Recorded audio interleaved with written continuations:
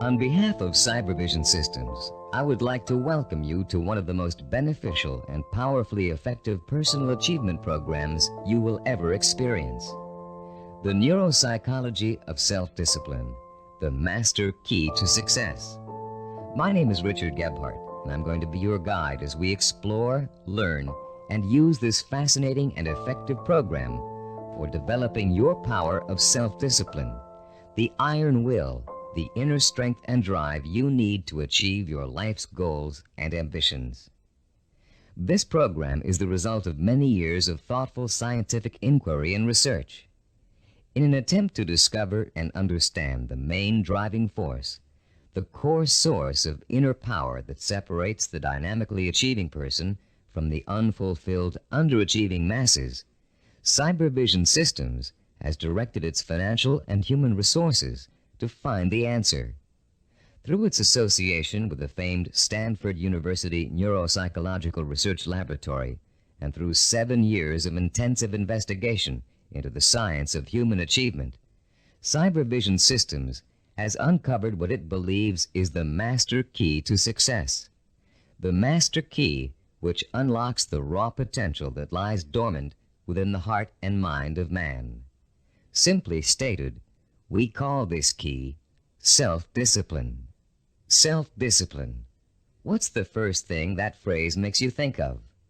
Unfortunately, for most people, the term conjures up images of strictness, long stretches of boring or irritating work, of self-sacrifice and self-denial. Nothing could be further from the truth.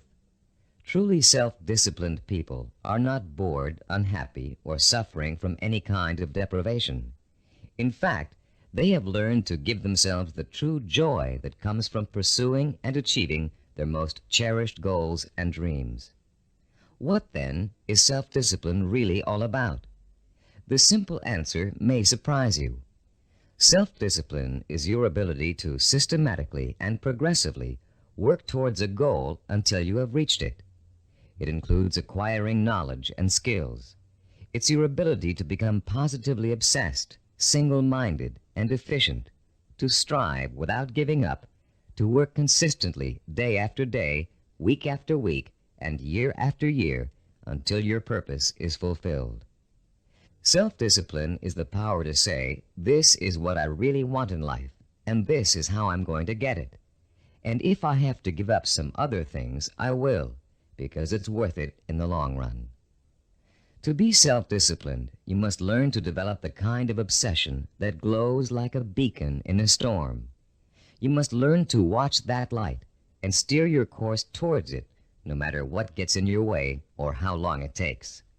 Like a sailor, you must learn to use the skills that will point you in the right direction, and you must keep on using all your knowledge, skill, and energy to stay on course until you have reached your destination. Self-discipline is the single ingredient that makes success possible for anyone who dreams of achieving great things. Without it, there would be no Olympic gold medal winners, no great artists, musicians, or writers, no brilliant inventors, Grand Prix winners, or multimillionaires. Every person who has made an enduring success of his or her life used self-discipline to get there. If self-discipline is so effective, why don't more people have it?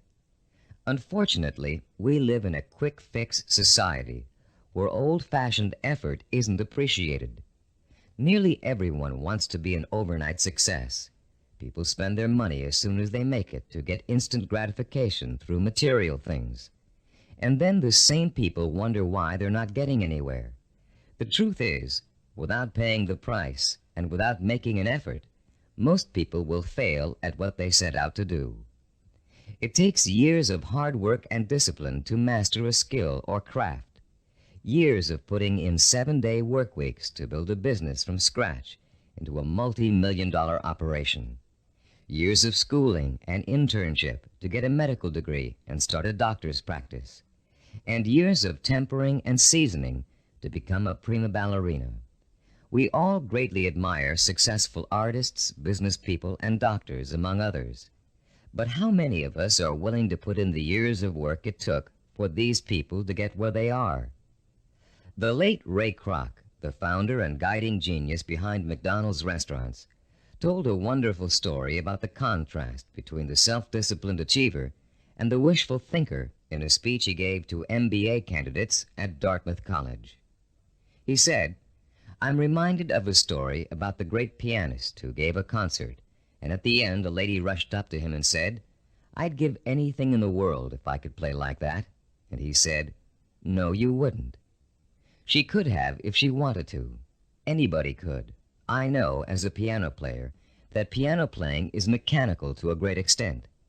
But it's the dedication, the disciplining to practice that makes the difference. And when you're talking about a concert pianist, he has been practicing for years. Years of practice, several hours a day, every single day. Practice, practice, practice, practice. Sacrifice and discipline. That's what it gets down to. And so he said, 'No, you wouldn't,' meaning that what she said she wanted to attain, she wouldn't pay the price to get. To discipline herself to do the studying and practicing required to be a concert pianist. How many times have you heard yourself saying, 'I'd give anything to be a doctor, or a lawyer, or president of a company, or a singer, actress, or dancer, if only I had the talent or the education or the intelligence?' The truth is, with a minimum of talent and average intelligence, you could be any one of those things. With a steady, sustained effort that never falters, never crumbles, and never gets lost in unimportant details, you can be anything you want. Many people believe that talent alone is the key to success.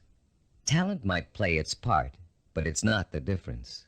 In every field of endeavor, millions of talented men and women with special talents are wasting away, contributing little to their own success or the good of mankind. And every day we see others who are less gifted, but who have accomplished more. Many believe that education is the key to success. Though it is a valuable aid, it is not the difference.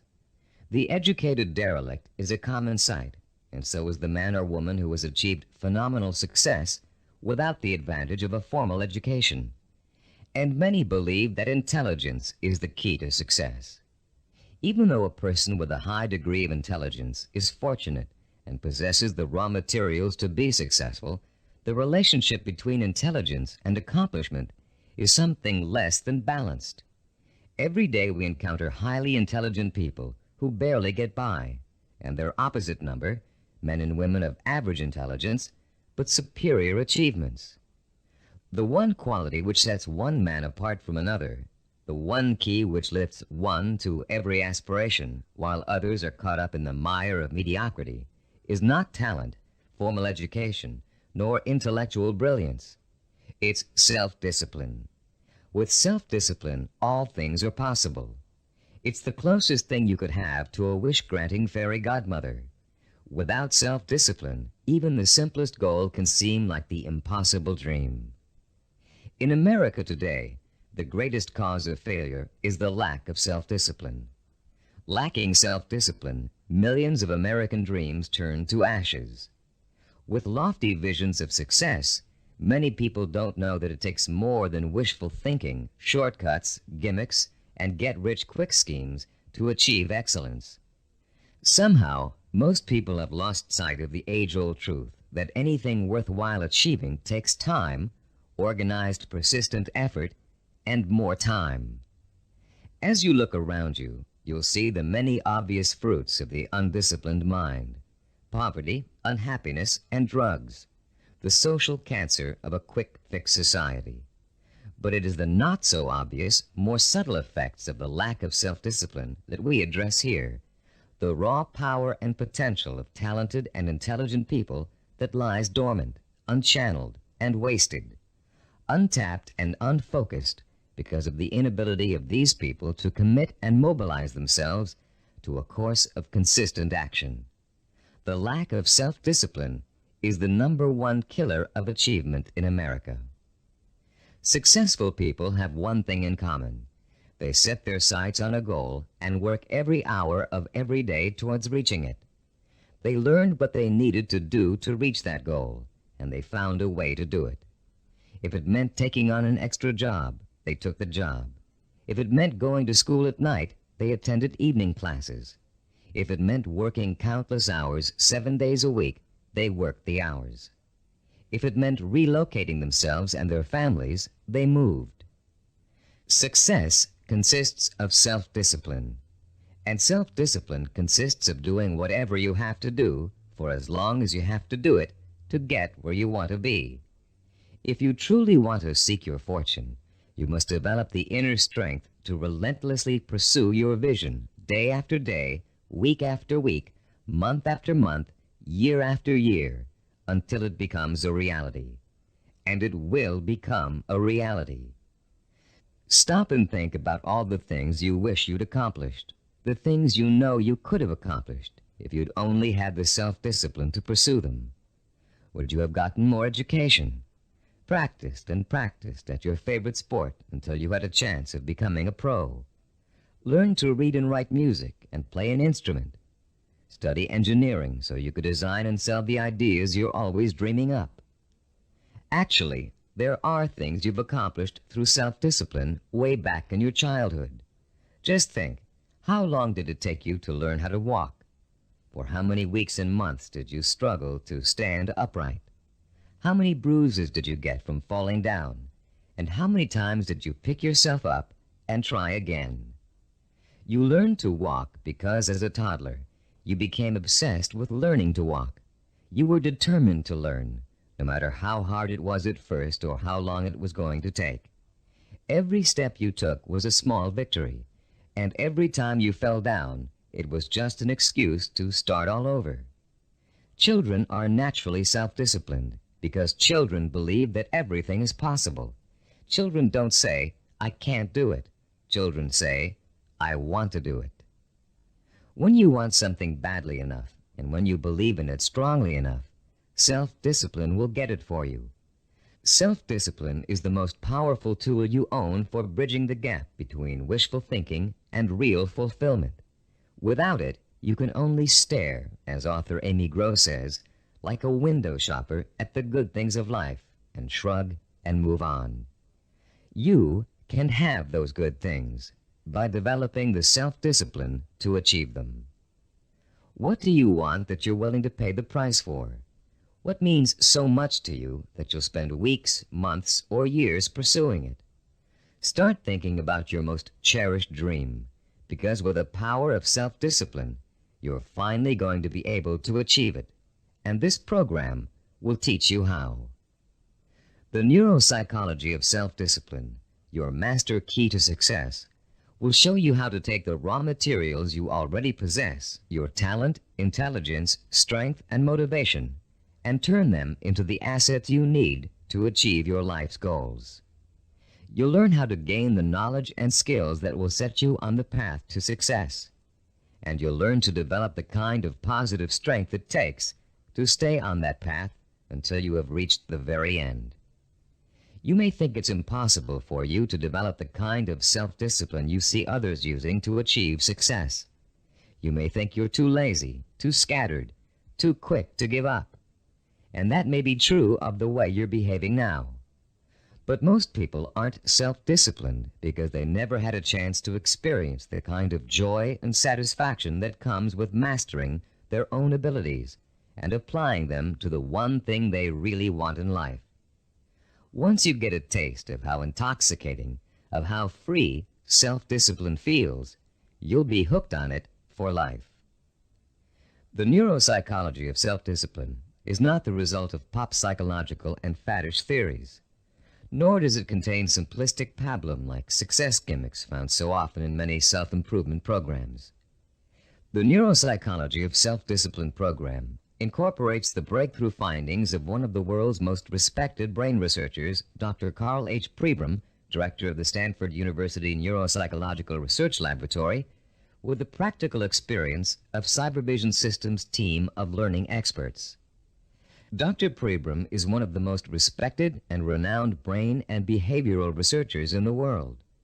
Trained as a neurosurgeon, Dr. Pribram has been conducting research into the brain and behavior for over 30 years. His pioneering work and discoveries have led to his being called the father of neuropsychology. Besides his responsibilities at Stanford, Dr. Pribram also serves as the Director of Advanced Research for Cybervision Systems. The neuropsychology of self-discipline incorporates two of Dr. Pribram's revolutionary discoveries. The first is his finding that our behavior is governed by images of achievement, and that without these images, we cannot mobilize and motivate ourselves to achieve our goals.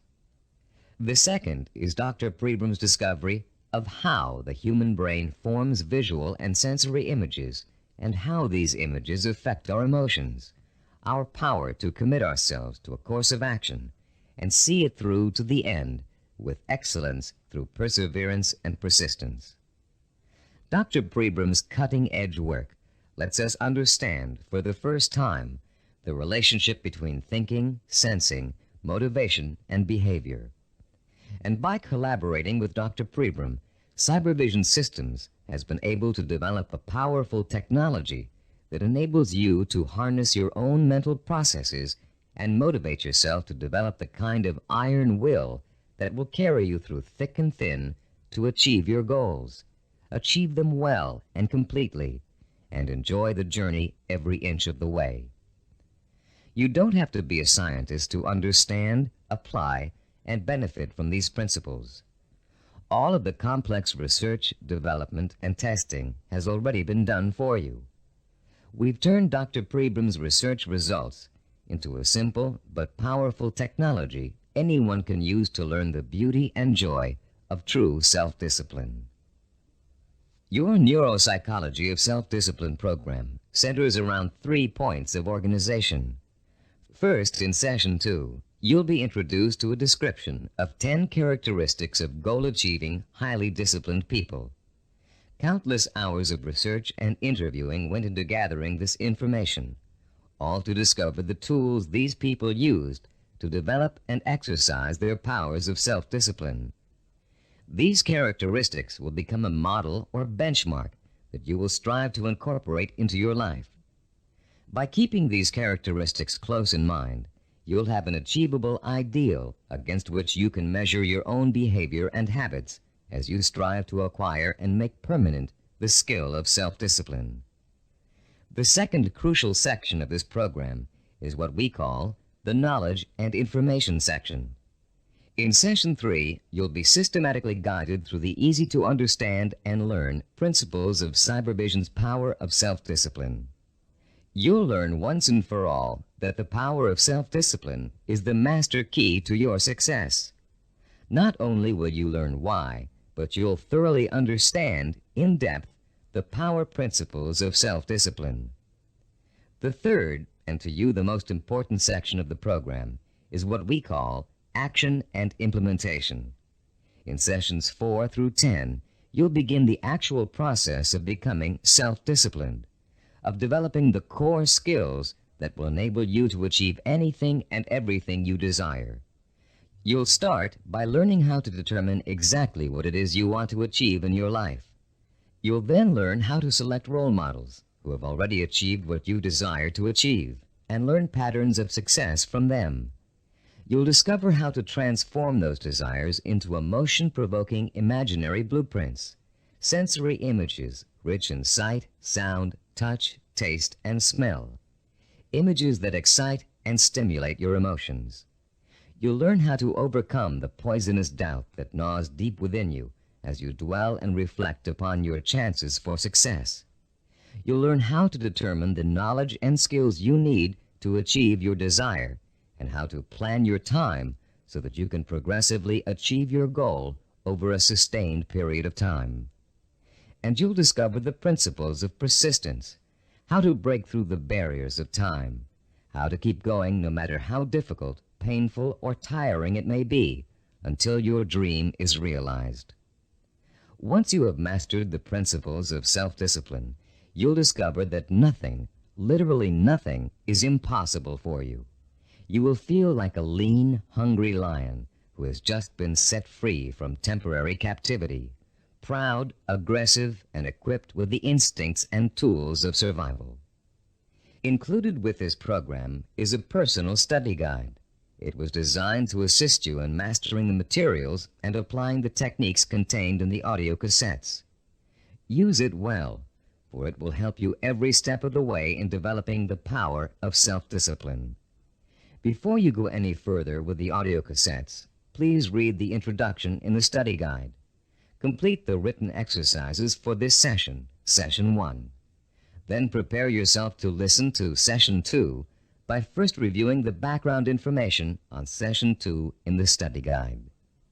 By following the principles of this program, you will, for the first time in your life, be able to achieve whatever it is you desire and accomplish it with the pride of excellence. Talking about success is one thing. Anybody can do that. Achieving it day by day, month by month, and year by year is another. That's what you're going to learn in this program. How to do it. Behind every great achiever, there's another achiever. It may be someone close to home, a parent, teacher, or friend. It may be someone who's currently famous, or it may be a historical or mythological figure. There are probably many young cadets at West Point and Annapolis today who secretly dream of someday repeating the astonishing feats of General George S. Patton, the legendary World War II hero. Yet Patton himself attributed his success on the battlefield to great military leaders of the past. From early childhood, one of his favorites was Alexander the Great, the young Greek ruler who nearly conquered the world over 2,000 years ago. Fascinated by Alexander's repeatedly successful conquests and his dashing personal style, Patton read everything he could about the ancient warrior. Soon he came to know Alexander intimately, his personality, his leadership style, his way of thinking and solving problems, his military strategies. And finally, Patton got to the point where he could think like Alexander the Great, act like Alexander the Great, and get results like Alexander the Great. When he planned his battle strategies, Patton used tactics that followed along the lines of Alexander's greatest military achievements, and they worked. Patton was so successful in battle after battle that the Germans considered him to be the Allies' greatest weapon. Patton had Alexander the Great and his own disciplined personality to thank for his success. But Alexander himself had someone else to thank for his own brilliant military maneuvers. Alexander drew his inspiration from the mythical Greek god Hercules. After studying everything that had been written and that was known about the mythical god of courage and strength, Alexander began to pattern his thinking, personal style, and actions after him. There are countless other examples of the great learning from the great. Baseball champion Babe Ruth was once asked how he developed the hitting style that made people call him the king of the home run hitters. Ruth replied that he had simply studied and copied the greatest hitter of his time, a player called Shoeless Joe Jackson. Most, if not all, great achievers draw their inspiration, their style, and their strategies from role models. How much we eventually achieve in life may well boil down to one simple ingredient: the quality of the models we choose to emulate. All human behavior begins with models. We learn to walk, talk, dress, and feed ourselves by watching our families doing those things every day. But we learn more than simple everyday activities from the people who surround us as we grow up. We also learn how to think and behave by watching the way they do. Some people have excellent role models, successful parents, or a family friend who has achieved far beyond the ordinary. But having a role model is just the first step toward becoming a disciplined achiever. You must use that model, make it a part of your own personality in order to succeed. This program will take you through the entire process, from start to finish.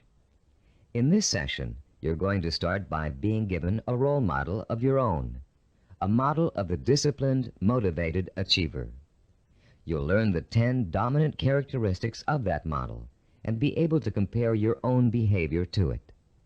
And you'll also learn about its opposite, the undisciplined underachiever, and why that person is destined to fail.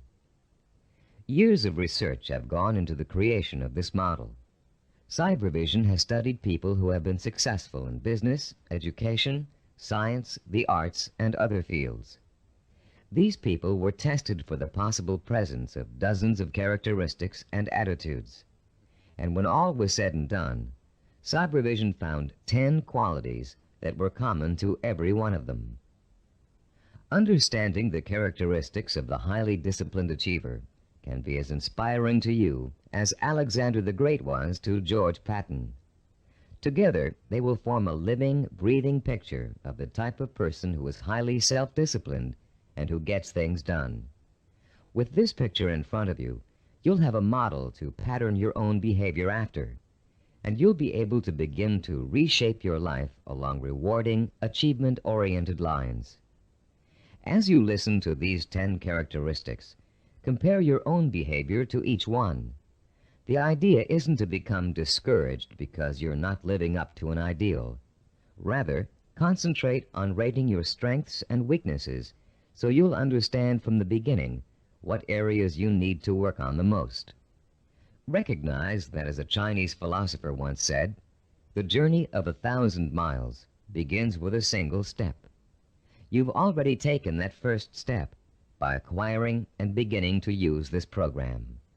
Now, let's discuss the 10 characteristics common among highly disciplined achievers. The first characteristic of a self-disciplined achiever is a strong, well-defined sense of purpose. The self-disciplined person knows precisely what he or she wants and will go for it, even if it means sacrificing other things in life to get it. Take Norwegian explorer Roald Amundsen, for example. In 1887, when he was a boy of 15, Amundsen read the story of Arctic explorer Sir John Franklin. He was so inspired by Franklin's adventures that he secretly resolved to dedicate his life to polar exploration. And since no man had yet physically found the South Pole, Amundsen set his sights on being the first. His mother had other ideas. She wanted her son to be a doctor and insisted that he attend medical school. At first, Amundsen gave in, but then, unhappy and frustrated, he quit school, joined an exploration party, and went to sea. Amundsen spent years apprenticing in the treacherous Antarctic. It was hard physical work, and there was a lot to learn. He studied nautical techniques until he became a master sailor, and then he began to organize his own expeditions. 24 years after Amundsen chose his goal, he succeeded in achieving it. In 1911, he became the first man to find the South Pole. Contrast Amundsen's single-minded pursuit with the profile of a person who isn't sure what he or she wants to accomplish. The purposelessness personality drifts through life uncertainly, always searching, never finding. This is the type of person who changes jobs, leaves relationships, and starts projects but never finishes them. It's someone who never stays with anything long enough to become successful at it. People today are becoming more and more afraid of commitments. They're afraid of committing themselves to one career. They're afraid of committing themselves to one relationship. They're even afraid to commit themselves to staying in one place for very long. They talk about leaving their options open.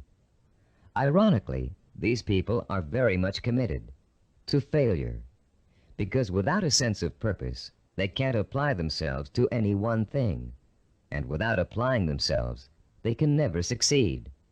Look around you, and you'll see 40-year-olds and 50-year-olds who are still jumping from job to job, from relationship to relationship, always searching for an answer somewhere.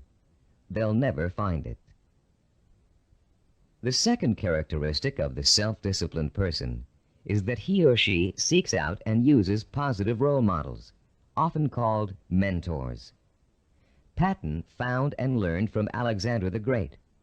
Roald Amundsen got his inspiration from Sir John Franklin. To be self-disciplined, you must find a mentor who can inspire you with his or her own example of discipline. This person will instill you with a sense of real possibility, the belief that if he can do it, so can I. The person who has no self-discipline tends to identify with and tries to emulate people whose values are quick fix. The undisciplined think success can be achieved through gimmicks, luck, or who you know. For this reason, they actually distrust and resent the truly successful. They cannot bring themselves to admit that it takes hard work and consistent effort to reach a lifelong goal. Rather than working to get their own lives in order, these people blame their lack of success on bad breaks. They will always have bad breaks until they give themselves a break. The third quality that distinguishes the self-disciplined person is the strength of his or her imagination. Self-disciplined people use a goal-setting technique called sensory vision. Robert Kennedy's immortal words explain it very well. Kennedy, himself a highly disciplined achiever, said, "Some men see things as they are and ask, why? I see things as they could be and ask, why not?" The key to developing this kind of vision is learning to use your imagination in a clear, creative way. Once you've decided on a goal, you must learn to visualize the outcome with strongly detailed, sensory-rich images. You must learn to clearly imagine the rewards of success through sight, sound, touch, taste, and smell. The French have an expression, déjà vu, which means already seen. The self-disciplined, when they reach their goal, have this sense of déjà vu because they have already been there thousands of times in their imaginations. You can be sure General Patton knew what victory felt like long before he fought his first battle. And for Roald Amundsen, reaching the South Pole must have felt like a homecoming. The great film director Alfred Hitchcock said that the actual process of directing a film was almost anticlimactic for him.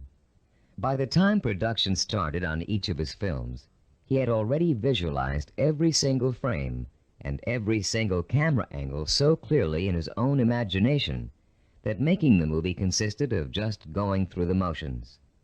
Hitchcock began each project with a template of what he wanted clearly and firmly set in mind.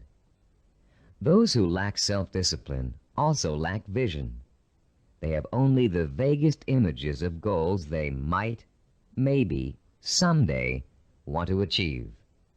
These people are quite capable of creating sensory-rich visions, but unfortunately, they tend to apply those visions to scenarios of failure rather than success. The fourth quality exhibited by the self-disciplined individual is what we call a positive sensory orientation. Achievers dwell on their own past accomplishments as proof of their ability to succeed. They won't admit to failure. In fact, it can truly be said that they don't know the meaning of the word failure. If things don't first turn out as planned, they just chalk it up to experience and keep on working toward their goal. Self-disciplined people are so eager to learn that they feel every bit of life experience just brings them closer to achieving success. They're not afraid to try new approaches if old ones don't work anymore. They never lose sight of their goal, but they're open to more than one way of achieving it. And this kind of positive attitude ensures that they will. Those who lack self-discipline waste precious time and energy dwelling upon past failures. Through a vicious cycle of negative reinforcement, they use those perceived failures as an excuse not to try again in the future. They develop a fear of failure, a fear of making the effort. And failure generates failure. If you're convinced you can't do something, you won't be able to do it. The characteristics we've discussed so far all add up to a quality called self-assurance. The self-disciplined have a strong gut-level belief in themselves and their ability to succeed that is truly unshakable. Deep down in their hearts, they know they can do it, and no one can convince them otherwise. When Christopher Columbus set out to find a new route to the West Indies, Europeans thought he was crazy. "The world is flat," they told him. "If you sail west, you'll fall off the edge and be devoured by monsters." But Columbus believed the world was round, and he stubbornly applied to every monarch in Europe until he found one who would finance his voyage to what turned out to be the New World.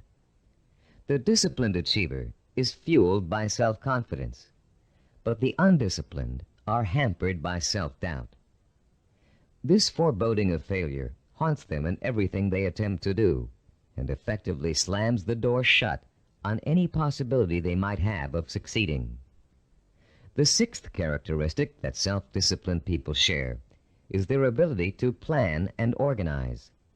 The self-disciplined achiever knows how to take his or her goal and break it down into pieces that can be worked on one at a time. Priorities are set, and the important tasks are tackled at the beginning. This practical, methodical approach is the only way to achieve success, no matter what your endeavor. When Henry Ford designed the Model A, he had a goal in mind. He wanted every American to be able to afford to own a car, his car. But in those days, cars were hand-built, and the time and effort involved in making one resulted in a very expensive price tag. Ford knew he had to find a faster, cheaper way to build cars, so he patiently worked and planned out a radical new idea, the assembly line. Each person on the line would perform just one task, enabling them to perform it quickly, and an entire machine could be assembled in record time. People laughed and said it wouldn't work, but Ford had spent years planning it out in every detail, and it did work. The assembly line became such a success that other industries began to use it as well.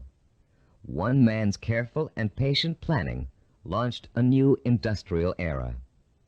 Contrast Henry Ford with the typical man on the street. His attention is scattered, and he's disorganized. He either has no idea what he's going to do next, or he has so many irons in the fire that he can't keep track of them all. Maybe he's trying to start a business, but he's busy hiring employees when he still doesn't have any clients or office space.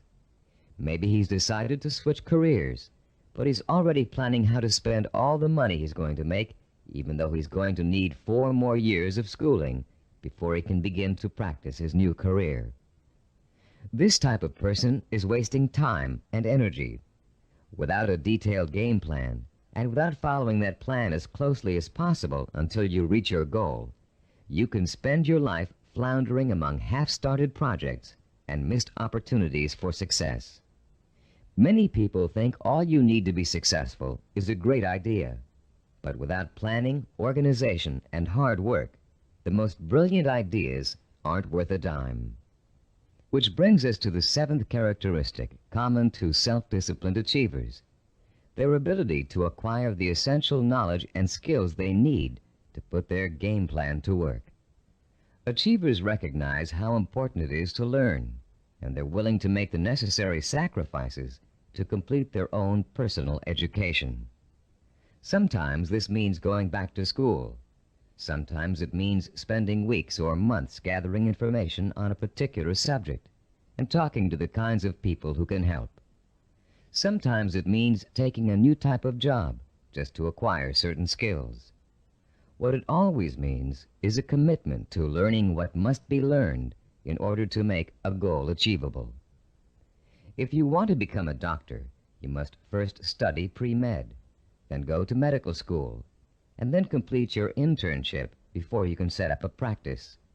Anyone who thinks he can become a physician without doing all of those things is just dreaming. If you want to run your own business, there are ways of approaching your business education. You can go to graduate school and get an MBA. You can work for someone else in the type of business you want to start and get hands-on experience before going off on your own. You can find a partner who knows how to run a business and take on less responsibility in the beginning, watching what your partner does and learning the essentials. Those without self-discipline are always looking for shortcuts. They take weekend courses and think they're highly qualified for a new profession. They listen to one person's advice and think they've heard it all. They try to start a business without business plans. Going through a real learning process is too much trouble. Why is it so much trouble?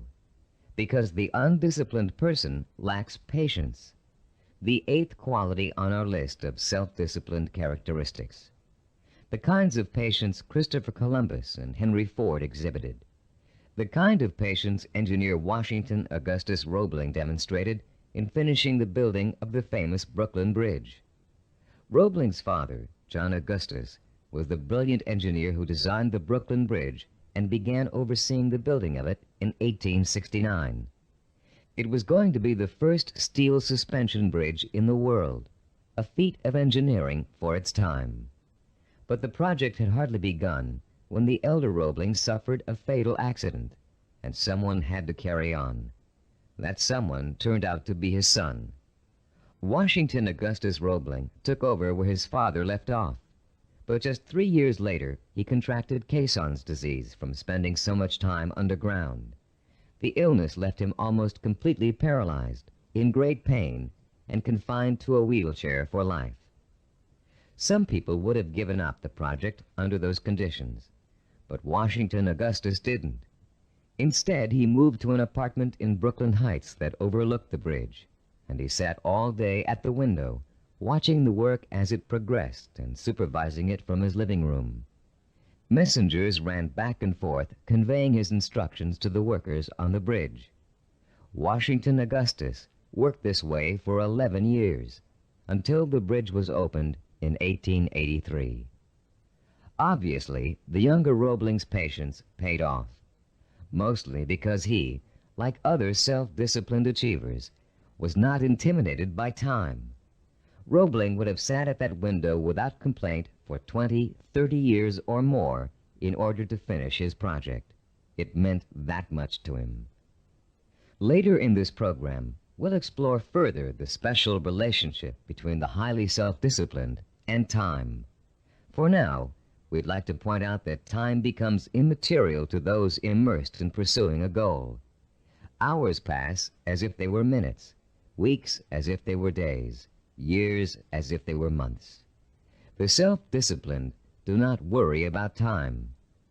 They also see time as a tool. Accomplishment takes time, and people who wish to achieve have all the time in the world. Because every moment they're working towards their goal, they know they are coming 1 minute closer to reaching it.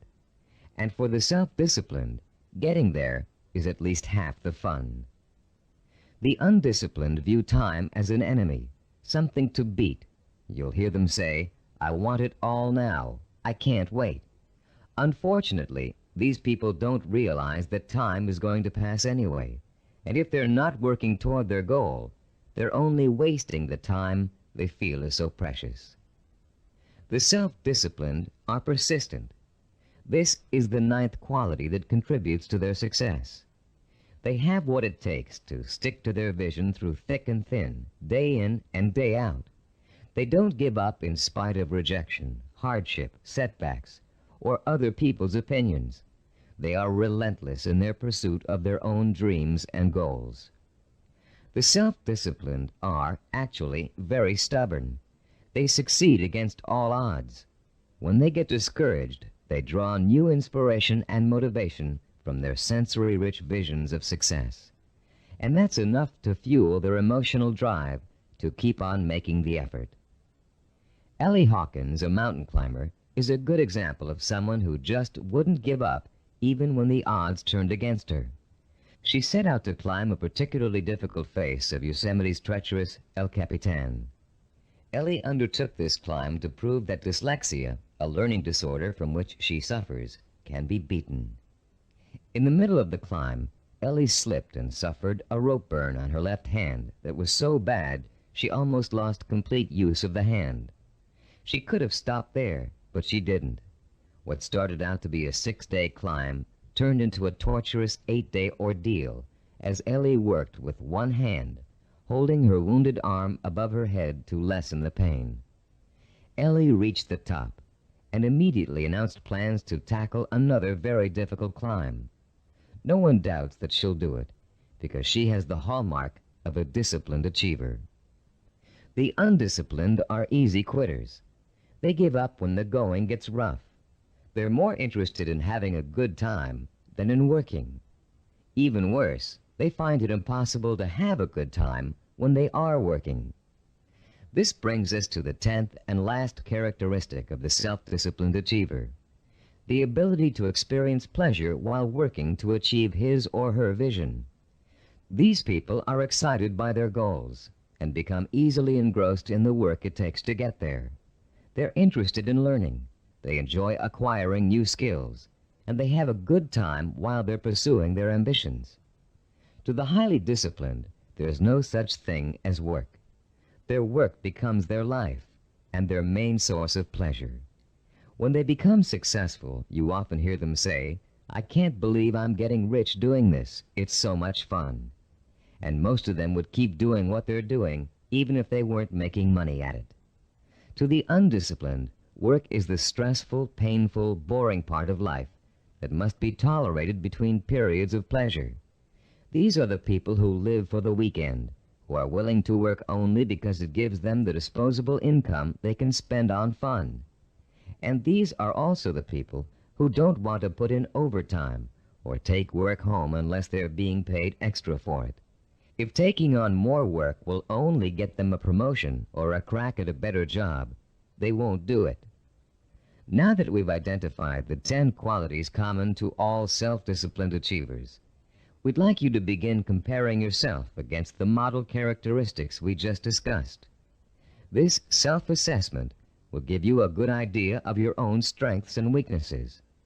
After you've finished listening to this session, turn to page 11 of your study guide and follow the instructions for using the personal assessment form you'll find there. Let's summarize the characteristics of self-disciplined achievers. First, they have a strong, well-defined sense of purpose. They know what they want. Second, they seek out positive role models for inspiration and learning. Third, they use sensory-rich visions and a vivid imagination to set the stage for their own achievement. Fourth, they have a positive sensory orientation. They expect to succeed rather than fail. Fifth, they have a deep-rooted belief in their ability to achieve. They are immeasurably self-assured. Sixth, they have the ability to plan and organize. They can break down what they want to achieve into manageable steps and set priorities that let them accomplish the most important things first. Seventh, they know how and when to acquire essential knowledge and skills. They're not intimidated by the thought of having to learn something new. Eighth, they have patience. The passing of time doesn't bother them. They'll keep working toward their goal for as long as it takes. Ninth, they persevere. They're stubborn and they don't give up, even when the going gets rough. 10th, they view work as pleasure because work is bringing them closer and closer to the realization of the goal that will be their final reward. Turn off the tape now and score yourself on the personal assessment form. When you're done, turn the tape back on.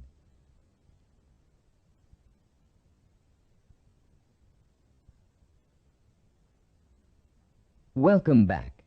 We hope you're not too discouraged by an honest assessment of where you stand now in terms of self-discipline. Remember, you've already taken the first steps toward making a positive change in your life, and you will experience that change by the time you've finished this program. Nothing will be impossible for you once you develop and harness this inspiring and enduring power of self-discipline. And, as you'll soon find out, self-discipline is not so difficult to develop as you might think.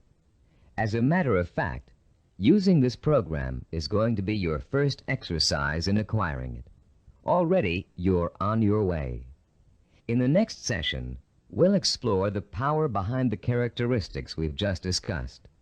You'll learn why they're so important in developing self-discipline and what they can do for you once you have them. And you'll be further along the road toward understanding and developing the one characteristic that will give you the power of success. After completing Session 2, you should now have a clear picture of your strengths and weaknesses as compared to the model of the self-disciplined achiever. Perhaps for the first time in your life, you're able to objectively see which of your attitudes and behaviors have been acting as barriers to developing the kind of self-discipline that will enable you to achieve your dreams and ambitions. Now that you have a better understanding of the 10 characteristics of the self-disciplined achiever, we're going to provide you with a scientific foundation for Cybervision's unique self-discipline program. In this session, you'll learn how recent scientific discoveries have made it possible for you to acquire, harness, and focus the power of self-discipline, the power to achieve whatever your mind and heart are set on achieving. That power is what sets achievers apart from the mass of ordinary people, people described by American philosopher and writer Henry David Thoreau as leading lives of quiet desperation. That power is what drove great achievers like Dr. Jonas Salk, Ludwig van Beethoven, Albert Einstein, and Mahatma Gandhi. But what does that power consist of? What is the force that motivates high achievers to sustain a long-term effort that might take 10 years, 20 years, or a lifetime to achieve? More importantly, if we can define and isolate such a force, how can you or I tap into it? The force exists, and it has a scientific basis. By the time you've completed the neuropsychology of self-discipline, you'll understand its origins, its strength, and its power. And you'll be armed with all the tools you need to stay in touch with that force in order to accomplish anything you set out to do. There are many self-improvement programs that, like crash diets, offer good short-term results but stop working after a few days or weeks. These programs tend to rely on one of 3 kinds of motivation. The first is evangelical. A powerful orator, we'll call him Speaker X, comes to town with promises to increase motivation and production after a single seminar or series of seminars. Perhaps your boss encourages you and your coworkers to go. Perhaps he even purchases a block of tickets. Meeting night arrives, you attend, and the speaker is indeed inspirational, as are the bells and whistles and songs and slogans that accompany him. It is a fever-pitched, emotionally charged experience that Speaker X has to offer. As he exhorts you to live up to your enormous potential, to work harder, better, and more enthusiastically, to use your talents, to use your mind, you feel power welling up inside you, and the people around you are feeling the same kind of power inside them. Yes, you're all saying, we can be more productive, we can have a better attitude, we can get ahead if we want to. The very air becomes charged with mass enthusiasm. The next day, you're at your desk a half hour early, and you work a half hour past normal quitting time. The same thing happens the day after. You start planning new ways to accomplish your work more effectively. You're feeling happier about the work you're doing. And for the next few weeks, it looks like you're getting more work done in less time than you ever have before. But soon, your enthusiasm begins to fade, and your pace starts to slow down. Even if you have the audio tapes of the speech, it's hard to recapture and sustain the original emotion you felt in the presence of an inspired speaker. And of course, you no longer have the kind of group excitement and energy you experienced the first time around. You're getting tired and bored. Your boss sees productivity fall after an artificial peak, and sure enough, when the next motivational speaker comes through town, we'll call him Speaker Y, there's the boss with another block of tickets in hand. This evangelical form of motivation may get short-term results, but it creates an unhealthy dependence on external hype. It's like a drug addiction. You need more and more of an artificial stimulant to reach the same level of false well-being. When you get your shot of motivation, you become enthusiastic and energetic. When the shot wears off, you get sluggish and lethargic. The same problem exists with the second major motivational tool that most self-improvement programs rely on: external rewards, like money, prizes, bonuses for reaching quotas. These are essentially pats on the head from the boss, often desirable pats, but still pats on the head, signals that you've pleased someone else. This method works very well on children. Unfortunately, it tends to create a childlike dependence on outside rewards, even in adults. Like evangelical speakers, this carrot and stick approach produces only short-term results. External rewards do not increase individual commitment, and most people tend to adapt to them quickly, soon expecting bonuses as a matter of course, and not because they performed above and beyond the call of duty. Rewards are manipulative. People who give them out are always asking themselves, how can I motivate my staff?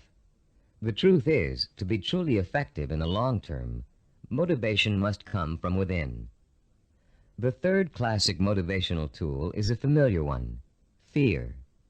Humorists Carl Reiner and Mel Brooks created a comedy album in the early 60s in which Reiner, as a journalist, interviews Brooks, who plays a 2,000-year-old man. Eager to know about life in the distant past, Reiner asks Brooks, what was the major form of transportation in those days? Brooks replies, fear. Fear transported you. Reiner is puzzled. Fear, he asks.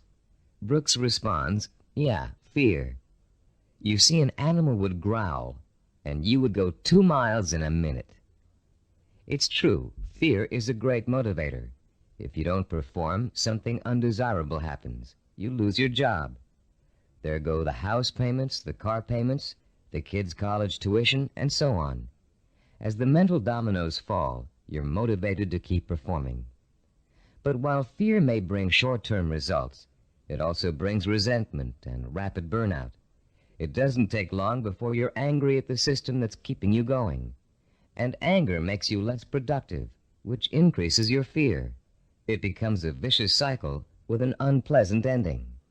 It should be pretty clear by now that these motivational systems aren't motivational at all.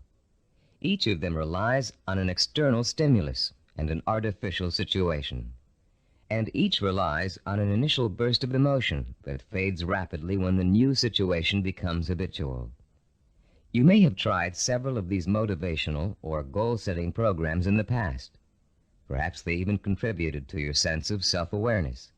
If so, you've no doubt learned that self-awareness alone is not sufficient to motivate change. It's easy to identify self-defeating behaviors. It's easy to plan strategies for eliminating them. It's easy to turn over a new leaf, but it's very difficult to sustain change for a long enough period of time for your new behavior to become as ingrained in your character as your bad habits were in the past. Having a roadmap is not enough. You need fuel. The key to developing self-discipline, the power to persistently pursue a long-term goal without giving up until the goal is achieved, is the fuel of internal motivation. It would be nice if we were all born with the patience, drive, and skill it takes to achieve any long-range goal or complete any long-term project. But we're not. Self-discipline is a learned behavior. Years of research at major American universities, primarily California's Stanford University, have proved it. And Cybervision's own research into the latest learning theories of behavioral scientists have confirmed that self-discipline is an acquired characteristic with a basis in behavioral science. The neuropsychology of self-discipline has been developed according to materials gathered from 2 major sources. Our information comes from our own research into the way human beings learn, and from the revolutionary discoveries about the structure and organization of the human brain made by Dr. Carl Pribram. Head of Stanford University's Neuropsychology Research Laboratory, Dr. Pribram is one of the most respected brain scientists in the world. Trained as a neurosurgeon, his research into brain function led to a deep interest in the behavioral sciences. His pioneering work in both of these areas led to the fusion of the two into the science of neuropsychology. As a neuropsychologist, Dr. Pribram studies how the nervous system and its component parts affects human behavior. Those studies have led to 2 revolutionary discoveries. The neuropsychology of self-discipline incorporates both of them. The first of Dr. Pribram's discoveries explains how the human brain forms visual and sensory images, and how those images affect our minds, our bodies, and our behavior.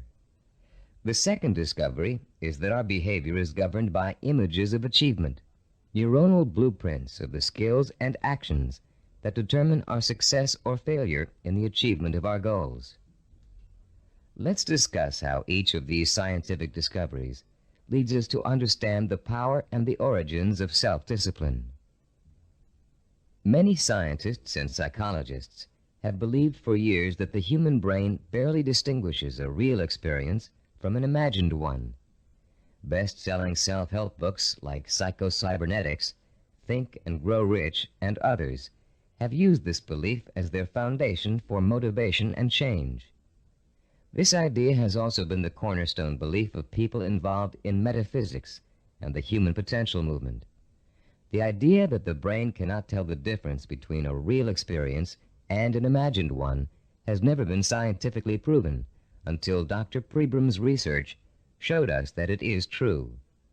But Dr. Pribram's research did not prove that, as many people think, all you have to do is imagine what you want, and through the magical power of the mind, you will achieve it.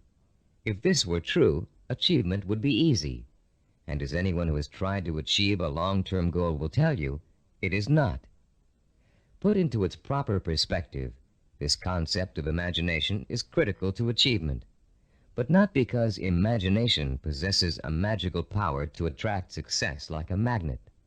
Imagination is critical to achievement because it evokes the power and emotion that stimulates and sustains the drive to achieve. The human nervous system responds emotionally to imaginary images rich in sensory detail, in sight, sound, touch, taste, and smell, as if they were real. In fact, the brain doesn't distinguish between sensory-rich imagination and reality. That's why the sight of a hand reaching for a murder victim on a movie screen can inspire the same terror, the same rapid heartbeat and rush of adrenaline as a real threat does. You can perform a simple demonstration of how an imaginary image affects the body's responses right now. Close your eyes and imagine for a moment that you're holding a firm, ripe lemon in your hand. Now bring the lemon up to your mouth and slowly bite into it. As your teeth break through the peel, penetrate the skin, and sink into the flesh of the fruit, imagine the juice exploding into your mouth. What did you experience during this exercise? Did you develop a feeling of bitterness and distaste? Did you pucker up in response? Did you begin to salivate, as you would if you really took a bite out of a lemon?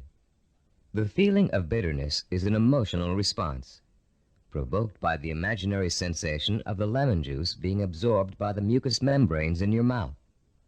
The buildup of saliva was a physiological response. Saliva neutralizes the acid level in lemon juice. You can create a similar response by imagining yourself biting into an onion. Rather than experiencing a sense of sourness and a watering of the mouth, your eyes will begin to burn and tear. This power of imagination to create physiological and psychological responses is crucial to the survival of the human species. The images of love and eroticism stimulate sexual response for reproduction. The image of fear stimulates the fight or flight response for survival. But our brain's ability to respond to images is a two-edged sword. A person who is dominated and controlled by emotional impressions becomes a victim of his own sensory images. These people act impulsively in response to their feelings. They have little control over their environment. They are easy prey for fear, superstition, and con artists. They are usually unhappy. On the other hand, the person who understands the power of imagery and who can deliberately harness a flood of sensory images to reinforce an intellectually formulated plan has a lifetime source of energy to apply toward positive action. This person uses emotion as fuel. Only when the imagination is harnessed and focused on the benefits and rewards of a specific goal can we light the fires of self-motivation and develop the kind of self-discipline that will help us achieve that goal. Dr. Pribram made a second significant discovery in his research into the brain and human behavior.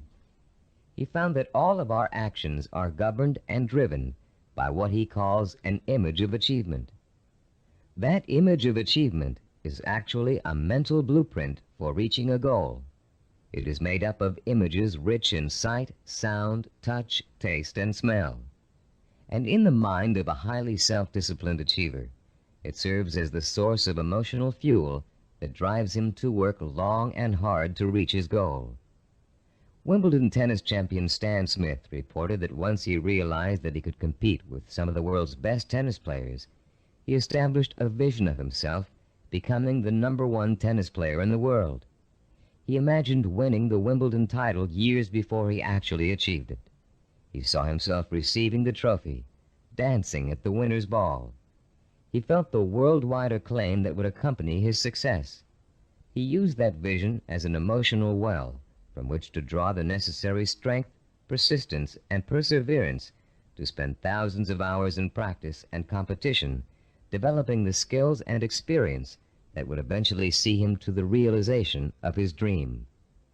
Have you ever heard someone say, "I wanted it so bad I could taste it"?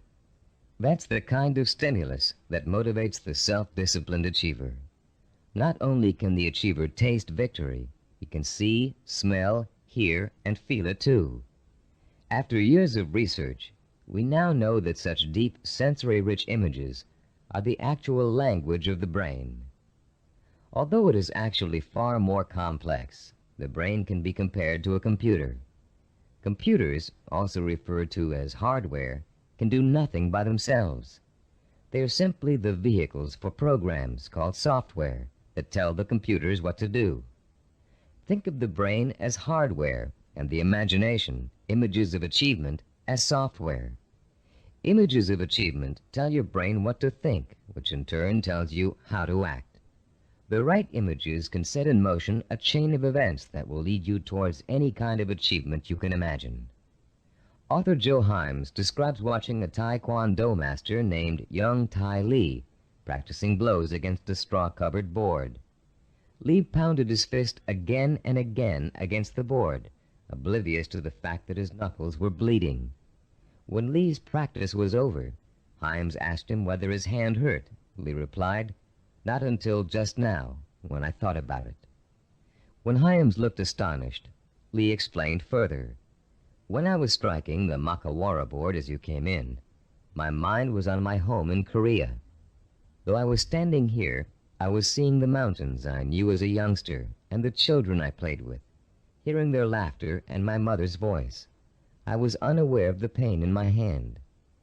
Lee then told a dramatic story of his own Taekwondo master, who once underwent a sinus operation with only his own concentration for an anesthetic. "How is that possible?" Himes asked. "Regulate your breathing," Lee replied.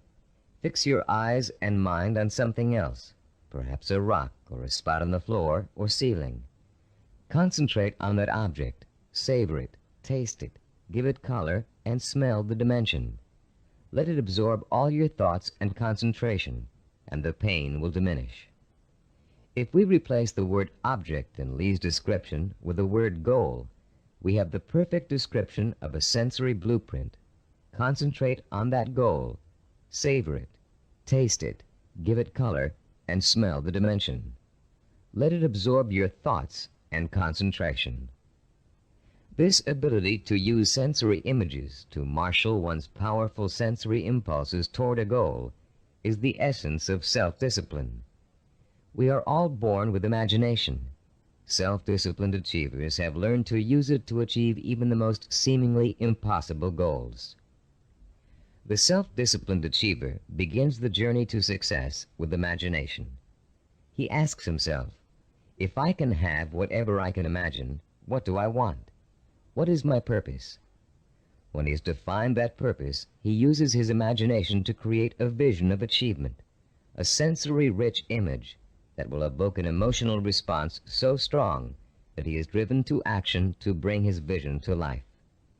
And when he has achieved that goal, He uses his vision to create new goals, for the self-disciplined achiever never stops. He has learned such a powerful method for becoming successful that the pleasure of succeeding has for him become life itself. The self-disciplined achiever also uses imagination to change his goal whenever necessary. As images evoke emotion, and emotion propels him to act, he gets closer and closer to his goal. And the closer he gets, the more his reality changes. When it changes in such a way as to make his original goal either impossible or undesirable, he changes that goal to fit his new reality. The self-disciplined achiever creates a feedback system that ensures that he will never give up and he will ultimately achieve what he wants. This is where most people fall down. They're working towards a goal and suddenly circumstances interfere with that goal. They get sidetracked. Then when they try to get back on course, it doesn't work. Because their original goal does not fit their new reality, they think they have failed and they give up. In the same circumstances, the self-disciplined achiever uses his or her goal visualization as a reality check. If reality suddenly dictates that the original goal won't work, the goal must be altered to fit reality. The achiever has not failed. He or she has set a new course that will lead to success. Take someone who sets out to become an obstetrician. After 4 years of pre-med and 2 years of medical school, our self-disciplined achiever suddenly realizes that she's far more interested in becoming a neurologist. Should she drop out of medical school? Of course not. She'll simply switch her visual blueprint to another field of medicine and change her plans for where she'd like to intern after medical school. She doesn't think of herself as a failed obstetrician. She thinks of herself as a successful neurologist. Or take the businessman who wants to open up a retail store in his neighborhood. During the knowledge-gathering process of talking to other business owners, discussing loans and insurance with bank officers, and looking into buying franchises, he discovers that a retail operation won't really fit his particular talents or expectations. Instead, he realizes he's a perfect candidate for starting a direct marketing company. So he changes his vision and his direction to fit his new goal. For these people, the fire still burns, but the trial and error process of working towards their goal has led them in directions they wouldn't originally have thought to go in, and they will be successful because they're flexible enough to grow and change as their goals grow and change. The relationship between vision, self-motivation, and achievement can be condensed into an easy-to-understand 7-step formula for developing self-discipline. As we explain that formula, you can refer to your study guide and follow along as we talk about the 7 keys to self-discipline, outlined in diagram 3.1.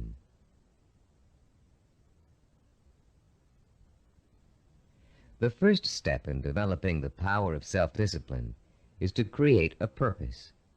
You must define a cause to which you can wholeheartedly commit your time, resources, and energy. This cause points you in a direction. It gives you a reason for making the effort. It lights a small spark inside you that will soon begin to burn with emotion and drive. The second step is to find role models who have already achieved what you want to achieve.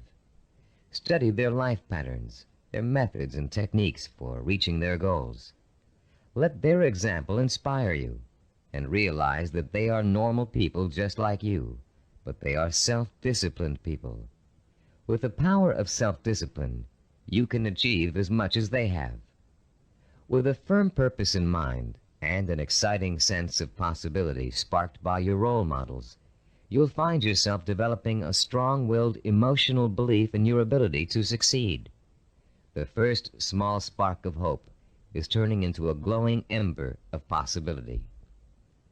In the third step, you'll translate your feeling of possibility into a sensory-rich vision of success.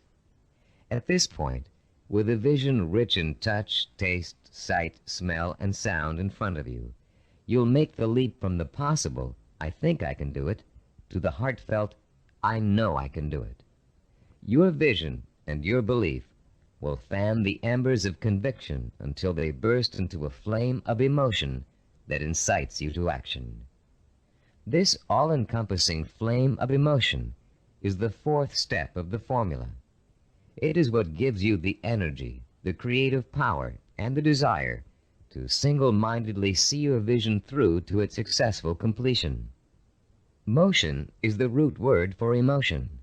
The original meaning of the word emotion is, in fact, a moving, a stirring, an agitation, which is precisely what happens when belief in your goal catches fire.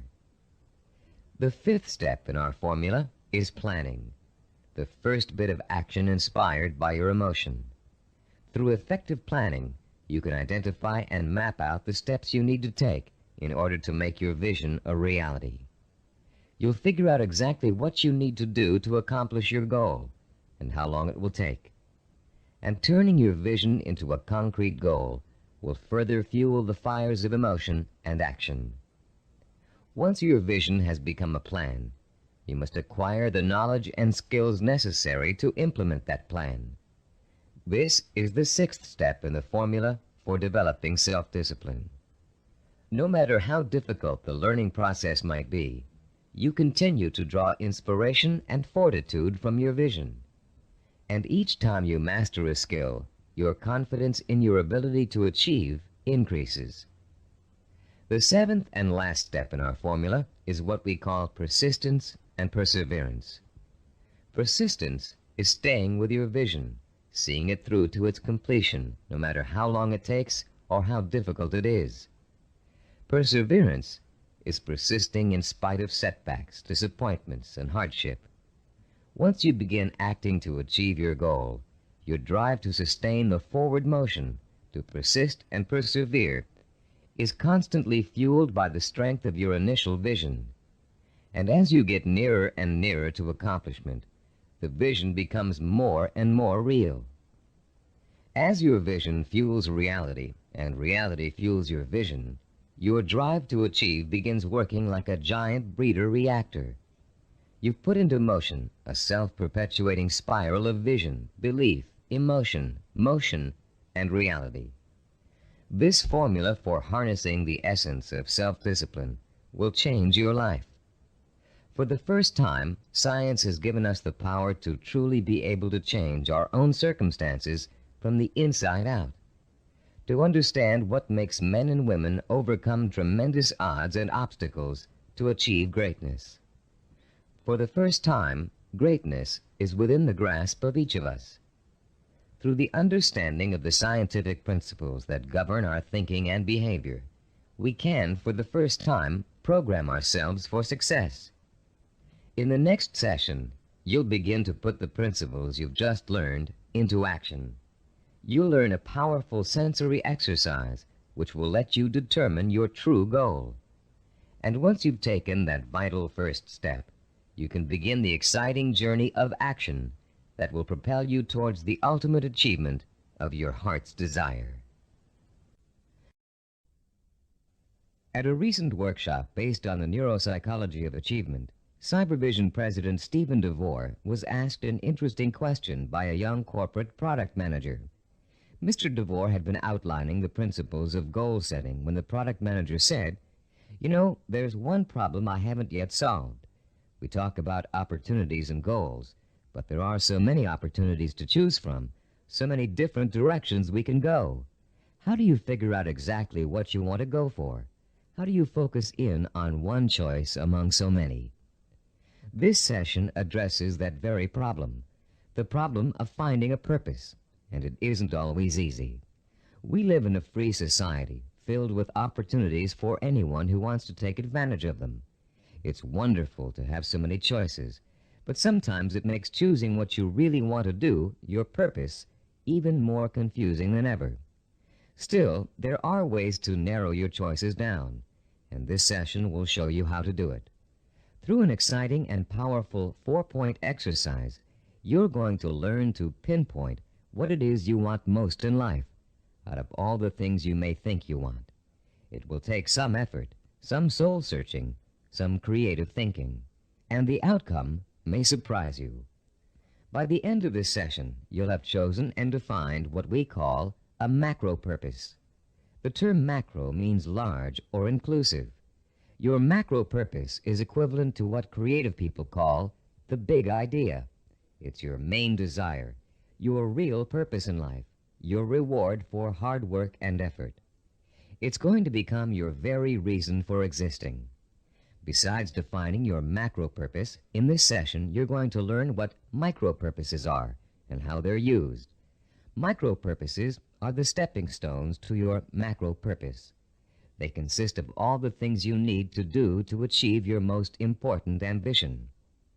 To help you thoroughly understand the concept of macro and micro purposes, think back for a moment to your early years in school, when you first learned to do simple math. Remember what a struggle it was to understand how to add, subtract, multiply, and divide?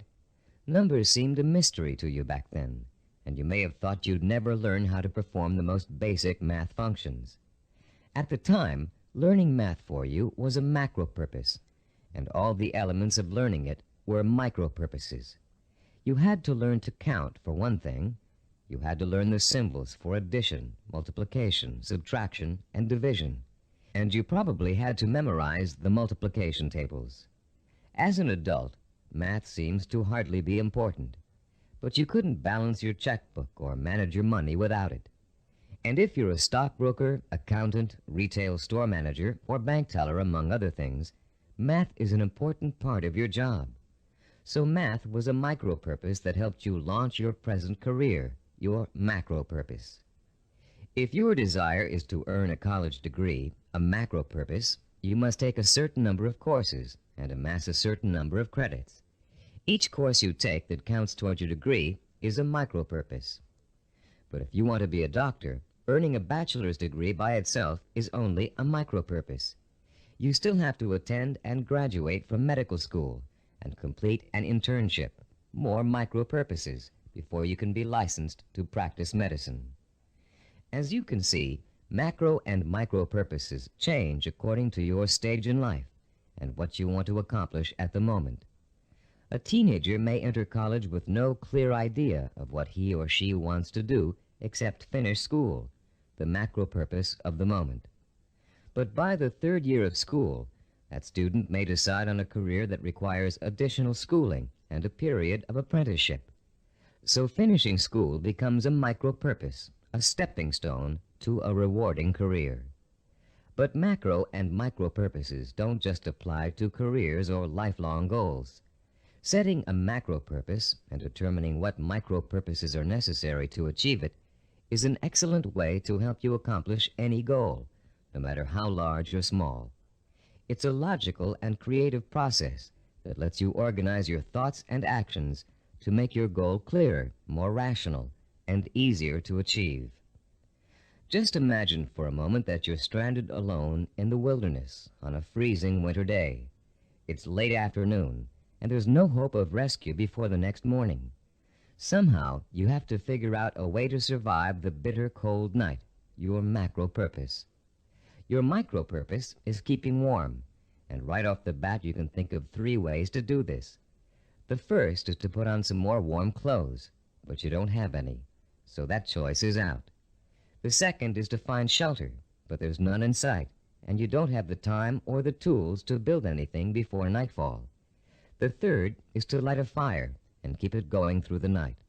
Since the woods around you are filled with dry logs and kindling, this looks like a real possibility.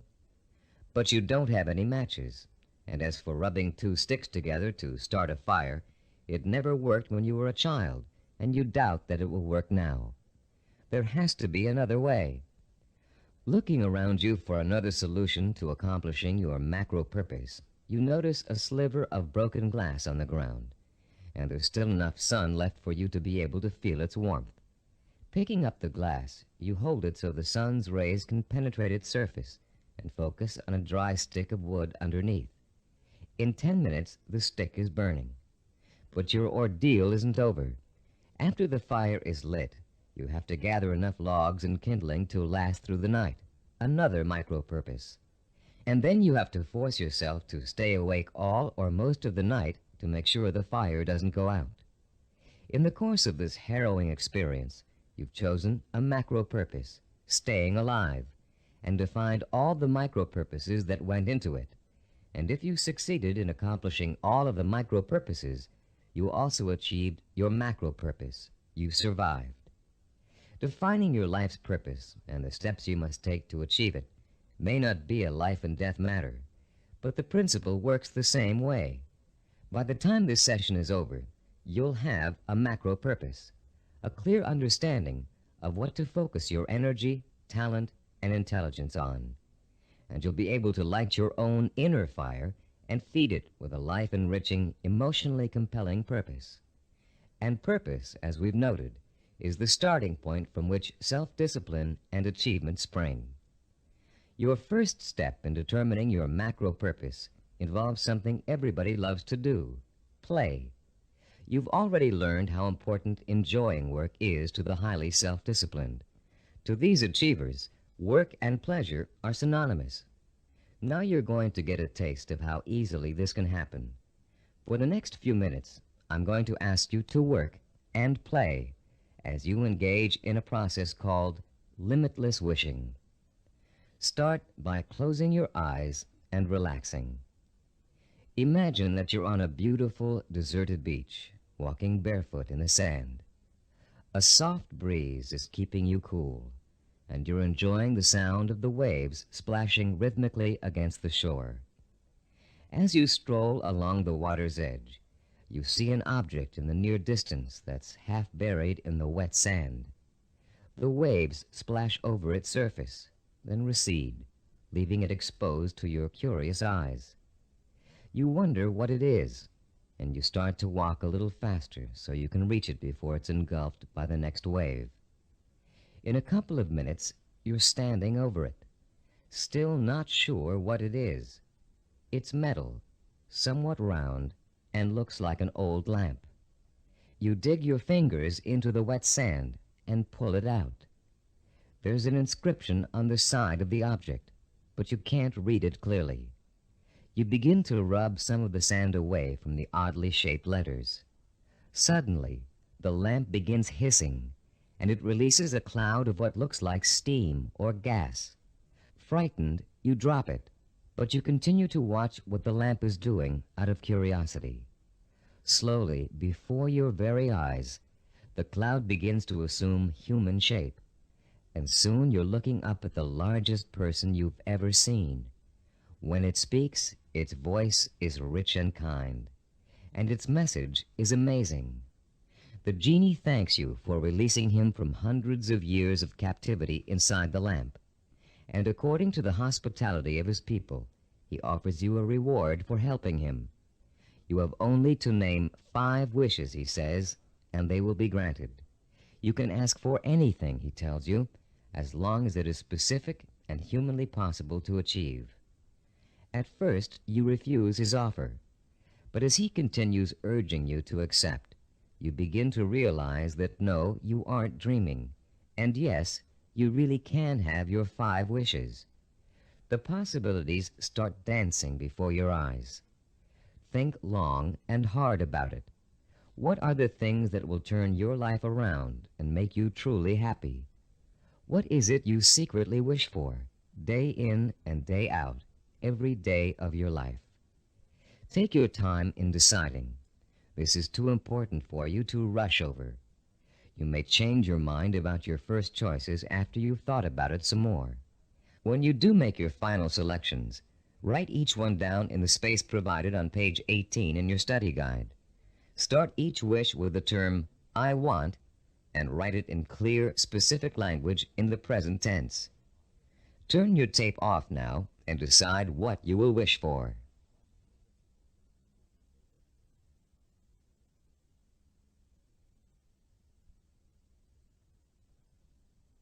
Welcome back.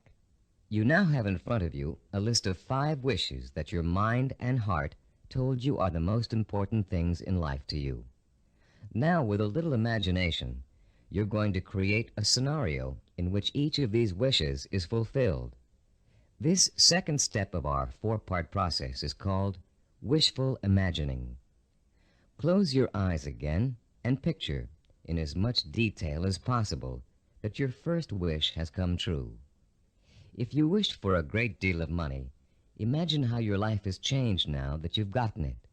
Imagine the kind of house you're living in, the kind of car you're driving, the kind of clothes you're wearing, and what you're eating for breakfast and dinner. Maybe you've got a private plane or a swimming pool, a new career, new friends, or the same friends you have now, but with a new attitude toward you.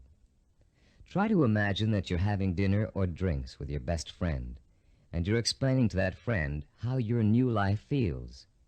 This is a friend you trust completely, so you can say anything, positive or negative.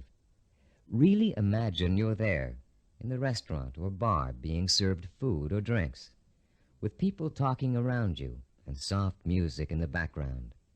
Imagine what you look like. Are you younger, thinner, better dressed? Is your friend looking envious? Picture every single detail, down to the season, the location, the restaurant, the plates and glasses on the table. Repeat this process for every one of the 5 wishes you wrote down. And as you imagine each one coming true, pay attention to your emotional response. Are some wishes easier to imagine than others? Did 1 or 2 really make your pulse quicken with excitement? Are there any that felt particularly comfortable, as if you could just walk right into the scenario and feel at home? Which one seemed to draw you in like a magnet? There will be one wish that unmistakably evokes the greatest emotional response in you. That wish will be your final choice, and you'll be ready to proceed to the 3rd step in defining your purpose, the step we call creative biography. When truly accomplished people pass away, they've generally left behind a legacy of achievement in art, finance, politics, or the social sciences. Biographers and historians then catalog those achievements so others can read about them for inspiration. For example, here's the entry on a man named Thomas Arnold from the Britannica Junior Encyclopedia. The text of this biography also appears in your study guide on page 18. The biography reads as follows: Thomas Arnold, 1795 to 1842. Some people are loved without being respected, and others respected without being loved. Arnold of Rugby was loved by many, respected and admired by everyone who knew him. Born at Cowes, Isle of Wight, this great headmaster and scholar was educated at Winchester and at Oxford in England, where he distinguished himself in classics and history. He left Oxford in 1819, and after 9 years of study and writing was elected headmaster of Rugby School. His powerful personality set its mark on the school from the first, and made it great in a new sense. He was very religious, and he inspired his boys with new and more serious ideals of scholarship and life. He found time, too, during the 14 years of his headmastership, to publish sermons, an edition of the Greek historian Thucydides, and a history of Rome. In 1841, he was appointed professor of modern history at Oxford, but died the following year. He was buried in Rugby Chapel, and his son Matthew wrote a beautiful elegy about him on that occasion. Arnold was too forthright to be tactful in his dealings with boys or indeed with grown-ups, but he always won their respect, and often their love, by his high-minded attitude toward life and its responsibilities. This entry can only summarize the lifelong accomplishments of a beloved teacher and respected scholar. But listening to it, you can get a good idea of the purpose which must have guided Thomas Arnold. Here was a man who valued learning, scholarship, teaching, and personal integrity above all else. What do you value above all else? What would you like to be remembered for? Relax and close your eyes again. Now imagine that you hold in your hands an encyclopedia published in the year 2100.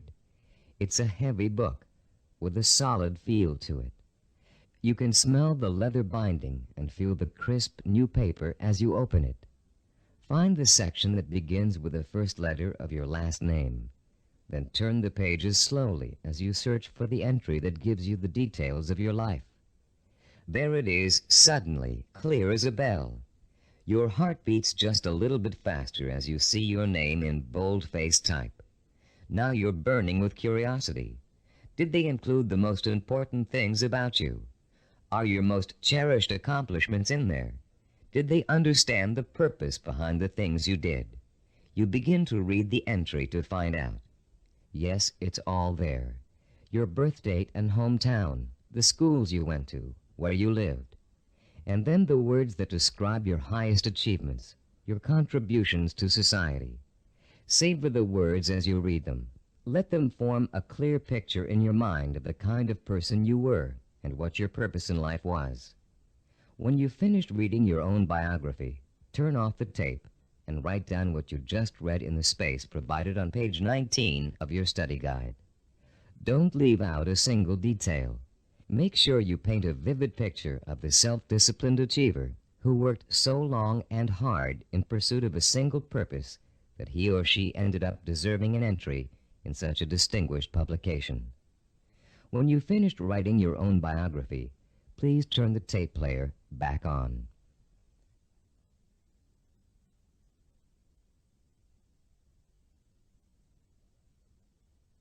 Welcome back. Now that you've completed the limitless wishing, wishful imagining, and creative biography exercises, a clear pattern should be emerging. You should now be able to answer the question, what do I, deep in my heart, really want to do? What is my purpose in life? Your fourth step in determining your purpose is writing this, the answer to that all-important question, down. You're now going to compose a personal statement of purpose. But before you do it for yourself, imagine that you're going to do it for someone else, a famous historical figure, for instance. Try George Washington. What do you think his statement of purpose might say? After all, he accomplished a great deal, not the least of which was becoming the first president of the United States. But George Washington never actually intended to become the first president. He was elected because of the kind of purpose he really had. A purpose statement for George Washington might read, I would like to use all my strength, courage, knowledge, and resources to secure liberty and freedom for all my fellow colonists. George Washington was a great statesman and public servant, but there are other kinds of achievers. Amelia Earhart, for example. Even in childhood, she had a definite purpose in mind. It was not to be a famous woman aviator. That came later, as a natural outcome of what she really wanted to do. Amelia Earhart's purpose statement, composed when she was still a child, said, when I grow up, I'm going to have adventures and show the world that women can be as heroic as well as men. A purpose statement can be as general as you want it to be. It can speak of heroism, freedom, social changes, adventure. It's meant to act as a focusing tool, not an actual blueprint for achieving it. You'll learn how to do that later in this program. Turn to page 20 in your study guide and compose your personal statement of purpose. Turn off the tape now while you do it.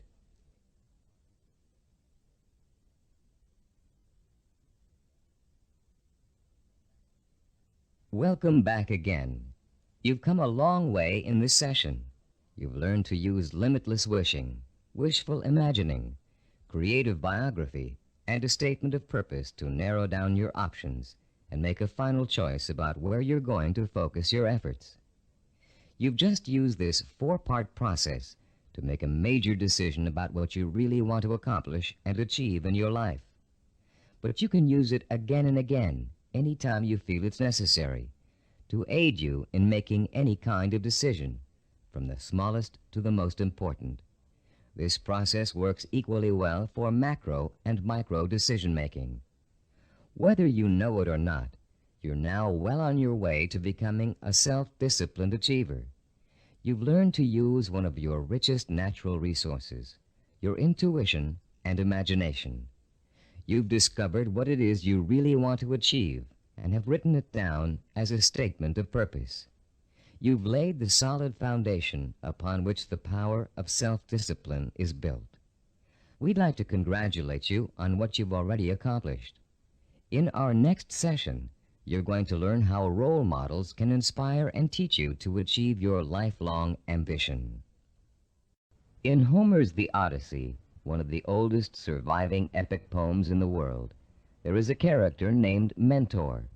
A wise and practical man, Mentor kept everything running smoothly at home, while Odysseus, the hero of the tale, went off for 10 years to have adventures. Mentor played his role so well and gave such wise and true advice that his name has become part of the English language as a representation of what he stood for. The American Heritage Dictionary defines a mentor as a wise and trusted counselor or teacher. This session is about mentors. Few achievers can ever reach their goals without them. Mentors provide you with a kind of inspiration, motivation, and example that can make the difference between achievement and failure. Mentors help you to develop the belief that anything is possible. And mentors allow you to learn through modeling, that is, emulating the person you'd like to be. In ancient civilizations, mentors were revered. In the 18th century BC, there lived a wise Babylonian king named Hammurabi. One of his greatest achievements was developing and drafting mankind's first set of civilized laws, known today as the Code of Hammurabi. This king was so wise that one of his laws required all men of learning and craftsmanship to pass on their knowledge and skills to the young through examples their students could follow. Hammurabi realized that without modeling, no civilization would last very long. There have been many changes in the past 3,800 years, but one thing has remained the same. Without modeling, learning and achievement are not possible. It is a rare person who can forge a new path in society without consciously or unconsciously imitating someone that came before him. It is a rare artist who develops a new style without first having worked in the style of a master he or she has always admired. But actual skills aren't the only thing you learn through modeling. Values, attitudes, and behaviors are also passed on from mentors to students. And whether you realize it or not, you've been a student of behavior all your life. As an infant, your eager mind quickly grasped everything that was going on around you.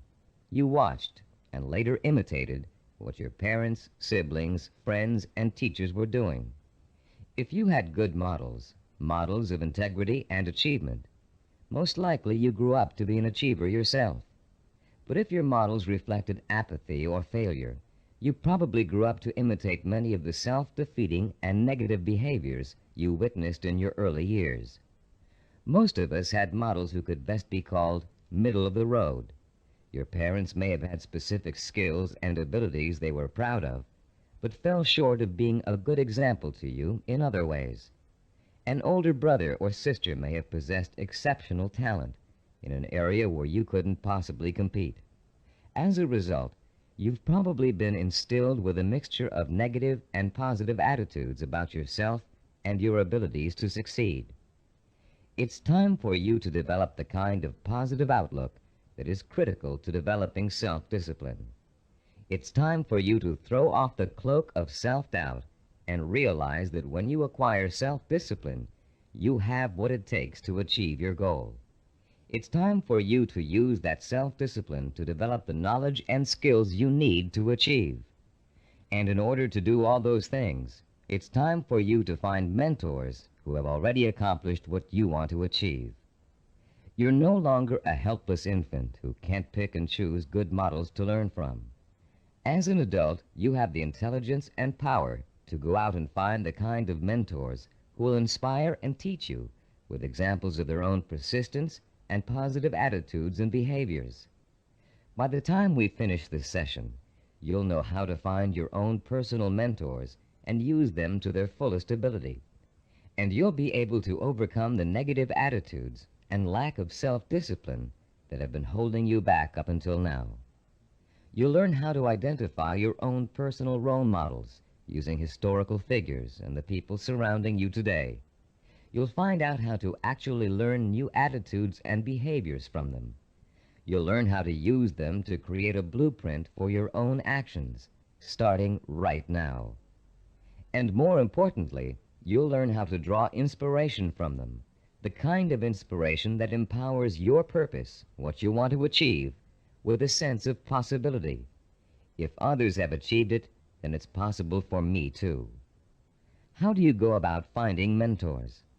At first glance, it may seem that there's nobody even remotely accessible to you who has the same kind of hopes and dreams as you do. But high achievers always find a way, and so can you. In our research, we discovered that achievers draw their inspiration from role models in two ways: indirectly, from reading and watching films, and directly, through day-to-day observation and contact. Let's first discuss how self-disciplined achievers indirectly find their mentors.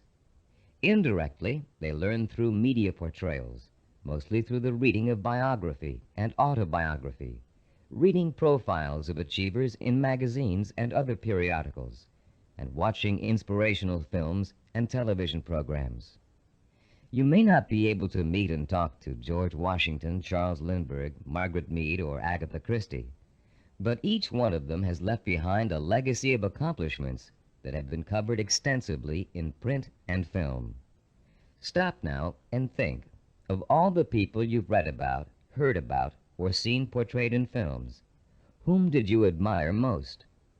Whose story elicited a throb of recognition from you, a feeling that if you could be in anyone's shoes, that was the person you'd like to be? It could even be a fictional character, a great detective or explorer created by an imaginative writer. But there had to be, and still has to be, someone you've always greatly admired and wished you could be like. After he made the film Rocky, Sylvester Stallone talked in an interview about the power of mentors and how his movie worked to inspire millions of people around the world. "I think there's a definite formula in reaching audiences," he said. "Provide them with heroes and heroines who have to pull themselves up from the depths of despair. And as they struggle and claw and finally attain their goal, the audience says, 'That's the kind of person I want to be.'" Stallone's character Rocky is the embodiment of a man obsessed with and driven by a vision rich in emotion and purpose, a self-directed achiever who overcame the odds through hard work, effort, persistence, and perseverance. Browse through the New York Times nonfiction bestsellers list this Sunday in your local paper. You'll find that half the books listed are biographies or autobiographies, testaments to people of enormous self-discipline and high achievement. Examples of the power of self-discipline are all around you. You only have to visit your library, your local newsstand, the closest movie theaters, or your local video store for inspiration. Your first step in finding a self-disciplined mentor is to search out books, magazine articles, and movies in which the main characters, fictional or real, have achieved something similar to what you want to achieve. And after studying these people, you can begin to answer the questions. What is it I must do to achieve my goal? What skills do I need to learn? How must I behave? What actions do I need to take? Your mentors will provide you with the answers. The self-disciplined have three direct methods of finding role models to learn from and emulate. The first is through personal acquaintances. They may have a friend whose business or personal successes have inspired them to take similar routes to the top. Or perhaps there's a family member who has achieved widespread recognition for outstanding contributions to the community. Because these mentors are close at hand, they can be watched from a front row seat. You can observe their attitudes, behaviors, and thinking patterns. You can notice how they solve problems. You can pay attention to how they behave when confronted with setbacks or victories. You can watch these mentors grapple with the issues of everyday life and the larger issue of achievement in a chosen area. But sometimes there just aren't any people who are that close to you who fit the bill of the self-disciplined achiever. You must find other methods of seeking out real-life mentors. The second way self-disciplined people directly find mentors is through what is commonly known as networking. Networking consists of building relationships with the people who can introduce and expose you to positive role models. Networking is not to be confused with social climbing. The primary motivation of the networker is to learn as much as he can from as many successful people as he possibly can. The main benefit from networking is the quality of the contacts you can establish.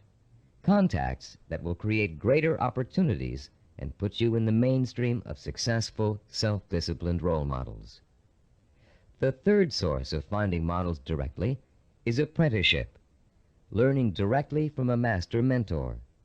The concept of apprenticeship may seem old-fashioned in a world of computer-assisted learning and mass public education, but most of the high achievers we studied apprenticed themselves in some fashion to a mentor who could pass on his or her skills through intentional, personalized learning. Apprenticeship is extraordinarily common in the arts, trade crafts, business, medicine, law, politics, teaching, and sports. Leaf through any encyclopedia and notice how many of the achievers profiled learned their skills under the tutelage of a master mentor. Some people are obvious masters of their craft and easy to pick as mentors, but sometimes it isn't so obvious, especially when it comes to business or professional achievers. How can you choose among several possible candidates? How can you pick the person who is most likely to provide you with the inspiration and example you need? In Session 2, you used an assessment form to compare your own behaviors, habits, and thought patterns against the 10 positive characteristics of the self-disciplined achiever. On page 25 of your study guide, you'll find a similar form that you can use to identify the strengths and weaknesses of prospective mentors, with instructions on how to use it. Put this form to work for you as you seek out that special person who can help you achieve your most cherished dreams and goals. When choosing a mentor of any kind, pay particular attention to how he or she developed the knowledge, skills, and abilities it took to reach his or her goal. Was there special schooling involved, particular reading materials, an apprenticeship with a mentor of his or her own, carefully sought-out teachers? How many hours did your mentor work every day toward achieving his or her goal? Also, pay close attention to your mentor's way of thinking. Be sure to choose someone who handles stress and pressure well, someone who responds to difficult problems by coming up with creative solutions, someone who loves what they do but still finds time for important personal relationships. The highest achievers work hard but are not workaholics. They still find time to enjoy their friends and families. Look for a mentor who has learned not to waste time and who has mastered the art of juggling a heavy schedule while staying calm and in full control. This will be an important trait for you to imitate, and find someone who neither capitulates to everyone around him, nor is so arrogant he won't listen to the opinions of others. You'll want to learn how to listen well, and then make your own decisions. In looking for all these traits, remember that your mentor is still going to be human and have faults. This is one of the most important things you can learn about your role model. In spite of great success, wealth, and the admiration of friends, family, and the community, he or she makes mistakes just like you. Rather than being disappointed in your mentor, you should rejoice over his or her human failings, because those failings mean that anyone can succeed just as they did. If it was possible for an imperfect person with one all-important goal in life to make that goal come true, you can do it as well. At Cybervision Systems, we've developed a number of sports training video cassettes that use a new and revolutionary learning technique. These video cassettes feature some of the world's greatest athletes, highly self-disciplined achievers who have won world championships and Olympic gold medals. And in the casual conversations we've had while working with these athletic stars, each one has revealed that he or she had a mentor whose skills, attitudes, and behavior served as an example of how to achieve. One of the things that struck us during these conversations was the fact that most top athletes were just as intimidated as you and I might be the first time they met their role model heroes, for lack of a better word. The idea that a major league ball player of undisputed talent might be quivering like a school kid in the face of their lifelong hero made us feel pretty normal, actually. I think we all feel a sort of psychological barrier when it comes to measuring ourselves against our role models. But as the athletes we talked to discovered, that barrier can be overcome quickly and easily. Each of them described the eventual realization that came from playing on a team with a personal hero or from riding the same pro circuit. The realization? As Olympic gold medal skier Jean-Claude Killy put it, everybody puts his pants on one leg at a time. What each of them realized was that they too could easily perform like the role model they idolized. The idols, viewed close up, turned out to be as ordinary as the worshippers. They realized how great an opportunity they had to learn from their hero. Discovering that their idols were human and fallible, they began to believe deep within their hearts that they could equal or even surpass their idols' accomplishments. Though the role models you choose have developed tremendous strengths that have made them successful, they also have many weaknesses. Renowned fiction writer Ray Bradbury, for example, who was first published when he was in his teens, will never win the Monaco Grand Prix, or even a race to the local supermarket. Why? Because he never learned to drive a car, a skill most of us acquired long ago without thinking about it twice. A friend of ours who was independently wealthy, a local politician, a publisher of fine art books, and a world traveler, wears finely crafted boots with all his clothes, even his business suits. Is it part of his personal style? Yes, but his close friends know his secret. He never mastered the bow knot. This much-admired man literally cannot tie his shoes. Recognizing how human and fallible your mentor really is, demystifying your role model, plays an important role in boosting your confidence in your own ability to succeed. If a man who cannot tie his shoes can become a politician, a publisher, and a self-made millionaire, what couldn't you accomplish with the same ambition and drive that got him where he is? This is a man who never let minor shortcomings hold him back. He and 1,000 other mentors will prove to you that you don't have to be perfect to succeed. In fact, you may be amazed to find out that there are a lot of similarities between you and your mentor. People with similar goals often think alike. The only substantial difference, then, between you and your mentor is the kind of self-disciplined effort he or she has applied to achieving a goal. If you apply the same kind of effort, you can be just as successful in achieving your goal. As a matter of fact, you can try on success for size by emulating your mentor's achievements while you're working toward a similar goal. Remember childhood dress-up games, playing pirate with a tinfoil sword and your mother's scarf wrapped around your forehead. Role-playing doesn't work only for children. It can give anyone who's striving to reach a particular goal a template to follow for achieving that goal.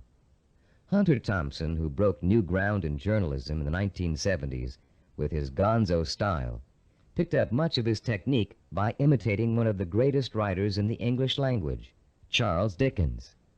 Thompson literally sat down and physically copied Dickens by hand, letting his mind and his muscles get used to Dickens' rhythm and style. Hour after hour, he copied Dickens' prose, word for word, and Thompson went on to become a successful and popular contemporary writer. The great 19th century psychologist and philosopher William James contended that if you want to acquire a positive habit or behavior, simply act as if you already have it, and you will. James was aware that the human nervous system is incapable of distinguishing between a physically real experience and a vividly imagined one, which means that once you select your mentor, all you need to do is act just like that person in order to be just like him or her. Remember General Patton? He acted just like Alexander the Great, and he won battle after battle against the Axis. What about Babe Ruth? He imitated Shoeless Joe Jackson and went on to achieve much greater fame than his role model. Or perhaps you've heard of a fictional character named Bunker Bean. Bunker Bean was a timid, weak boy, raised by his parents to think he would always be a failure, and he was. He failed in school, he failed with his friends, he failed in everything he attempted, until one day Bunker Bean ran into a fortune-teller who told him he was the reincarnation of Napoleon and was destined to achieve great things. Bunker Bean was shocked out of his usual apathy by this revelation. Going to the library, he took out every book he could find on the legendary Napoleon Bonaparte. He bought posters of Napoleon and hung them up all over his room. And as he studied about the emperor, whom he really believed was his former self, he began to imitate Napoleon's habits, attitudes, and behaviors. Years later, Bunker Bean was a rich and powerful man. He had everything anyone could have asked for. Running into the fortune-teller one day, he thanked her for changing his life by telling him about his former self. And to his astonishment, she laughed and told him she had lied to him years before just to get his money. He wasn't the reincarnation of Napoleon after all. Bunker Bean was crushed. But since he had spent the many years acting like his role model, he found he couldn't shake the habits of success he had acquired. It was then that Bunker Bean realized that everyone is born with the potential to be a great achiever, if they can only believe they are. You don't need a fortune-teller to set you on the road to greatness. You do need to find a mentor. Study that mentor. Realize his or her strengths and weaknesses, and start imitating the behavior that made your mentor the success he or she is today. If you were an actor preparing for a starring role, you'd spend months studying the script, learning your lines and rehearsing your part over and over again until you knew it inside out. Only then would you have the knowledge, skills, and confidence to make a glorious debut. If, as Shakespeare said, all the world's a stage, then finding a mentor is your way of choosing your own starring role. For a while, as you closely observe your mentor and learn the script, you'll be just an understudy. But then, one day, the stage will be yours. Acting as if has remarkable suggestive power. In a book called The Wind Walker, which was made into a powerful film, an aged blind Indian spends his days teaching the ways of warriors. Sitting late at night, reflecting on the day's lesson and the children's reactions to it, he recites a poem to the heavens, part of which goes, "And did you not see the glow of their faces when he called them men, when he called them warriors? And is it not so that we become most quickly the persons we think we are?" And later, this passage appears. He was making the children feel important, that one day they could be important. That was the way of a teacher, of a true man. Once you select your role models and learn about them and from them, you, like the young Indian children, should feel important, so that one day you will be important. This power of importance you draw from role models is really the power of possibility. Once you learn about your role models, their strengths and weaknesses, they become real and human to you. You stop worshiping them and begin to believe that you can become like them, or even surpass them. Once you make this realization, then your purpose becomes more real, more possible, and the fires of desire, fanned by the sense of possibility, begin to burn deep within your heart.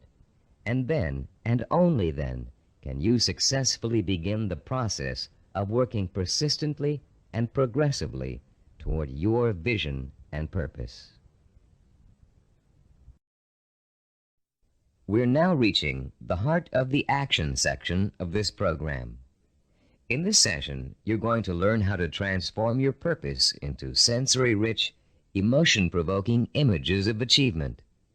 But before we do, let's quickly review the kinds of actions you've taken so far to begin your journey to achievement. In Session 4, you learned how to determine your purpose, the goal that represents the true desire of your heart and mind. This purpose is so important to you that you're willing to dedicate a great deal of time and energy to achieving it. It gives you a reason for living, and a reason for becoming the kind of self-disciplined achiever who can make it happen. In Session 5, you learned how to identify models of achievement, people who have already attained goals similar to yours. You learned how to turn those models into personal mentors, people who can inspire and teach you to achieve in much the same way they did. You found out how to isolate and identify their talents and habits. You also learned to use your mentors to create a strong sense of possibility, a feeling that if they could do it, so can you. With a clearly defined purpose and a strong feeling of "it's possible for me," you have already broken through the chains of failure that shackle and bind more than 90% of mankind. Most people don't have a purpose. They don't think that they're capable of achieving anything worthwhile. Now you're ready to take another giant step on the road to achievement. In this session, you're going to learn just how to translate your purpose into an emotion-provoking vision. This vision will become so real in your imagination that it will inspire and motivate you to work towards it every minute of every day until you make it come true. What we call your vision of success is a clear, sensory-rich, highly detailed mental picture of what you want to achieve and the rewards you'll experience as a result of its achievement. When this vision of success is linked to your purpose and a strong sense of possibility, it will, like a hot branding iron, burn itself deep into every fiber of your being. Not only will you become obsessed with this vision, but you'll also develop a sense of deep belief in your ability to achieve it. Your vision allows you to make a quantum leap from the sense of possibility to the sure-fired conviction that I know I can do it. You're about to learn a simple but powerful 4-step process for transforming your purpose into a sensory-rich goal. Once you have done that, we're going to give you 5 easy-to-use guidelines that will help implant the goal deep into your mind and nervous system. It will then become a permanent part of you and serve as the fuel that fires your emotion and incites you to purposeful action. Let's now begin to learn about the process of sensory goal setting and how you can use sensory goals to develop what we call a magnificent obsession, a burning desire to achieve your purpose. The first step you must take is to translate the statement of purpose you developed in Session 4 into what we call a sensory goal statement. As you recall, your statement of purpose was a general statement of what you would like to achieve. Your sensory goal statement is going to be much more specific. There are 3 main elements to the statement you are now going to write. First, it must be result-oriented. It must focus primarily on what you want to get out of your achievement. Second, your sensory goal statement must be time-specific. You must determine a point in time when your goal will be achieved. And third, it must be measurable. You must specify a criterion that lets you know when your accomplishment is complete. If you want to become a doctor, for example, your criterion might be finishing your internship and setting up your own practice. If you want to start your own business, your criterion of success might be the day you move into your own offices or hire your first employee. Having a measurable goal gives you the motivation to work towards a specific end. It also lets you measure your progress along the way and take corrective action if you're moving off target. This sense of having a concrete reality to work for, combined with an actual time frame and a result to look forward to, fuels your drive and compels you to work persistently and systematically toward the ultimate success of your endeavors. Let's quickly look at a few examples of how a statement of purpose can be translated into a sensory goal statement. Let's say your statement of purpose reads, "I want to help cure disease." Your sensory goal statement might read like this: "In June of 1989, I will receive a medical degree." If your purpose is to become your own boss, then your sensory goal statement might read, "In January of 1987, I will open up a retail store of my own." If your purpose is to run a marathon, your sensory goal statement might read, In June of 1986, I will enter the Boston Marathon and complete the 26-mile run in under 5 hours. Now turn to page 29 of your study guide and look at Form 6.1. There's a space there for you to write your goal statement down. Take a moment now to compose and write your sensory goal statement in the space provided. I'll pause for a minute while you do this.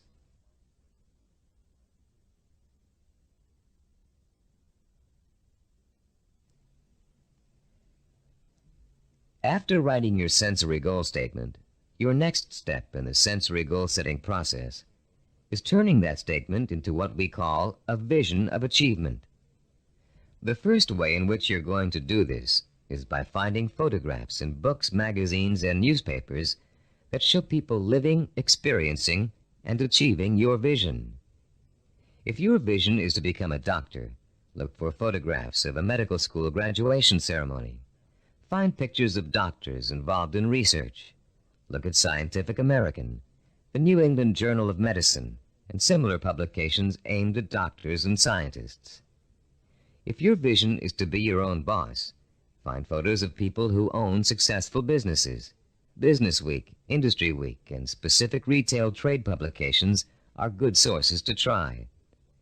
If your vision is to run the Boston Marathon, make photocopies of newspaper stories about marathon winners that you can find in the library. And check Runner's World and similar publications aimed at serious runners. The purpose of this exercise is to give you some concrete images to inspire your own personal images of achievement. You'll learn how to create those personal images in a few moments.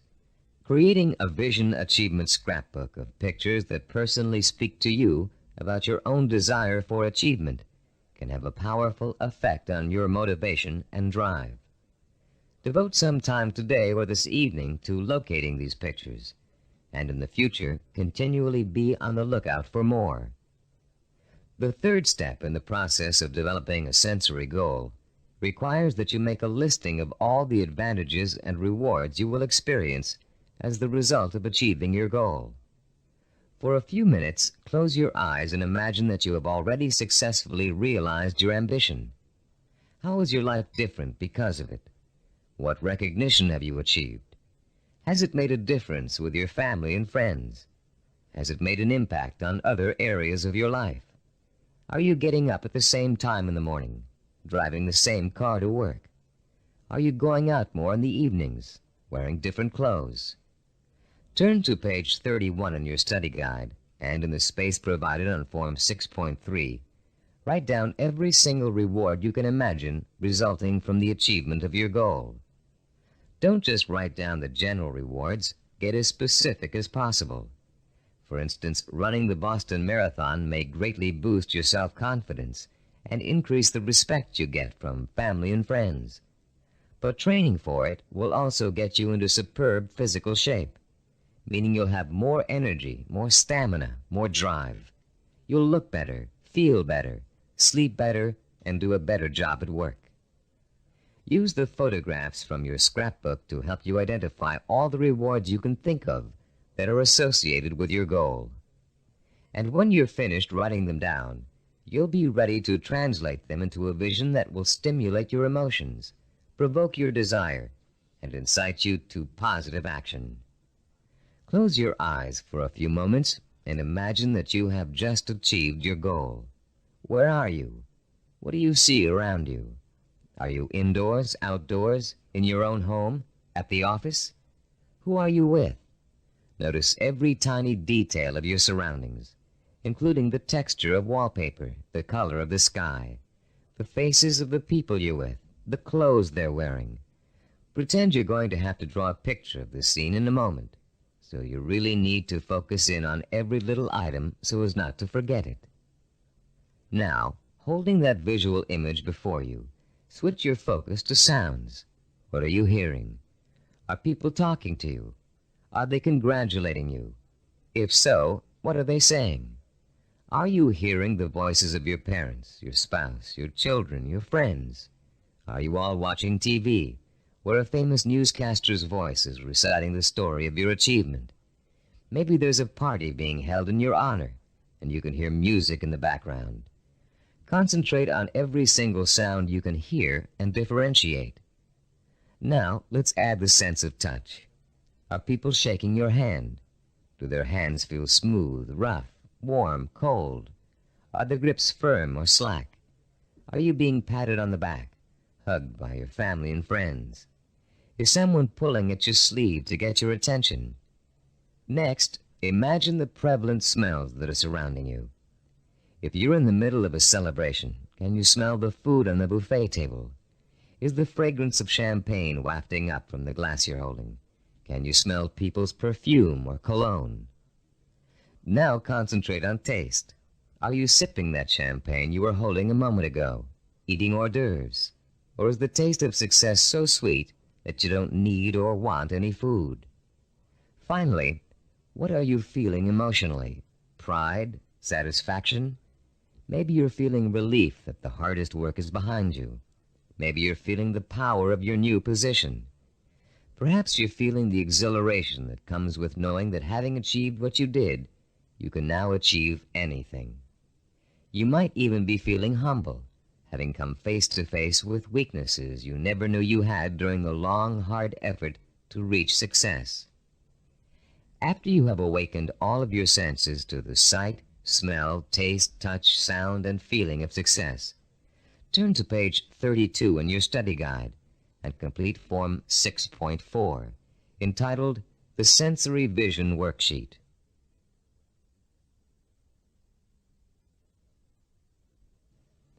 The four-step process we have just outlined takes you on another emotional journey that gets progressively richer, clearer, and more potent. You start with a specific statement of what you want to achieve and when you want to achieve it. Then you gather inspirational photographs of others who have achieved what you want to achieve. You imagine and list the rewards and benefits you'll experience as a result of achieving your goal. And finally, you bring these 3 steps together into an imaginary scenario rich in sight, sound, touch, taste, smell, and emotion.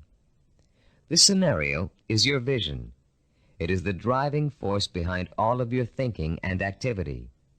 The more intense and more detailed your vision is, the more emotional power it will pack. The more often you conjure up your vision, the more drive and sustaining power you'll have behind you. This drive and power will in turn enable you to develop working plans, working habits, knowledge and skills you need to achieve your goal. And it will help you to persist and persevere until it is accomplished. Now that you've imagined reaching your goal in all of its sensory detail, you're going to have the opportunity to record it on tape.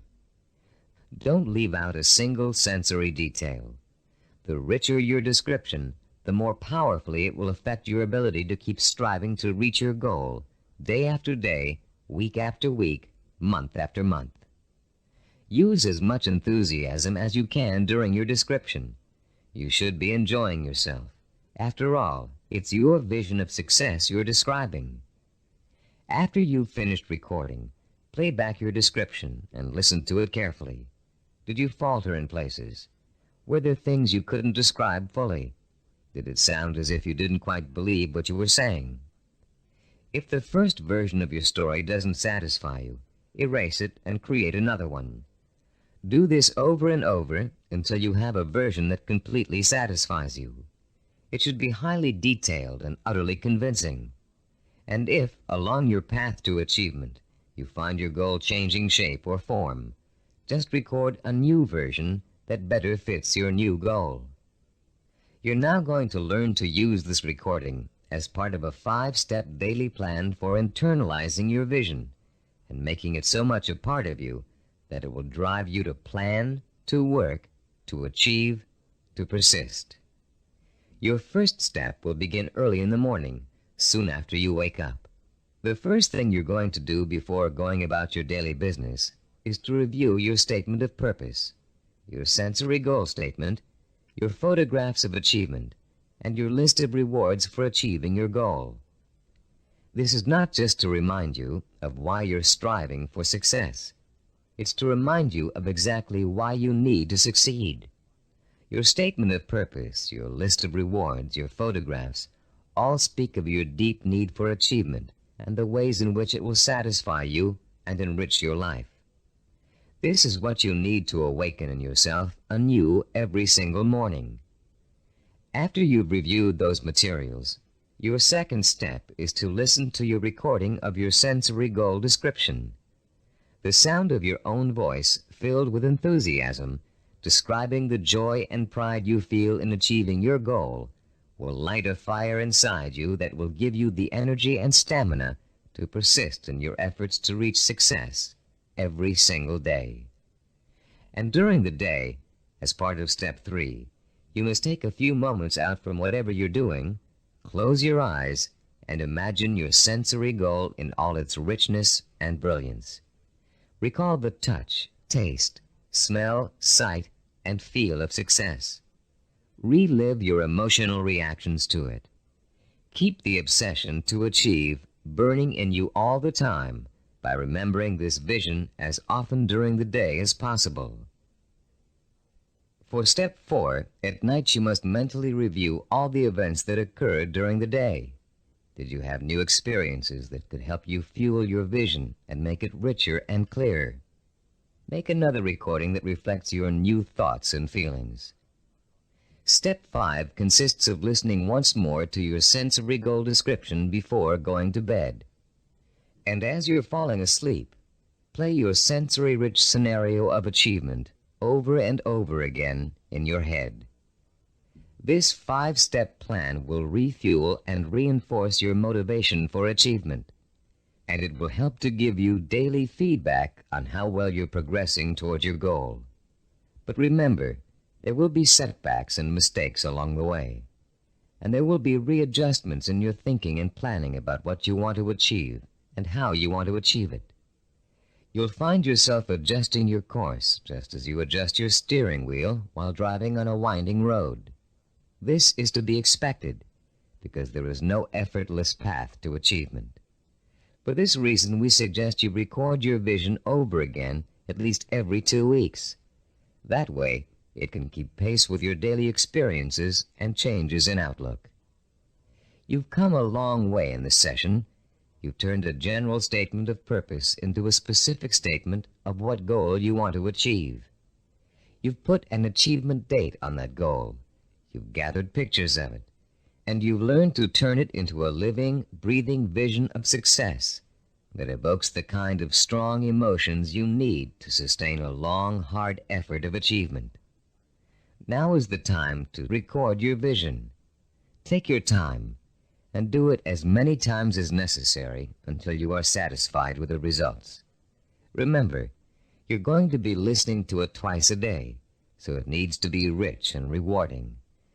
You may find you need several tries before you successfully record a vision that satisfies you in its richness of detail and intensity of emotion. Do as many versions as you need until you get the one that sounds just right. If your goal changes, record a new version. If you've reached your goal and want to pursue another, create a new vision and record it. Remember, include all the details and be as enthusiastic as possible. Now, begin your own narration of what it would look, taste, touch, smell, sound, and feel like to achieve your goal. What you can do, or dream you can do, begin it. Boldness has genius, power, and magic in it. These immortal words, written by the great German philosopher and dramatist Johann Wolfgang von Goethe, perfectly set the stage for what you're going to learn in this session. Here, we're going to help you turn the vision of what you want to achieve into an action plan. In Goethe's words, to boldly begin your dream. You already have the vision. You believe in it and in your potential to achieve it. Now we're going to work on a practical, step-by-step process through which your vision can be brought to life. For, as former United States President Theodore Roosevelt said, dreams are a dime a dozen. Everybody's got dreams. It's their execution that counts. Planning is the logical mapping out of where you want to go and how you want to get there. Seneca, the Roman philosopher, captured the importance of planning when he said, "When a man does not know what harbor he is heading for, no wind is the right one." Planning helps you focus your direction and organize both your time and resources. Every moment spent in planning saves 3 or 4 in execution. In this session, you're going to learn a simple yet powerfully effective system of planning, of organizing any goal you want to achieve into logical, easy-to-visualize steps. This system is applicable to any type of task or project, from building a deck to getting a medical degree. It will help you to make short or long-range plans, organize your resources, create schedules to meet necessary deadlines, and improve your decision-making skills. It will also improve the quality of your work. While following this plan, you'll experience an increase in self-confidence and pride as you realize that you are on your way to becoming a self-disciplined achiever. Every small task in your plan that you accomplish will be living proof that you are one step closer to your goal. And as you take each step, your faith in your ability to accomplish your goal will be reinforced and expanded. In approaching the creation of a plan, it is important to keep the following basic facts in mind. First, planning is a way to look at both the whole picture and parts that make up the whole. It is a way to organize those parts in a logical and sequential way. One step should lead to another. More than that, each step you take should make the next step possible, like adding links to a chain to make a fence. We've introduced you to the concept of macro and micro achievements. The whole picture is your macro achievement. The steps you must take to achieve your macro achievement are micro achievements. If you want to build a house, a macro achievement, you must start by leveling the site and digging a foundation. Only after those steps have been accomplished can you go on to pouring the foundation, putting up the framing, putting in electricity and plumbing, finishing the walls, installing the roof, and so on. The second fact to keep in mind is that ideas take time to implement. I won't dwell at length on the subject of time now, since we're going to devote all of Session 8 to time.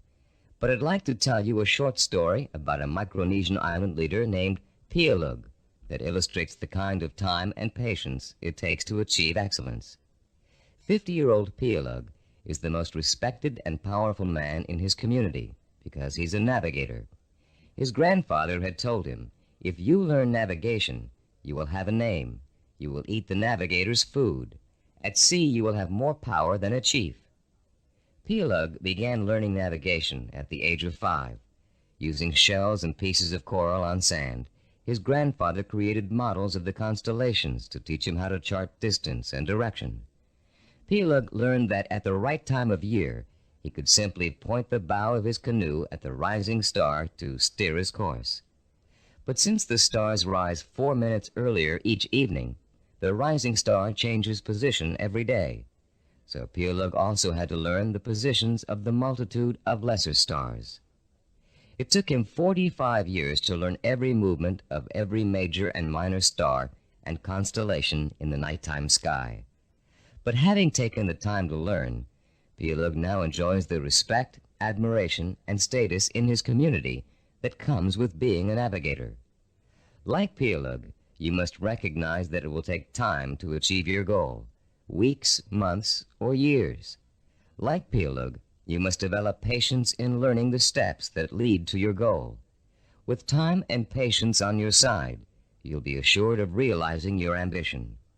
And like Pialug, you'll achieve the respect that comes with final accomplishment.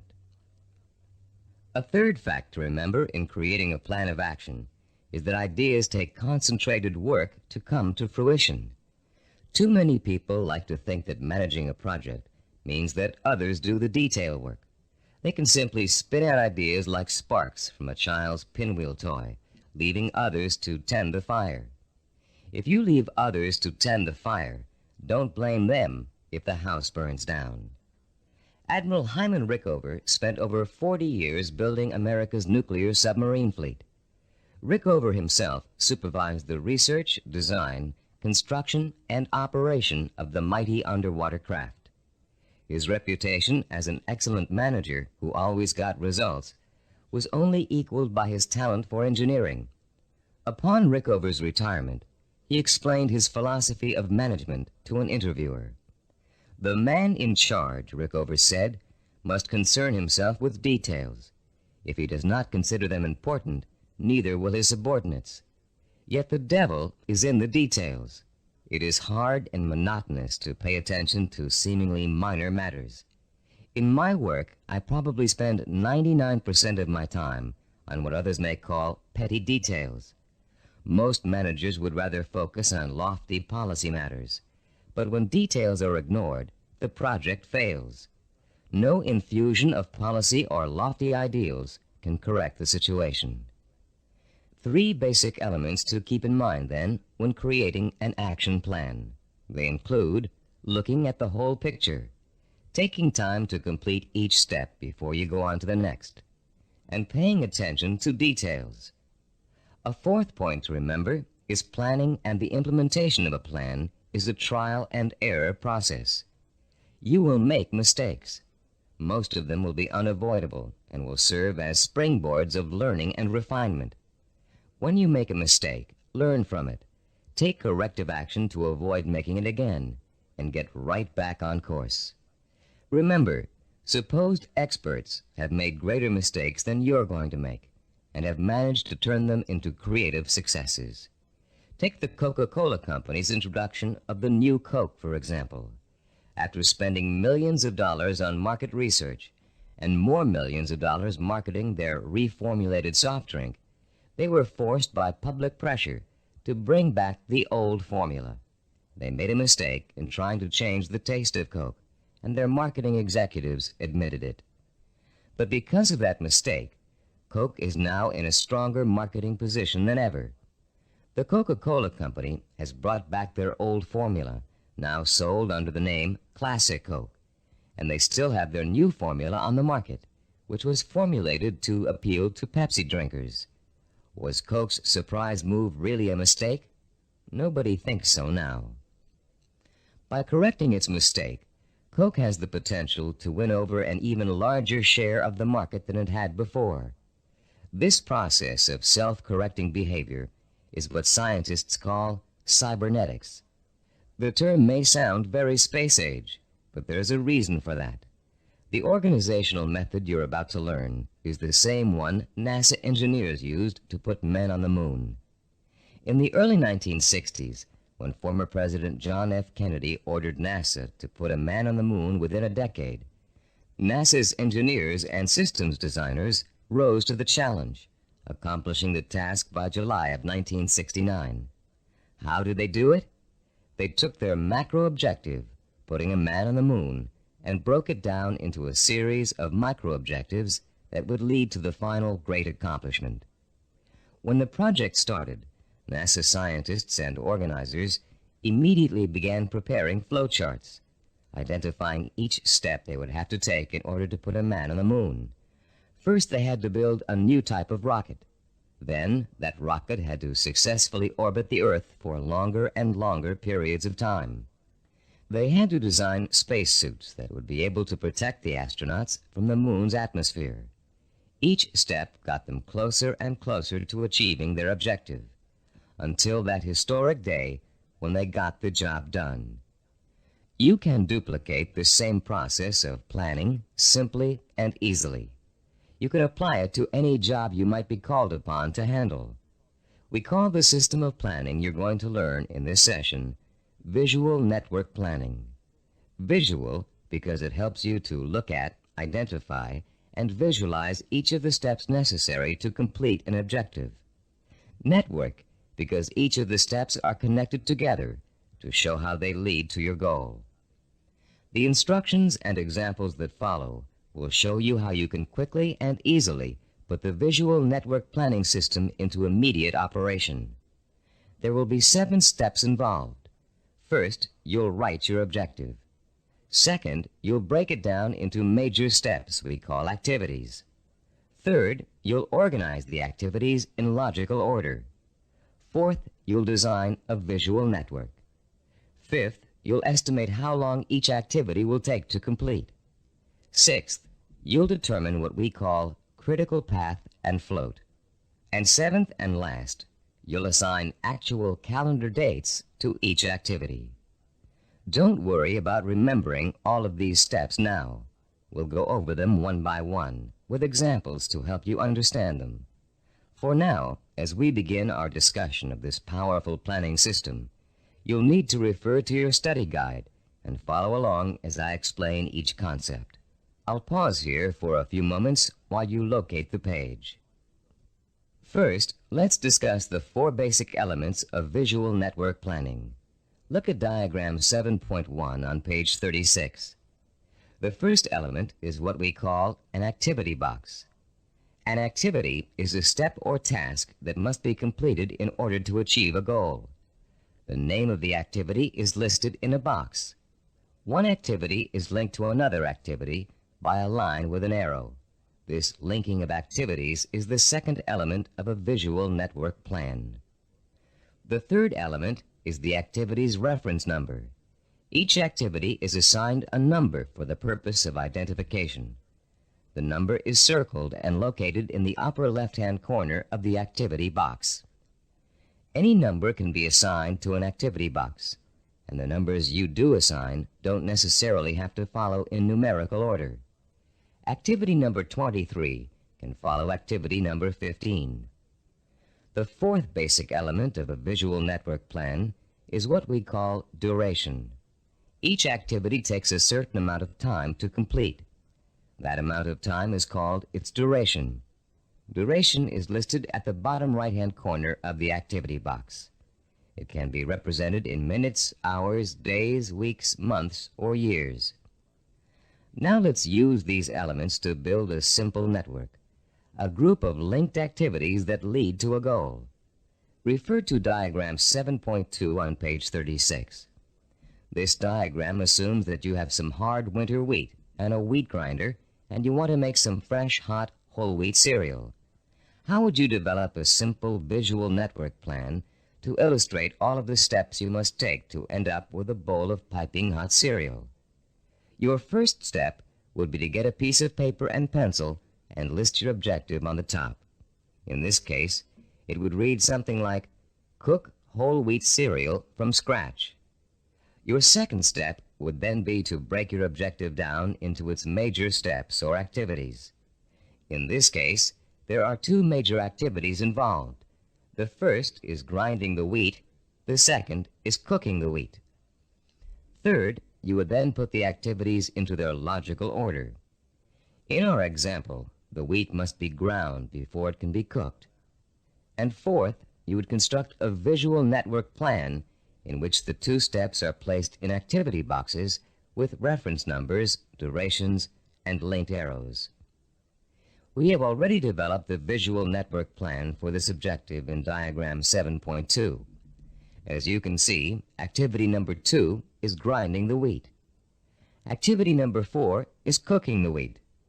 When activity number 2 has been completed, having taken 2 minutes, activity number 4 is ready to begin. Activity number 4 takes 7 minutes. Reaching your goal of making a bowl of fresh, hot, whole wheat cereal takes a total of 9 minutes. This simple visual network plan shows you how many activities you need to complete before your goal can be accomplished. In this case, 2. And how long each activity will take. In this case, 2 minutes and 7 minutes. The example is very elementary. If you look at diagram 7.3 on page 37, you'll see a slightly more complex visual network plan. In this case, our goal has 2 activities that are dependent upon the completion of 1 activity. Here our goal is to get both a car and a motorcycle out of a garage. Neither can be accomplished without opening up the garage door.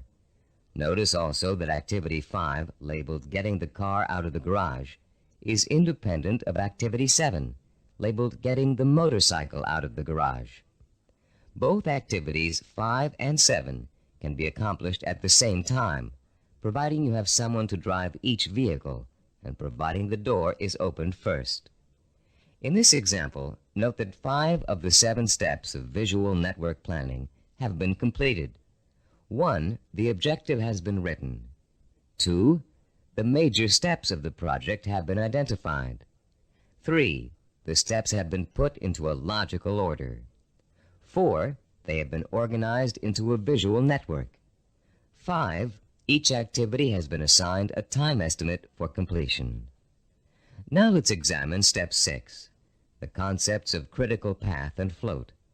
To help you follow along in our explanation, turn to page 38 of your study guide and look at diagram 7.4, titled Critical Path and Float. As you can see, we have expanded our visual network plan for cooking cereal to one for cooking and eating cereal. The new objective is to prepare and eat freshly ground whole wheat cereal in 15 minutes. Look at the visual network plan. You now have 3 separate paths that come out of Activity 3, grinding wheat. Going from the top down, the first path is made up of Activities 3, 5, and 11. The middle path is composed of Activities 3, 9, and 11. The bottom path includes Activities 3, 7, and 11. Look at the 3 paths individually and total up the amount of time each will take. The middle path will take a total of 14 minutes to complete. The top path takes only 8 minutes. The bottom path takes 9 minutes. Look at your objective again. Your goal is to cook and eat the cereal within 15 minutes. If you are to complete your objective on time, the activities on the longest path must all be completed on schedule. The longest path on a visual network plan is known as the critical path. The activities on the critical path are called critical activities and are vital to the success of the project. The non-critical activities, those not on the critical path, can be delayed without affecting the result. These activities have what is called float. Float is the amount of time an activity can be delayed without affecting the completion of the project.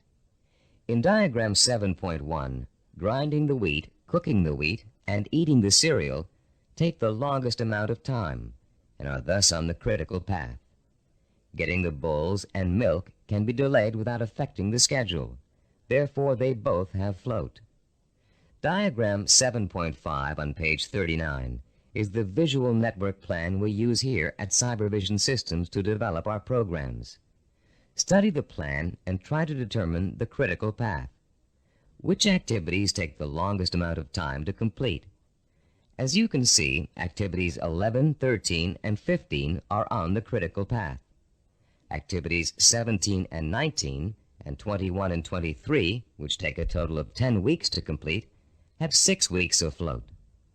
Because of the amount of time it takes to complete the critical path, these activities can be delayed for 6 weeks without affecting the schedule.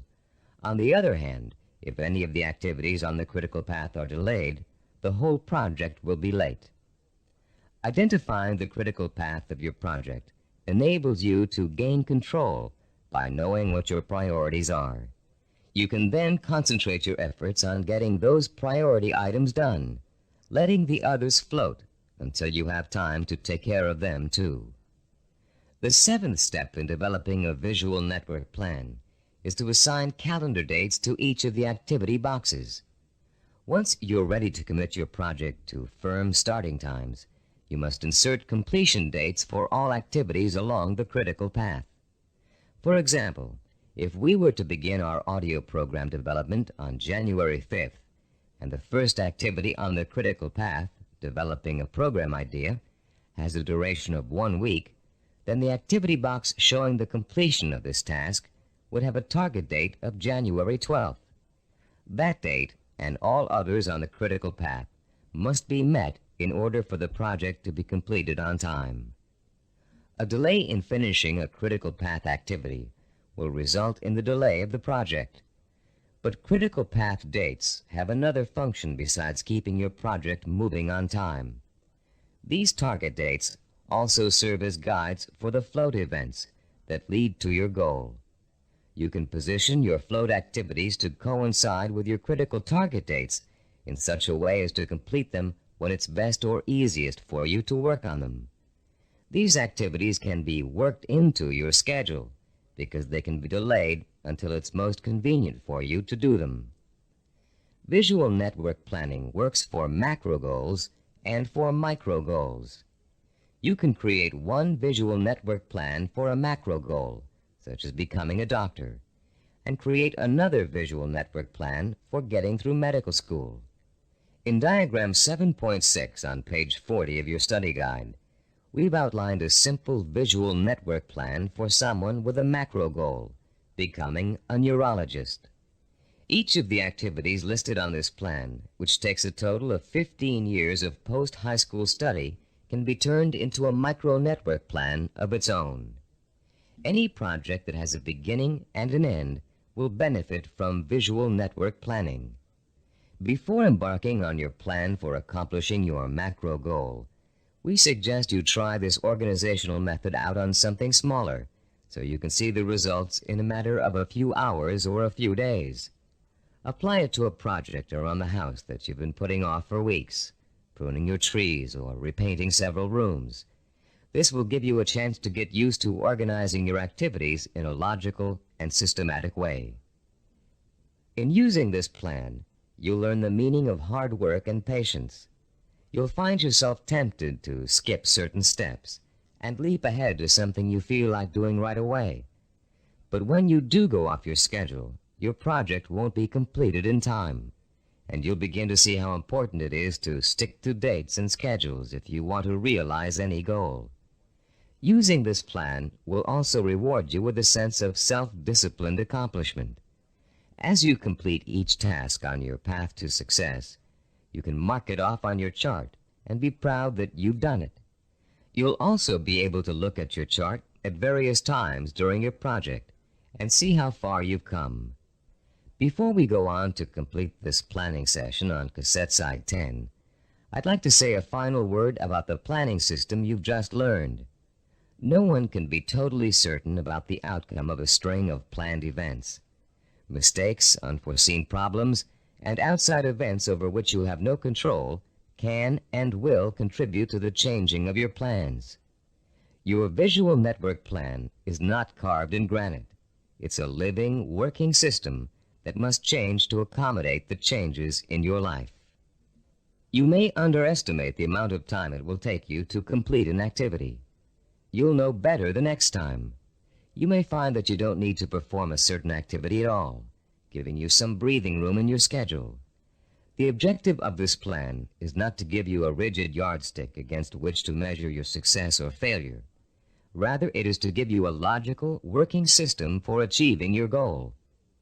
In creating your visual network plan, do your best to be as accurate as possible about dates and durations of activities. But remember that things may go wrong, and you may have to change those dates. This is not an excuse to quit. It is a good reason to keep sticking to your plan, for without it, you have little chance of achieving your goal at all. Remember, to successfully realize your purpose, you must have the courage to take risks, the courage to fail, and the courage to learn from your failures. Visual network planning is a roadmap that points out your destination and suggests a way to get there, but it doesn't tell you how to take the trip. It's up to you. On the next side of this tape, you'll take the exciting step of developing your own visual network plan, and you'll write your own story of achievement in a way that brings home the power and reward of final success. Now that you've been introduced to the guidelines of effective planning, you're ready to turn your own purpose and vision into macro and micro plans. As you do, keep in mind the following suggestions.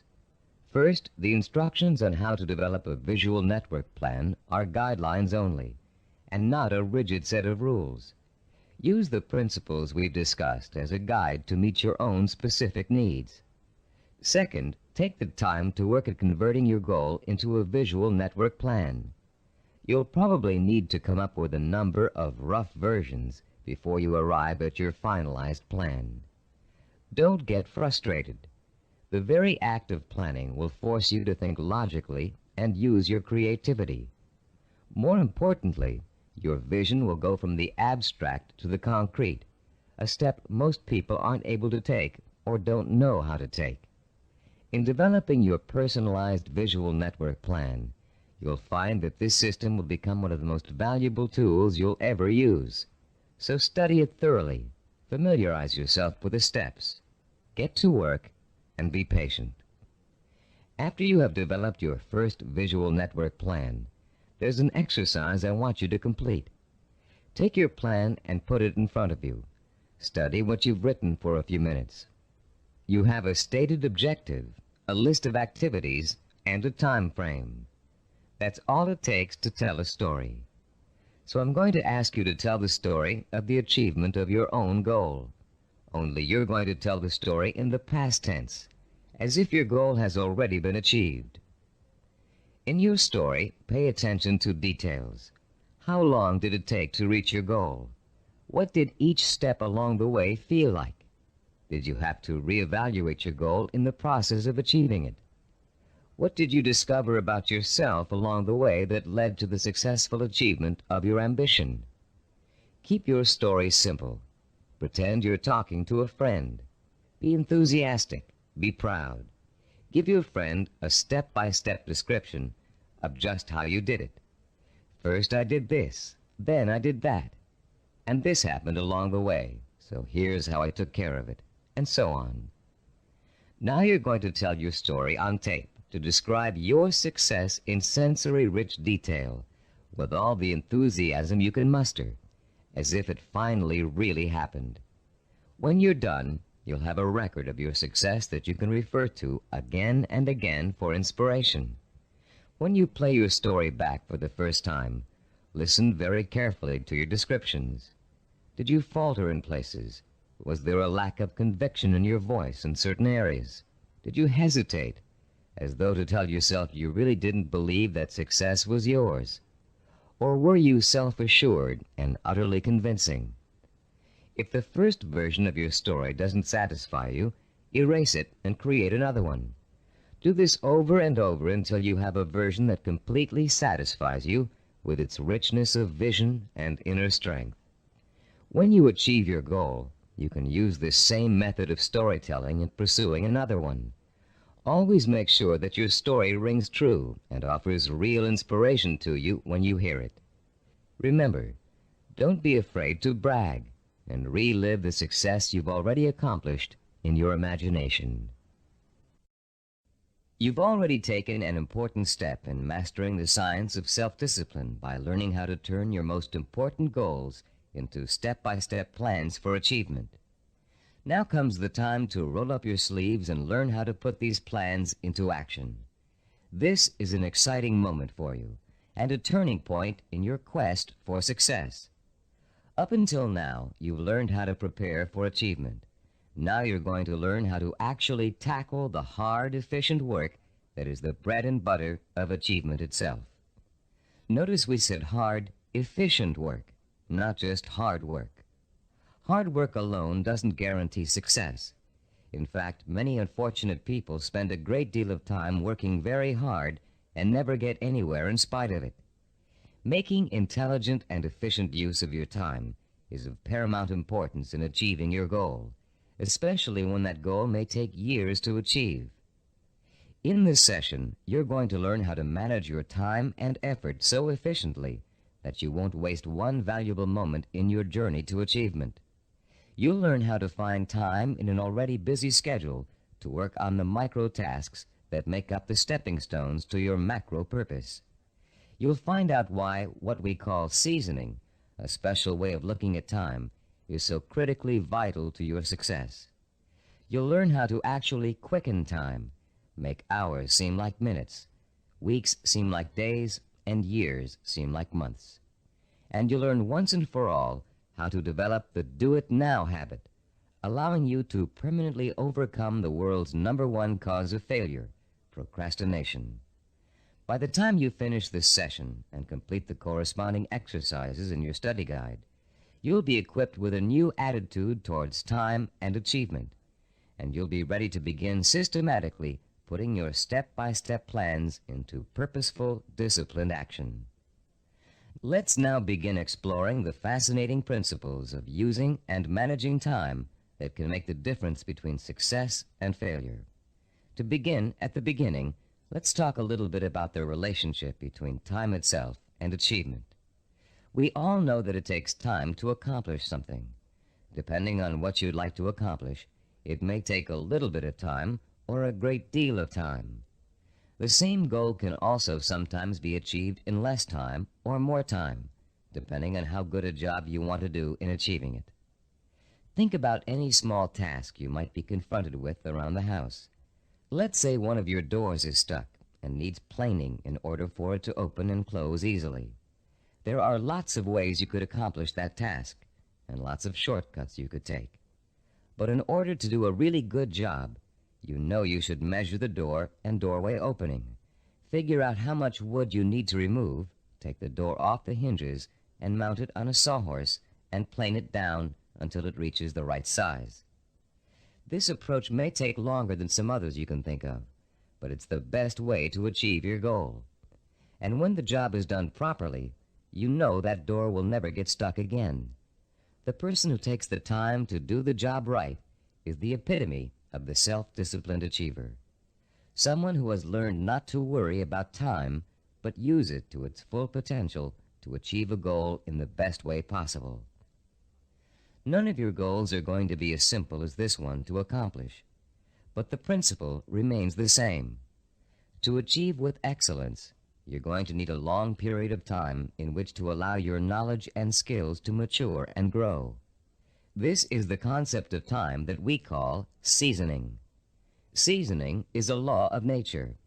All things take time to come to fruition. People, in their impatience to get what they want without going through this growing process, often end up stunting their own personal growth and making true success impossible. Shortcuts only lead to mediocrity and failure. Scientists, philosophers, artists, and statesmen have always recognized the importance of seasoning in accomplishing any goal. When asked by an impatient student how long it would take to become a master teacher, the Roman philosopher Epictetus replied, "Nothing comes into being all at once, not even the grape or the fig. If you say to me now, 'I want a fig,' I shall answer, 'That requires time.' Let the tree first bring forth tender blossoms. Let the blossoms endure the weathering of the sun, wind, and rain. Let the tree then put forth its fruit, and finally, let the fruit ripen." Cybervision founder Steve DeVore recalls learning about seasoning the hard way. "When I was 5 years old," he said, "I planted a garden in my backyard. Because I didn't understand how seeds grew, I would go out and dig them up every day to see if they'd sprouted yet. I hardly watered them, and I didn't weed them regularly as I should have. Because I was so impatient and neglectful, my plants never got the chance to grow properly. And when harvest time came, my vegetables were pitifully small and undeveloped." I had a friend next door, a slightly older boy who understood the principles of gardening. He let his plants grow and ripen in their own time, helping them along with regular watering, fertilizing, and weeding. He enjoyed a bountiful harvest that summer, and I learned a lesson about patience and self-discipline. All great achievers not only understand the concept of seasoning, but they value it greatly. They know that success cannot be hurried. They know that to try to hurry it is to ruin it. They understand that every step along the road to achievement is a necessary one and a small achievement in itself. And they also know that getting there can and should be half the fun. Self-disciplined achievers are willing to pay the price of time to realize their ambitions. They are not intimidated by the thought of having to work and study for 5, 10, even 15 years. Their commitment to a goal is absolute, and their vision of success is unwavering. The self-disciplined achiever knows that if what he wants will take 5 years to achieve, the 5-year effort will be worth it.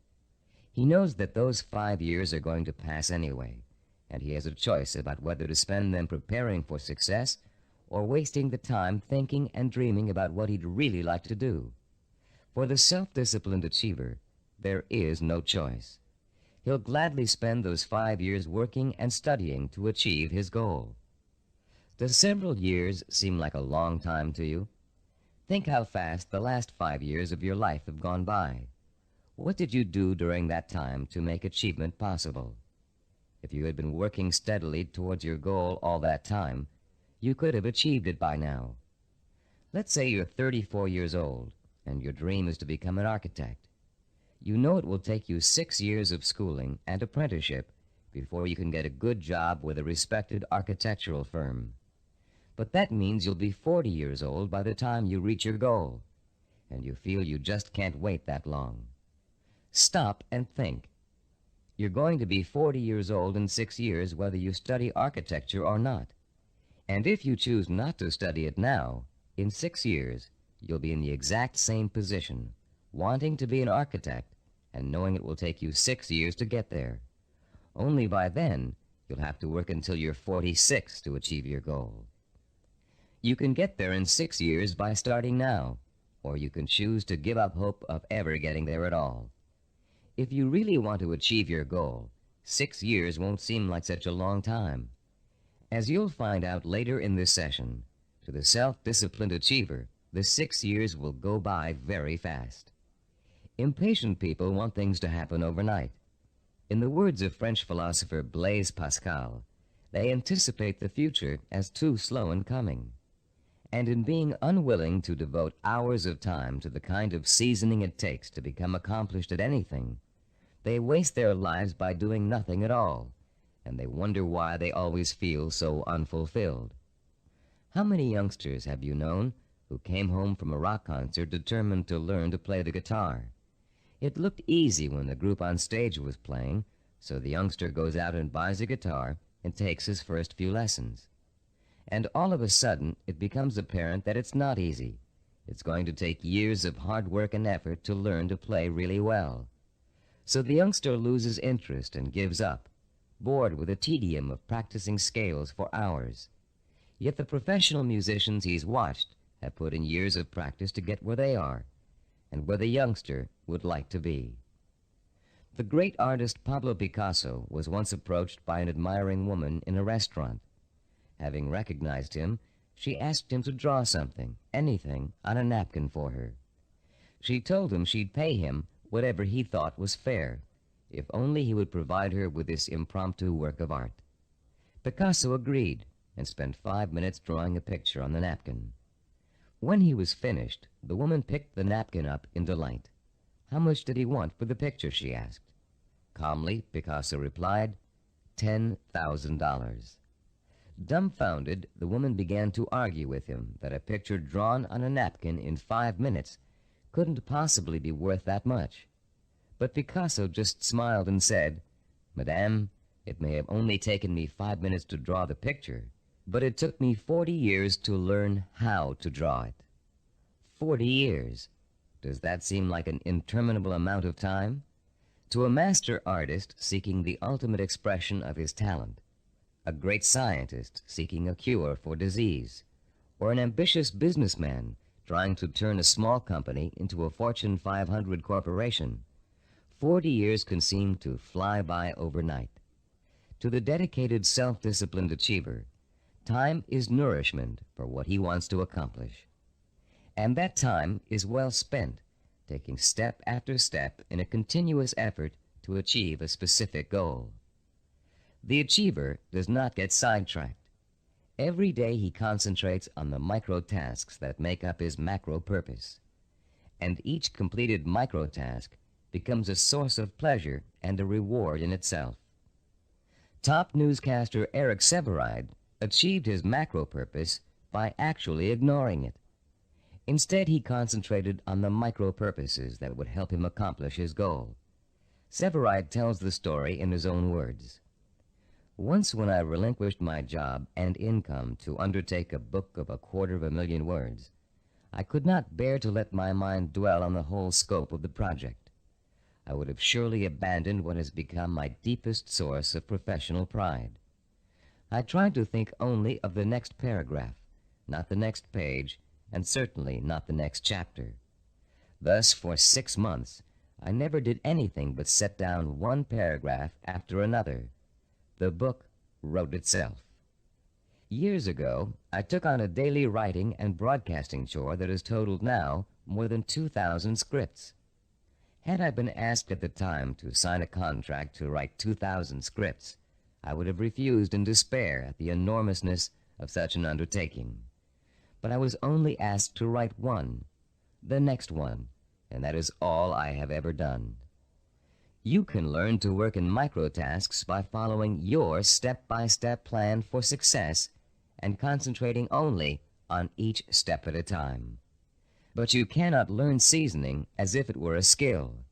Seasoning is an attitude that must be adopted and made part of your mental framework if you are able to achieve your lifelong purpose. It is crucial to self-discipline. More than that, it is actually at the heart of self-discipline. Besides seasoning, the self-disciplined achiever experiences something we call time quickening. Time quickening does not mean taking shortcuts, as you might first guess. Rather, it represents what happens to your perception of time as you become involved in the pursuit of your goal. Time quickening is an almost magical experience where time seems to disappear and you know you're in complete control of what you're doing. When it happens, you feel energetic, concentrated, and completely absorbed in your task. We've all experienced time quickening when we're doing something we particularly enjoy. For you, it may have happened while you were reading an exciting murder mystery, watching an action-filled movie, playing a game of tennis, or even weeding a garden. Time quickening takes place whenever you find yourself completely engrossed in something to the point where nothing can distract you.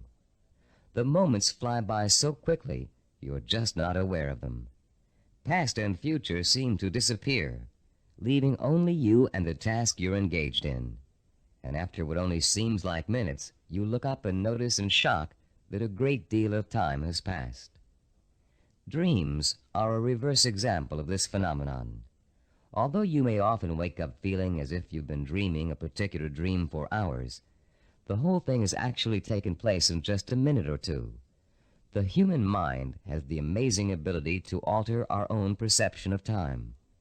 Once you learn to use this ability to your advantage, you will no longer be discouraged at the thought of having to spend so much time pursuing your goal.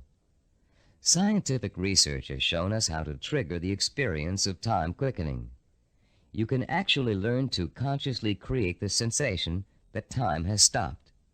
You can do it by becoming single-mindedly and uninterruptedly involved in an activity for a significant period of time. Time quickening occurs when you surrender your attention and your senses to something outside of yourself. There are 6 steps you can and must take to experience the benefits of time quickening.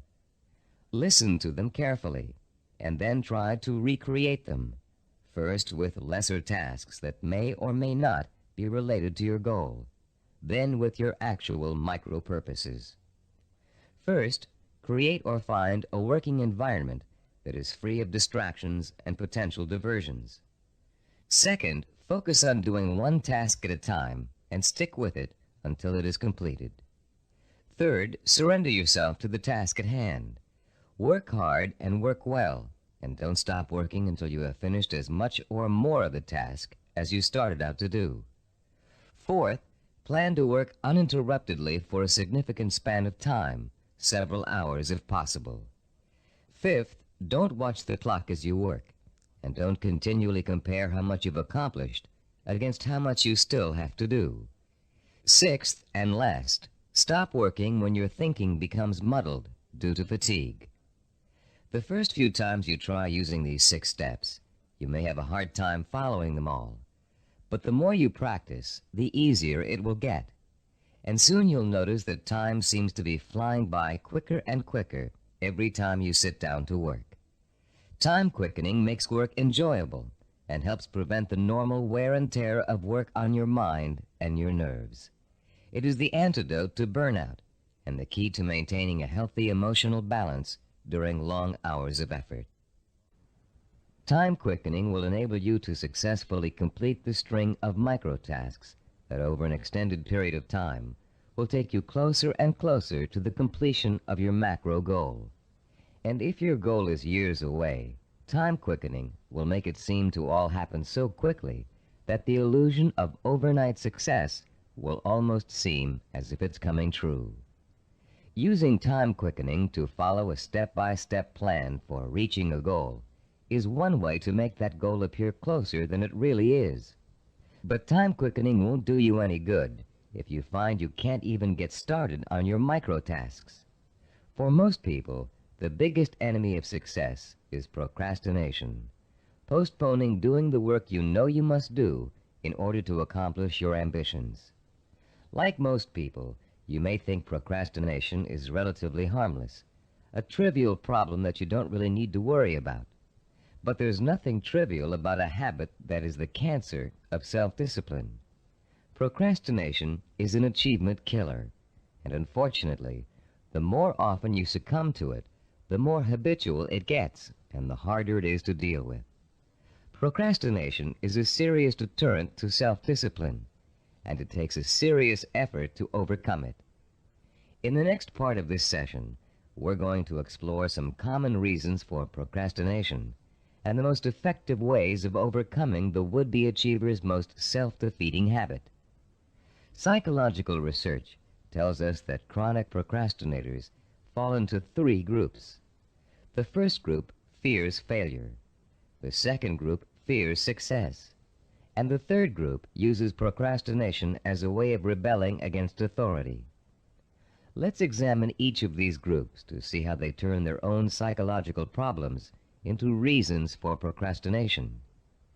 The first type of procrastinator may actually already be a successful business person or professional, but he or she is successful only up to a point.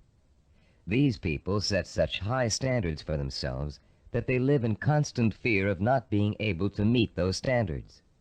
They cripple their own efforts to succeed by working at less than their capacity, so they are never really challenged and therefore never will fail. People who are successful early in life, usually in school or in an athletic career, often turn into this type of procrastinator. Take Sarah, for example, a city planner who graduated at the top of her class from Stanford University. Soon after graduation, Sarah joined the planning director's office in a major West Coast city. One of her duties is to generate reports for her boss to use in making important presentations. Sarah has begun putting off doing the reports until the last minute. While she collects the material in time, she finds that she dawdles with the writing process until the night before, or sometimes even the morning of the presentation. She then rushes through the writing and ends up turning out an adequate but far from superlative report. What Sarah manages to do in each case is avoid testing herself to the maximum. She is not certain whether she can live up to the high promise of her success in school. By putting off her work till the last minute, she doesn't have to find out the truth about her abilities, because of course at the last minute nobody could be expected to turn out a perfect report. In the course of this kind of procrastination, Sarah has picked up a new skill called brinksmanship. She flirts with catastrophe by not doing her work in time, then pulls herself out of the brink at the last minute. If her performance doesn't measure up, she can always blame lack of time for failure. When her performance is good, she can applaud her ability to come through in the clutch. All that Sarah is proving is that she can do an adequate job at the last minute. The real test, what she'd do with the report if she took the time to work on it, has never been faced. The second group of procrastinators are afraid of the very thing most people are striving for, success. Some of these people are simply afraid to stand out from the crowd. They don't want to be seen as different. Many are afraid that if they are too successful, they will outgrow marriage partners, families, or friends. These people limit their own performance, actually holding themselves back, because they fear the kind of change success may bring to their lives. The third group of procrastinators is constantly rebelling against authority. These are the people who put off doing their work because it gives them a feeling of control over their boss. Rebellious procrastinators spend their lives reacting to a fear of being controlled or dominated. Whenever something is expected of them, they react by procrastinating just to prove that they are the ones in power. If you're a procrastinator, you probably fall into one of these three groups, or you may find you have a little bit of each type of procrastinator in you. Understanding the reason for your procrastination is your first step towards overcoming it. It's especially important for you to realize how self-destructive and self-defeating procrastination is. Whether you're rebelling against someone or responding to an inner fear, procrastination will eventually hurt you in everything you try to do. There are a number of techniques you can use to help overcome the habit of procrastination and replace it with energetic, efficient, inspired action. William James, the great Harvard University psychologist and philosopher, who already taught us in Session 5 the value of acting as if we are what we want to be, has a very practical solution to procrastination. James suggests, do something every day for no other reason than you would rather not do it at all. Listen again. Do something every day for no other reason than you would rather not do it at all. What James is really telling you to do is to replace the habit of procrastination with the habit of action. As soon as you catch yourself thinking, well, I won't do that now, I'll do it later, you must immediately do whatever it is you're procrastinating about. Self-disciplined achievers also use two special time management techniques to overcome the tendency to procrastinate. The first is called Swiss cheesing. The second is called unscheduling. Swiss cheesing is another term for dividing a macro purpose into a series of micro tasks. The management consultant who invented the term conceived of it as a way of poking holes in a large task to make many smaller tasks. If you have a task that will take 2 hours, Swiss cheesing it creates 8 15-minute segments, or 4 30-minute segments, or however many smaller segments you need to get the task done. Breaking a macro purpose down into micro tasks makes it seem much less formidable. In fact, this one-step-at-a-time approach is the only way to achieve a major goal. Without losing sight of what you want to achieve, you should never go around thinking about the enormity of your major purpose. You must concentrate only on achieving one small step at a time. Unscheduling also helps you to overcome procrastination and get on with your project in the most efficient way possible. Sometimes you know you're going to need so much time to complete a task that you won't even start it. You rationalize that you'll never find the time to finish it anyway. But often people overestimate how much time it really will take them to do something, and they don't realize that by Swiss cheesing, they can find the time to do it in an otherwise busy schedule. Turn to page 45 of your study guide and look at Form 8.1. You'll see a chart with the days of the week listed along the top row, and the hours in a day listed vertically along the left side. There are 7 days listed and 16 hours per day. The chart presumes that you get up at 6 o'clock in the morning and retire at 10 p.m., but you can easily change the numbers to correspond to your own daily hours. It's often a shock to look at a chart like this and realize how many hours you actually have available to you in a 1-week period. Of course, many of those hours are taken up with the necessities of everyday life. Your first task in this exercise is to fill in all those hours that are occupied with travel, meals, work, meetings, regular recreational activities, and other commitments. Only fill in the time that absolutely must be devoted to activity. If you regularly watch television or read magazines for 3 hours every night, that doesn't qualify as a life necessity unless it's part of your job to do so. When you've finished, look at the boxes you haven't filled in. These represent your free time, time you have full control over and can devote to your own micro projects. You may be amazed to find that you easily have 20 or 30 hours per week of free time to devote to your project. And if you include time that's spent commuting on a bus or train, the hours may add up to considerably more than that. Once you've ascertained when and where your free time occurs, you can begin allocating that time to your micro-projects. When the hour arrives to start working, remember William James' advice and do it now.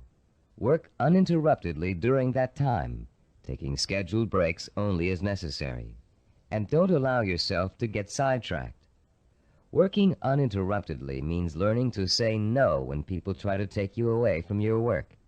If a friend calls up and asks you to go bowling while you're working, you must learn to refuse. Make a date to go some other night, but complete your working hours in the time you've allotted to them. Let your family know that you're serious about completing your tasks. Schedule time to enjoy being with them, and let them know that when you're working, you are not to be interrupted.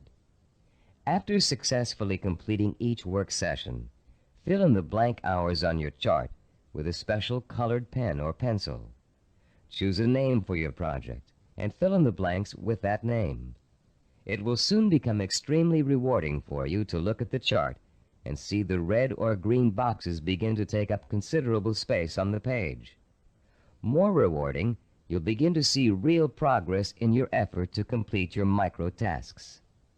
As you learn to devote uninterrupted time to your work, you'll find the time-quickening experience begin to occur more and more often, and you'll be less and less inclined to procrastinate.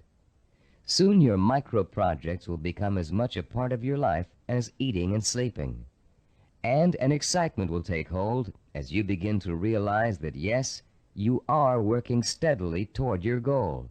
And not only can you really do it, you are really doing it. Be careful not to overcommit yourself in terms of time spent on your project.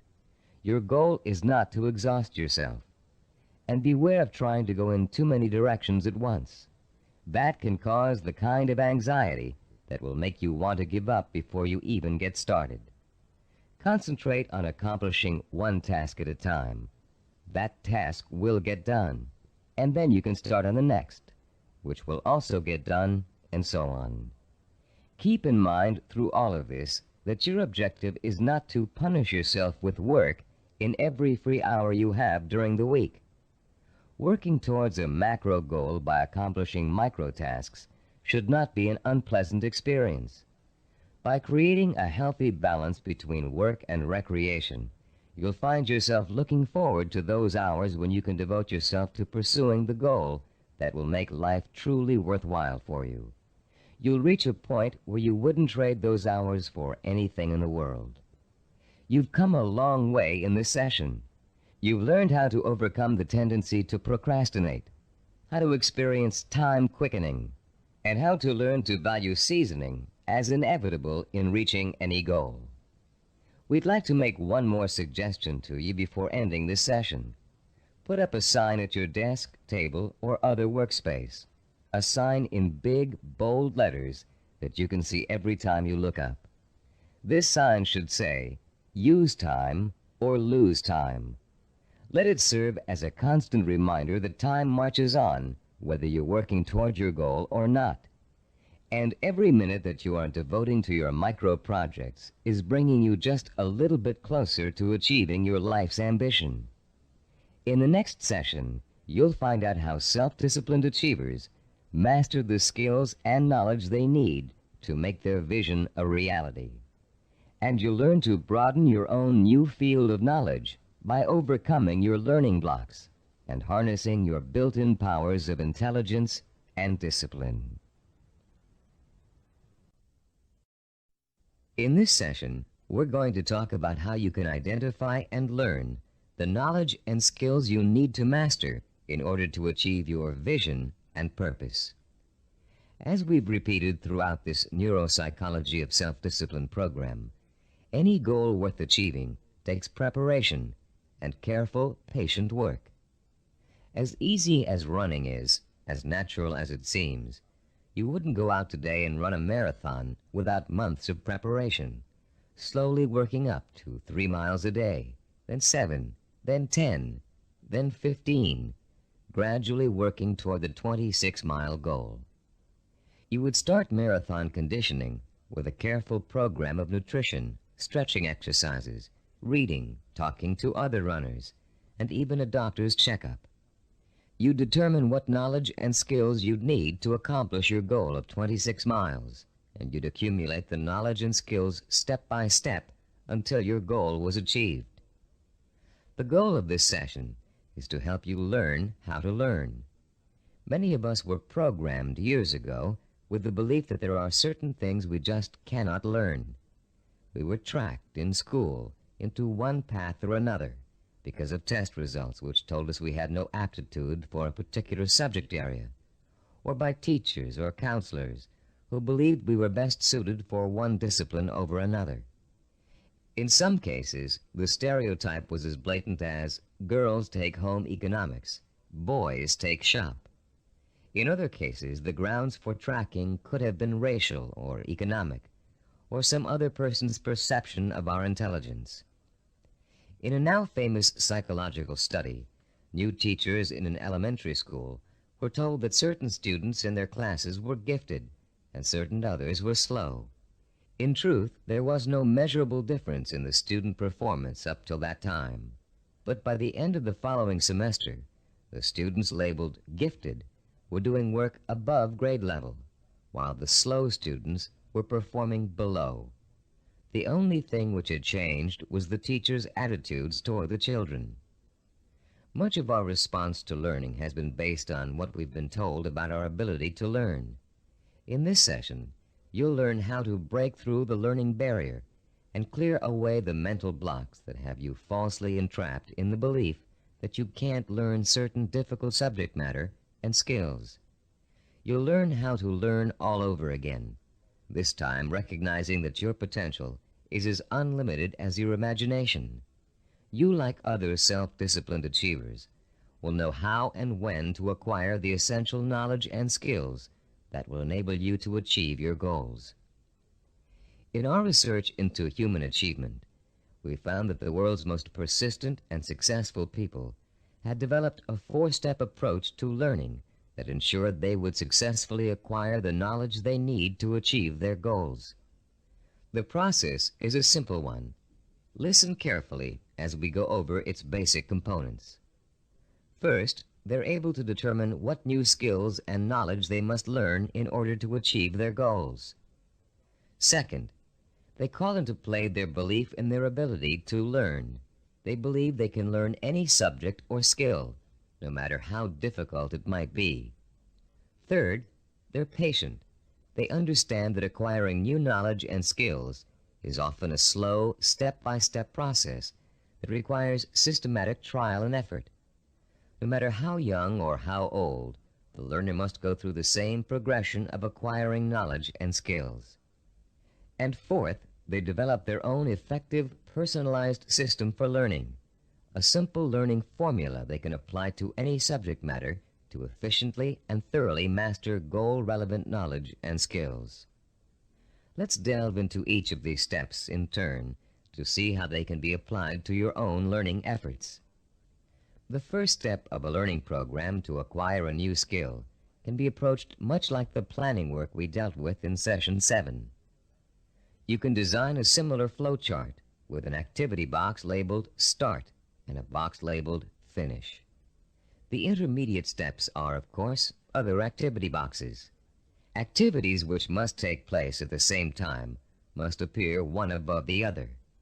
The activities that follow each other in chronological order are listed from left to right. The activity that comes first is to the left of the activity on the right. Any research you have to do, consultations you have to make, background materials you have to accumulate, all are entered on your flowchart in the proper activity boxes. Let's assume for a moment you're just about to begin your first year of college. Your ambition is to become a neurologist. You know that to get into medical school, you have to excel in college pre-medicine. The thought of taking 4 years of math, chemistry, and biology seems pretty intimidating, and becomes even more intimidating when you realize that you have to have almost a straight A average in those subjects to be even considered for medical school admission. The intimidation would quickly go away if you could develop a 4-year visual network plan that outlines specifically what you had to learn and in what order you would have to learn it, year by year. Then, upon viewing the completed network plan, look at it and develop the deep inner belief that you have it in yourself to master each of the subject matter areas. Let's work through a visual network plan for successfully completing college pre-med. Granted, most of you listening to this program won't want to become medical doctors, but this example is applicable to any situation in which new knowledge and skills must be learned. Turn to diagram 9.1 on pages 48 and 49 of your study guide. I'll pause a few moments while you find diagram 9.1.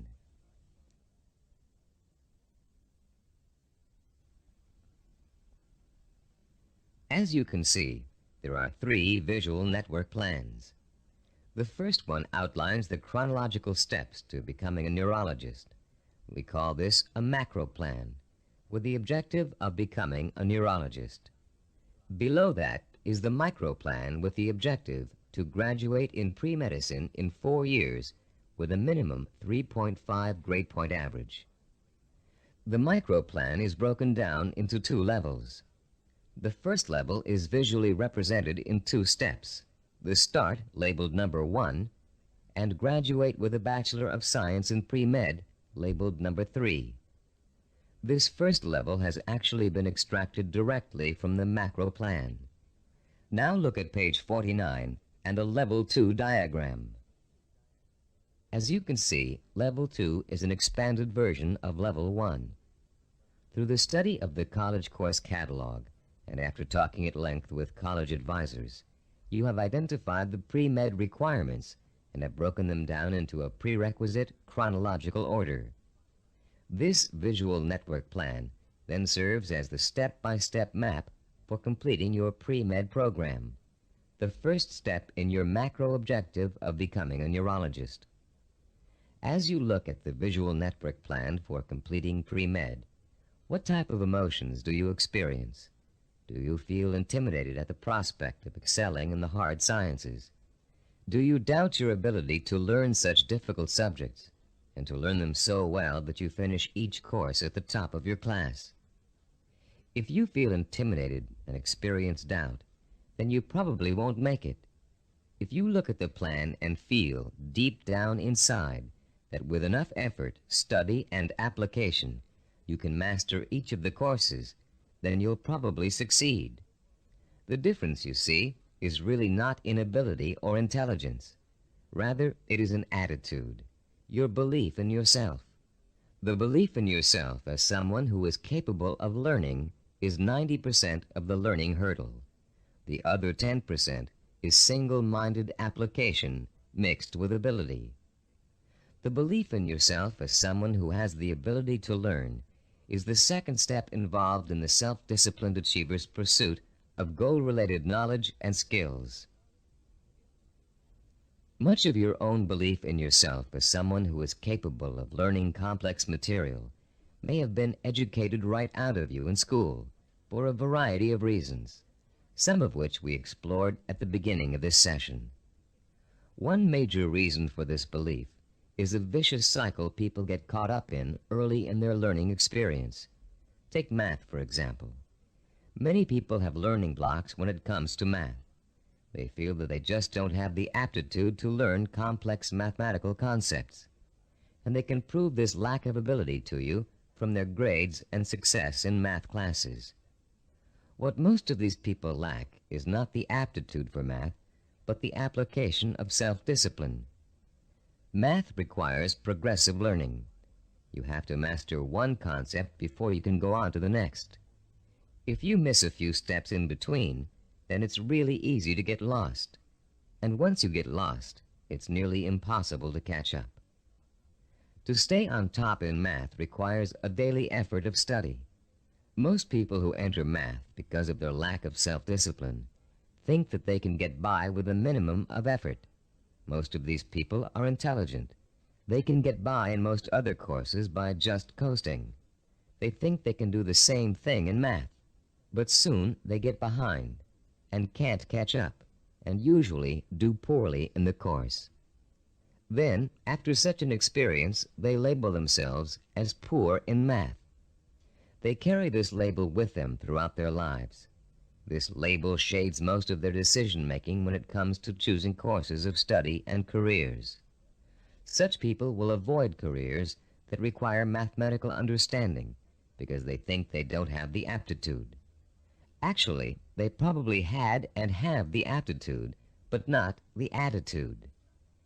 Their life's potential was stunted by a false assumption. All they needed was someone to teach them the value and skill of self-disciplined application. Most of the people we studied in the creation of the neuropsychology of self-discipline program were not extra intelligent, but they did have a firm belief in their ability to learn anything and everything. To them, 90% of their ability to learn was their belief in their ability to learn. If you examine your own positive role models, you'll probably discover that few of them test out at genius level on intelligence tests.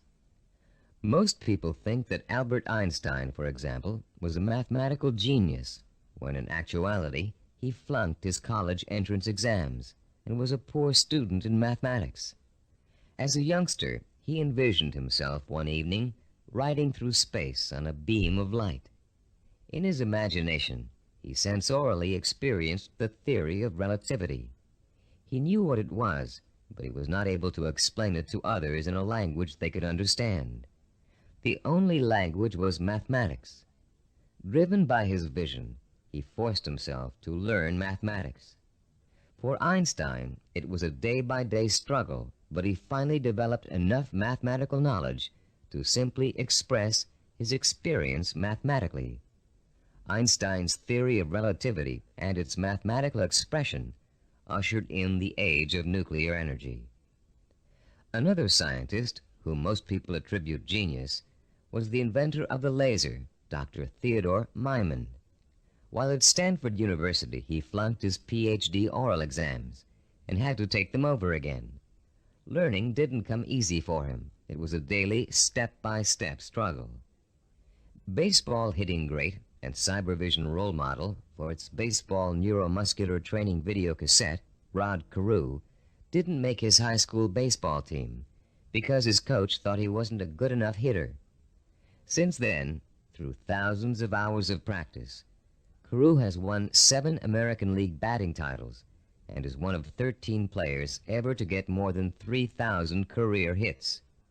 The list goes on. Famous author, philosopher, and scholar Leon Uris flunked high school English 3 times. Malcolm Forbes, publisher of Forbes magazine, one of the most successful business publications in the world, did not make the staff of his college newspaper. The editor said he lacked the basic skills of reporting and editorial writing. Stephen DeVore, who founded Cybervision, speaks the Finnish language, considered by language experts to be the most difficult language for Western tongues to learn. Though he mastered this difficult language, he lays no claim to a superior intellect either. When I was 19, he told an interviewer, I was selected to go to Finland for 2 years of volunteer work. I had no foreign language ability at that time. In fact, I had nearly flunked out of high school French and Latin. So I thought of myself as having absolutely no ability to learn languages. With this negative attitude, DeVore entered an intensive language program for 2 months before he left for Finland. It was something like 16 hours a day with a group of 10 others. I finished last in the group, he recalls. DeVore went to Finland, where he spent 5 miserable months unable to communicate. I couldn't do anything. I was incredibly frustrated. I'd lose patience when people were talking. Then one day I went to the park, and in the park there was a man giving instructions to his dog in Finnish. The dog obviously understood him and was obeying all of his commands. I thought, this is ridiculous. I'm smarter than a dog. If a dog can understand Finnish, so can I. In the 2 months following this experience, Devore became fluent in the Finnish language. He learned to speak Finnish so well that he served as a translator for American businessmen and their families traveling to Finland. Buoyed by the accomplishment of learning Finnish, Devore returned home after 2 years and went back to college, where before he had been a lackluster C student because he was convinced he couldn't learn. He received straight A's and academic scholarships for the rest of his college and graduate school years. Which proves another point about learning, success, and attitude. Once you have successfully learned a subject or skill, it bolsters your confidence in your ability to learn other skills. Once you've proven to yourself that a negative concept you had was wrong, you begin to realize that all of your negative concepts may be wrong. What you couldn't do in the past, you can now do. You can do it because finally you believe you can do it. Breaking the cycle of a negative attitude may not be easy, but once you do, you'll be far less inclined to get back into the cycle. That's why small steps and small accomplishments are so important in pursuing a macro goal. You may look at a map for becoming a neurologist and say, "I'll never get through all those math courses." But if you get 1A in algebra, you'll realize that you can. Another way of expressing this is that success in learning begets more success. Once you have successfully learned a subject or skill, it bolsters your confidence in your ability to learn other skills. Your past, in which you may have been labeled or labeled yourself as a non-learner, is precisely that, your past. It is not your present. It has little relation to what you are capable of accomplishing now. What has happened to many of us is that we have been conditioned into a negative feedback loop where learning is concerned. The step-by-step accumulation of new skills is the way to break this loop and replace it with a much more positive cycle. Which brings us to the third step in the learning process, the attitude and value that learning takes time and patience. Most of us, at the time we are exposed to our greatest concentration of education, haven't developed the necessary self-discipline skills to be able to take advantage of it. And why should we? We were only children. Excellence, as we've been learning in this neuropsychology of self-discipline program, is based on seasoned learning.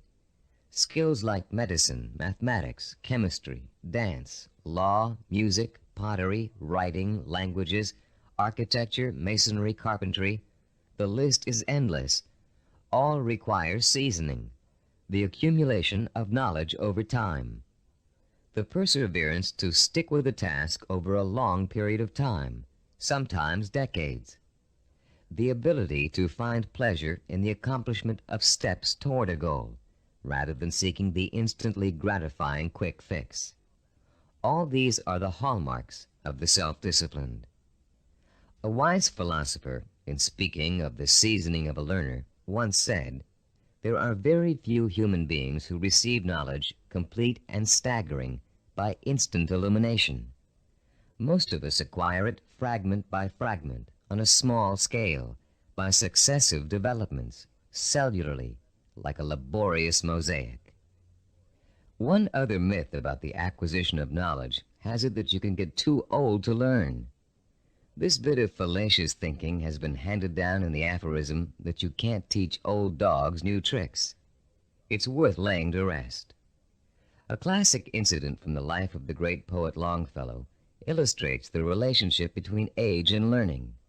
Told by Howard R. Driggs, the story goes, it happened that, while the poet, at over 80 years of age, was still teaching at Harvard, one of his appreciative students asked him, "How do you keep so perennially young, Professor Longfellow? We never get tired of your classes.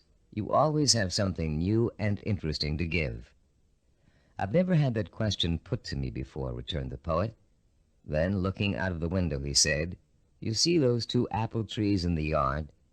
Do you observe any difference between the blossoms on the older tree and those on the younger one?" "No," replied the student. "They look just alike to me."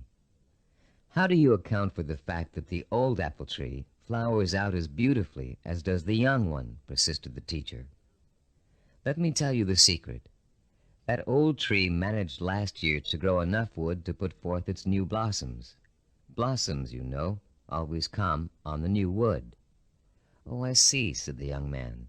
To keep young, one must keep growing. Yes, came the quiet response.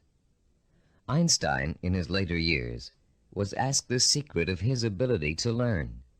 His reply also illustrates the point and importance of lifelong learning. Einstein said, "The more I learn, the more I realize I don't know. The more I realize I don't know, the more I want to learn." Age should be no barrier to the acquisition of new knowledge and skills. If you have the self-discipline to see your efforts through, you can learn anything at any age.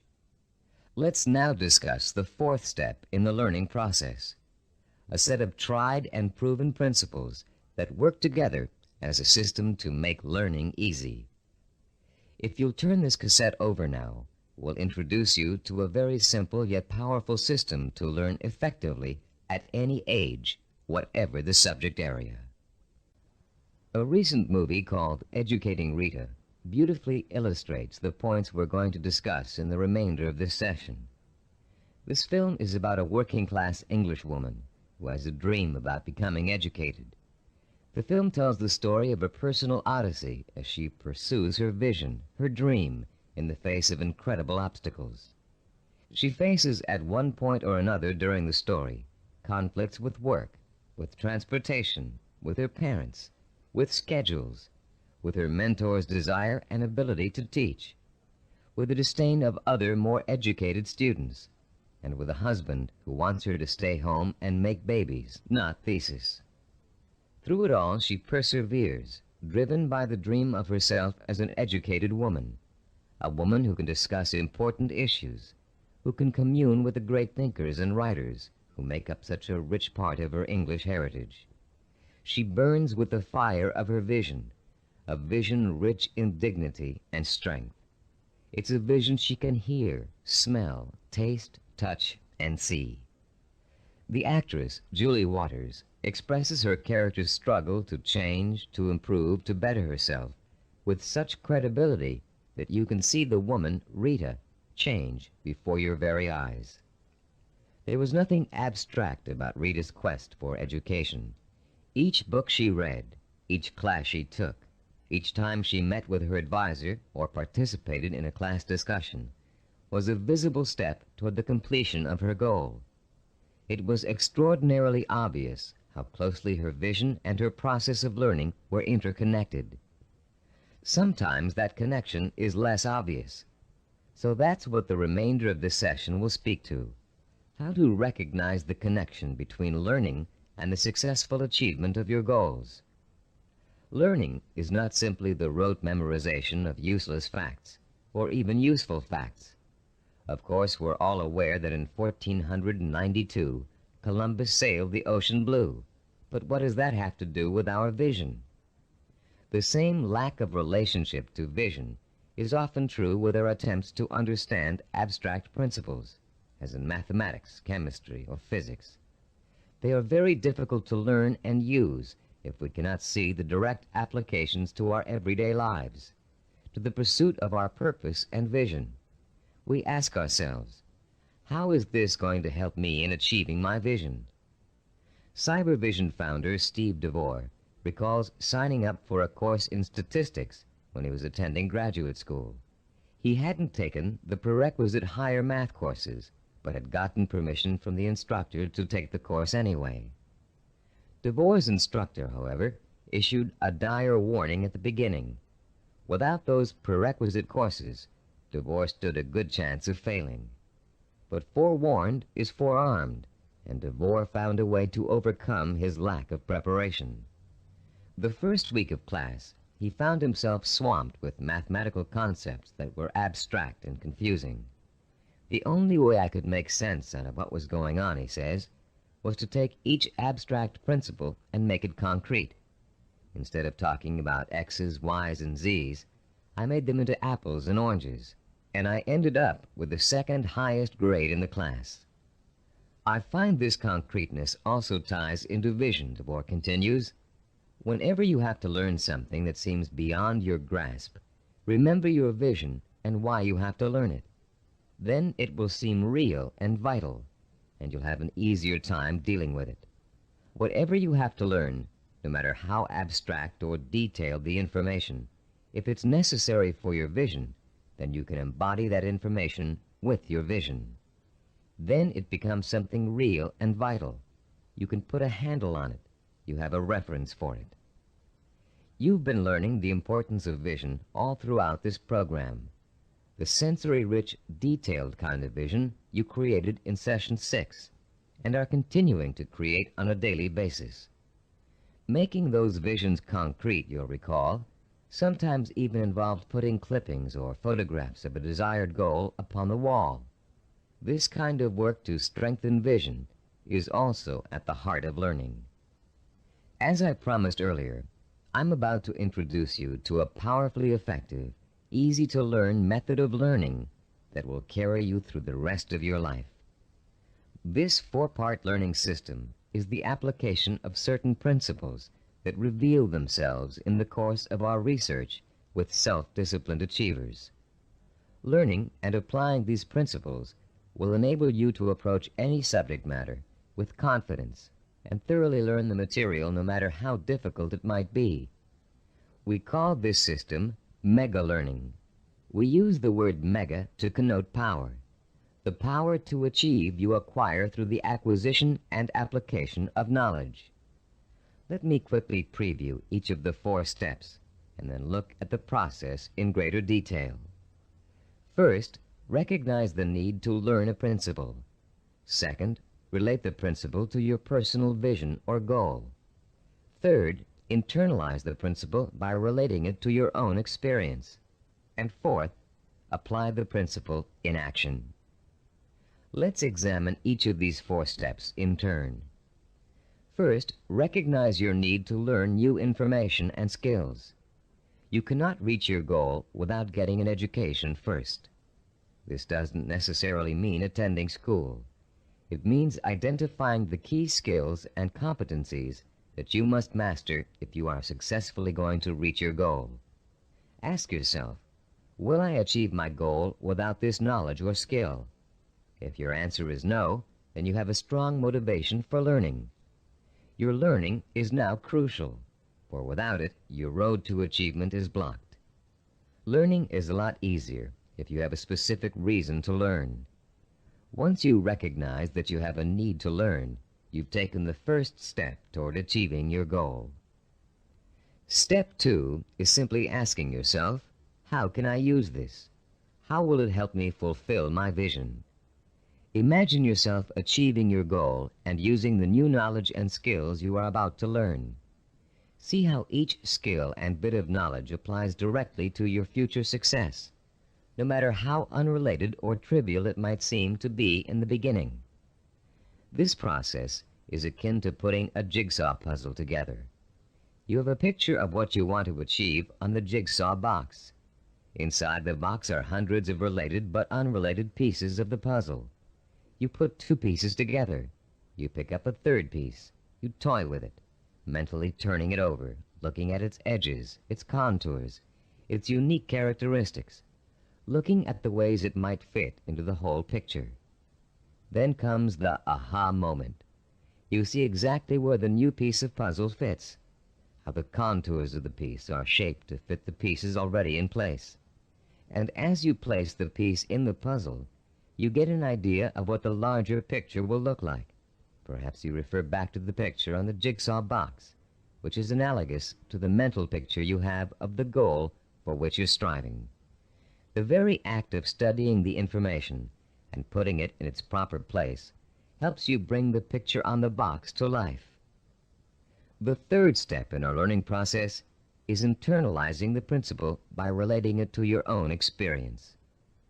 If you're learning about electrical waveforms and frequency, for example, think about the times you've thrown a pebble into a pond and seen ripples form on the water. The bigger the pebble and the harder you threw it, the bigger and faster the waves would be. In Newtonian physics, You can easily understand the law that states, for every action there is an equal and opposite reaction, by remembering how you stand up from a sitting position. Do you just shoot straight up, or do you have to first push your weight down on the chair to stand up? In order to stand up, you have to first push down. That's Newton's law in action.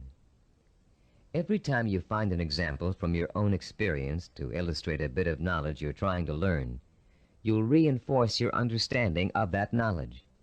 And you'll remember it because it's anchored to something very personal.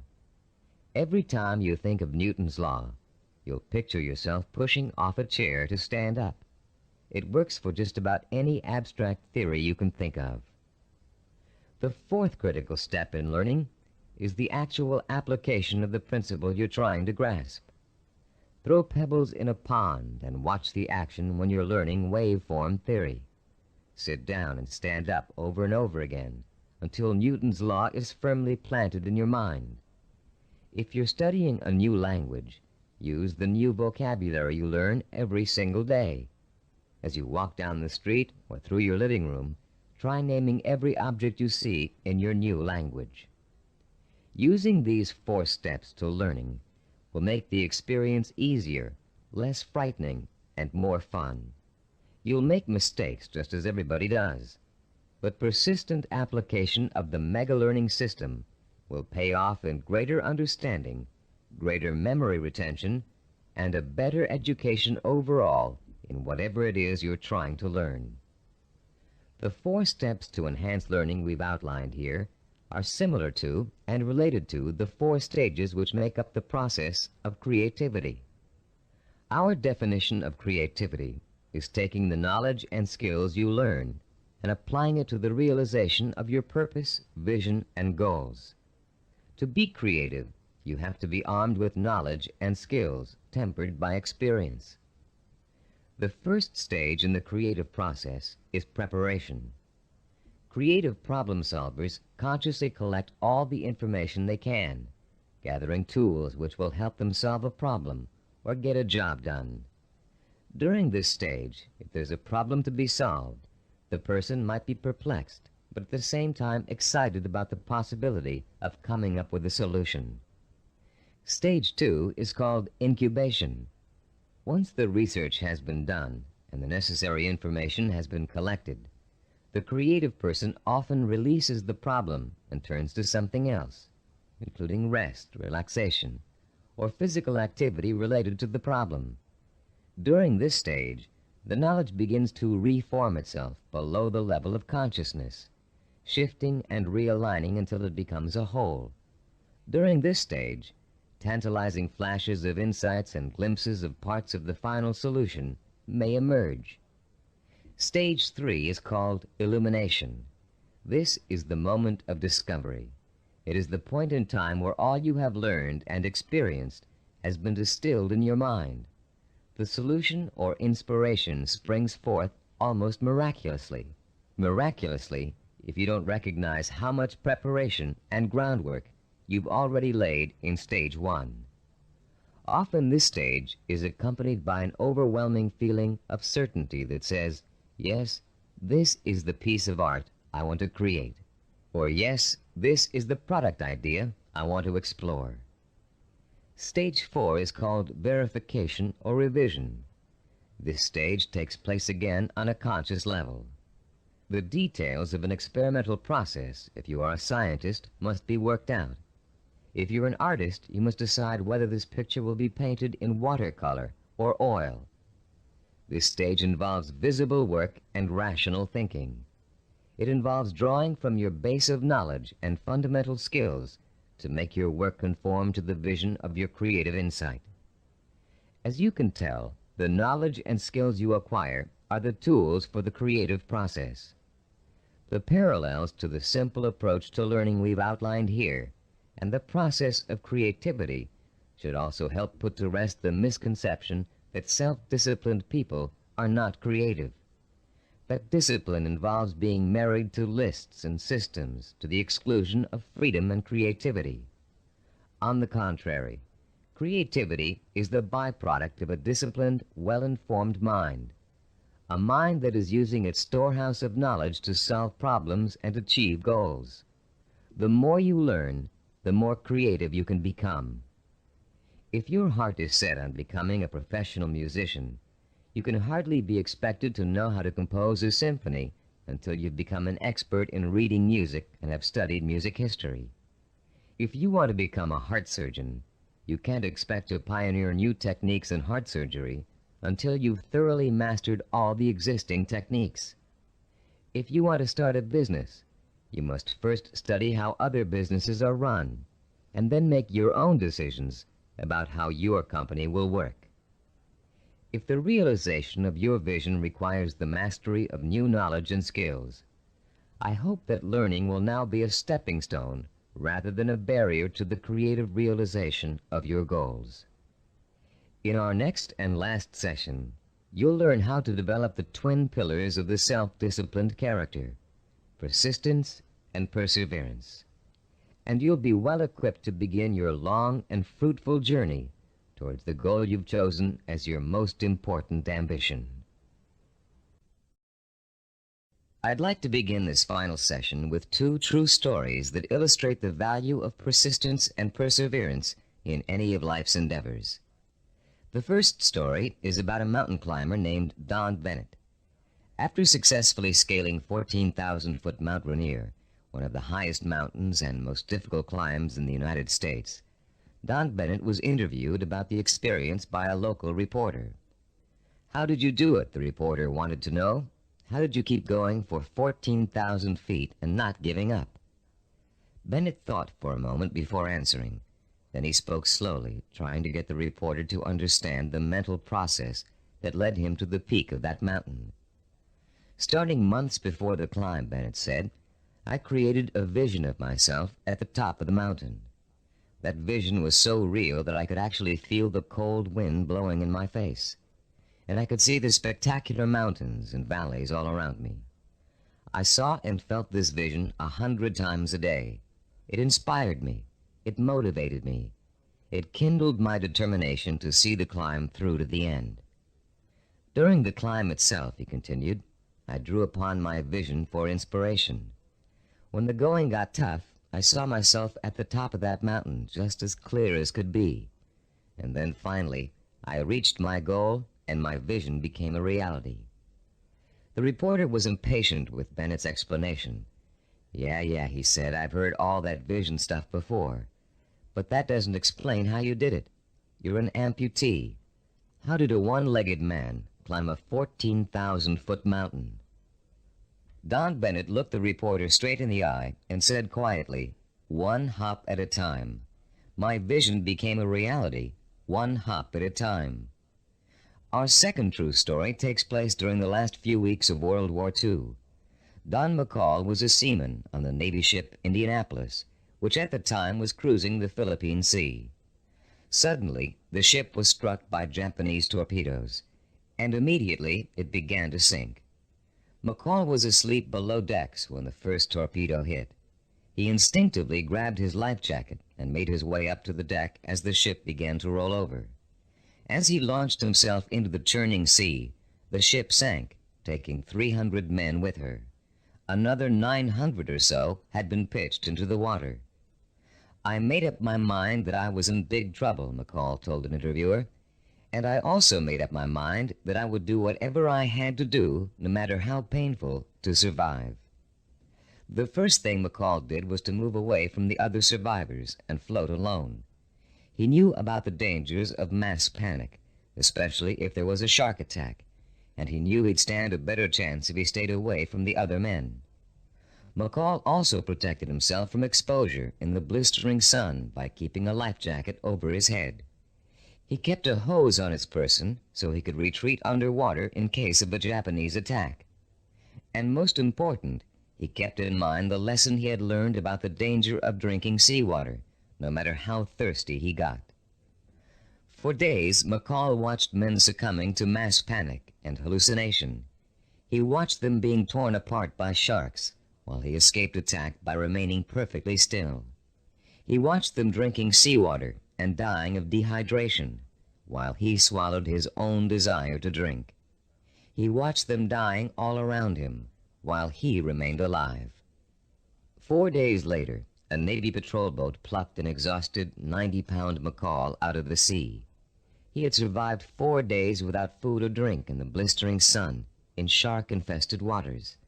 An incredible feat, and he had proved the power of self-discipline even in holding death at bay. Like mountain climber Don Bennett, McCall never lost sight of his vision, staying alive. He used all his knowledge and skill to make that vision come true. He resisted drinking seawater to get immediate gratification of his thirst, which would have killed him. And he found creative solutions to the problems of exposure to the sun and Japanese attack. Both Bennett and McCall used self-discipline to endure terrible physical hardship and achieve seemingly unachievable goals. Your own goal may not seem as urgent as theirs, but the principle of achieving it remains the same. Through vision, commitment, patience, and creative application of knowledge and skill, you can see your goal through to the end. But the ultimate key to your success is what this session is all about: persistence and perseverance. In this session, you're going to learn what persistence and perseverance are really all about. You'll be taught how to develop both of these critical qualities through the application of 5 simple principles. You'll find out how to turn problems and setbacks, even agonizing situations, into positive learning experiences that will actually bring you closer to the realization of your goal. And you'll understand the value of never giving up, no matter how tough the journey gets or how endless it seems. First, let's define the words persistence and perseverance. Is there a difference between the two? Yes, a subtle one. Persistence means never giving up. Perseverance means persisting in spite of hardships, opposition, and setbacks. Mountain climber Bennett and Navy seaman McCall displayed both persistence and perseverance in their heroic efforts to reach their goals. Bennett had to use his one leg to hop at least 30,000 times to get up to the top of Mount Rainier. McCall had to stay calm and follow a life-saving plan while spending 4 days in shark-infested waters without any food or drink.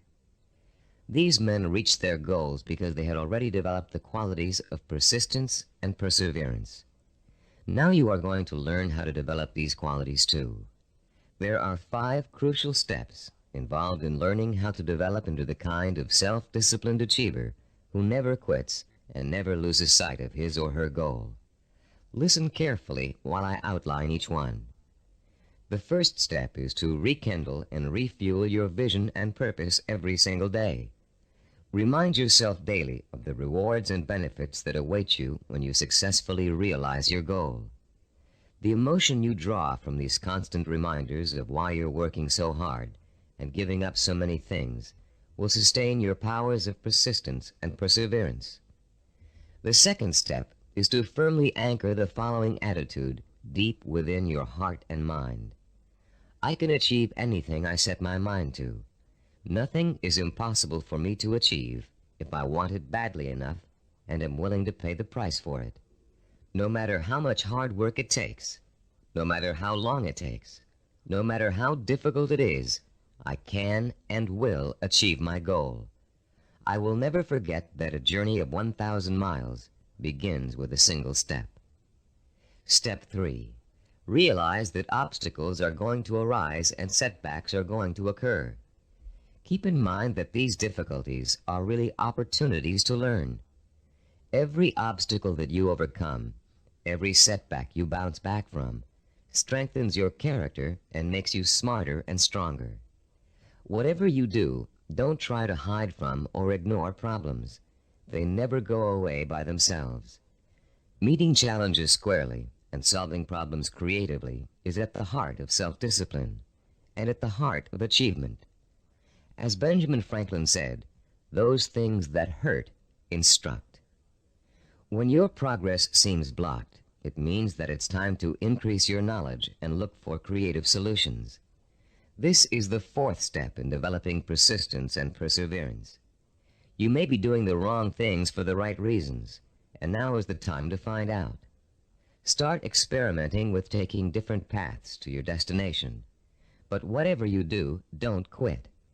Most people quit when things don't work out as they planned, or when they realize how much hard work they're going to have to do. Remember, a failure is someone who has not learned from his mistakes. Step 5. Turn your work into fun. Make what you have to do into something you want to do. Working towards a lifelong goal shouldn't feel like a sacrifice, because that goal is what you want more than anything in the world. If you follow these 5 steps faithfully, your long road to success will turn into an exciting journey of knowledge, discovery, challenge, and reward. And for as long as you feel you're making progress, even hard work and minor interferences won't shake you from your purpose. The real problem arises when a major setback occurs, especially if it's unforeseen. A seemingly insurmountable obstacle is often enough to make even the most determined achiever decide that the fight simply isn't worth it. Setbacks make people give up just at the point when they should not. How can you deal successfully with setbacks? How can you learn not to feel like a failure when it suddenly seems that all of your hard work may have been for nothing? There are 5 ways you can turn every setback you encounter into a learning experience, one that will leave you stronger and wiser and more determined than ever to keep working toward your goal. Listen carefully while I outline each one in turn. First, never try to ignore a problem or handicap. Deal with your problems directly. Don't avoid them or try to hide from them. If you want to start a business but can't find people to back you up financially, that doesn't give you the right to plunge into your project with no capital and a lot of ideas for spending money. If you want to become a doctor but don't have the grades to get into medical school, it won't help you to start applying to schools you know you can't get into. When you have a problem, study it from all angles and try to determine the best way to proceed. Which brings us to our second point. Don't blame other people for your setbacks, and don't chalk it up to bad luck. You make your own luck in this life, and you have to solve your own problems. Learn to tackle them head-on, being as realistic as possible and as level-headed as possible.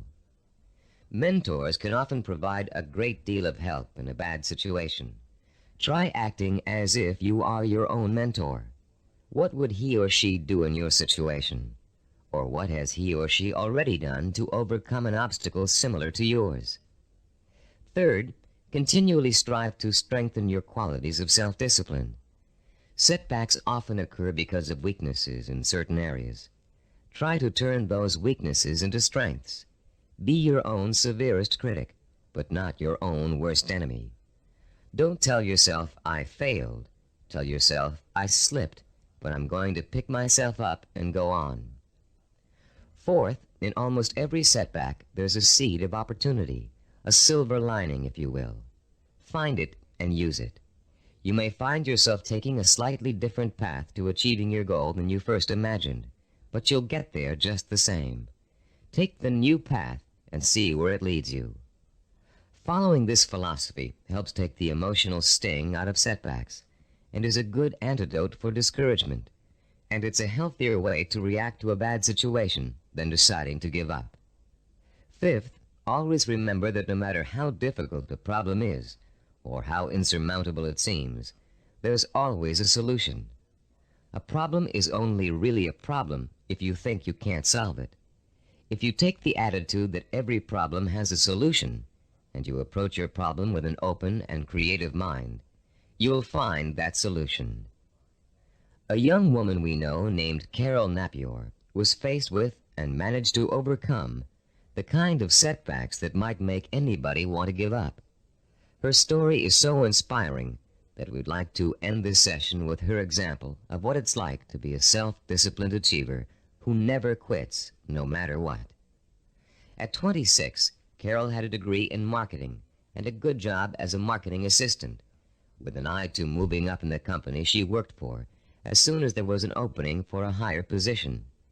Carol had diabetes, diagnosed when she was 12, but had always been able to keep it under control with insulin shots, and had always lived a perfectly normal, relatively healthy life. In the spring of Carol's 26th year, she began having trouble with her eyes. Doctors told her that her diabetes was causing her to slowly lose her eyesight. At first, Carol refused to believe it, but when she began having trouble driving, she realized the doctors were right, and she would have to re-evaluate her job and her purpose in life to deal with the problem of approaching blindness. But before Carol could come up with a solution to that problem, her kidneys also began to fail. Ultimately, she needed a kidney transplant, which was done successfully when she turned 27.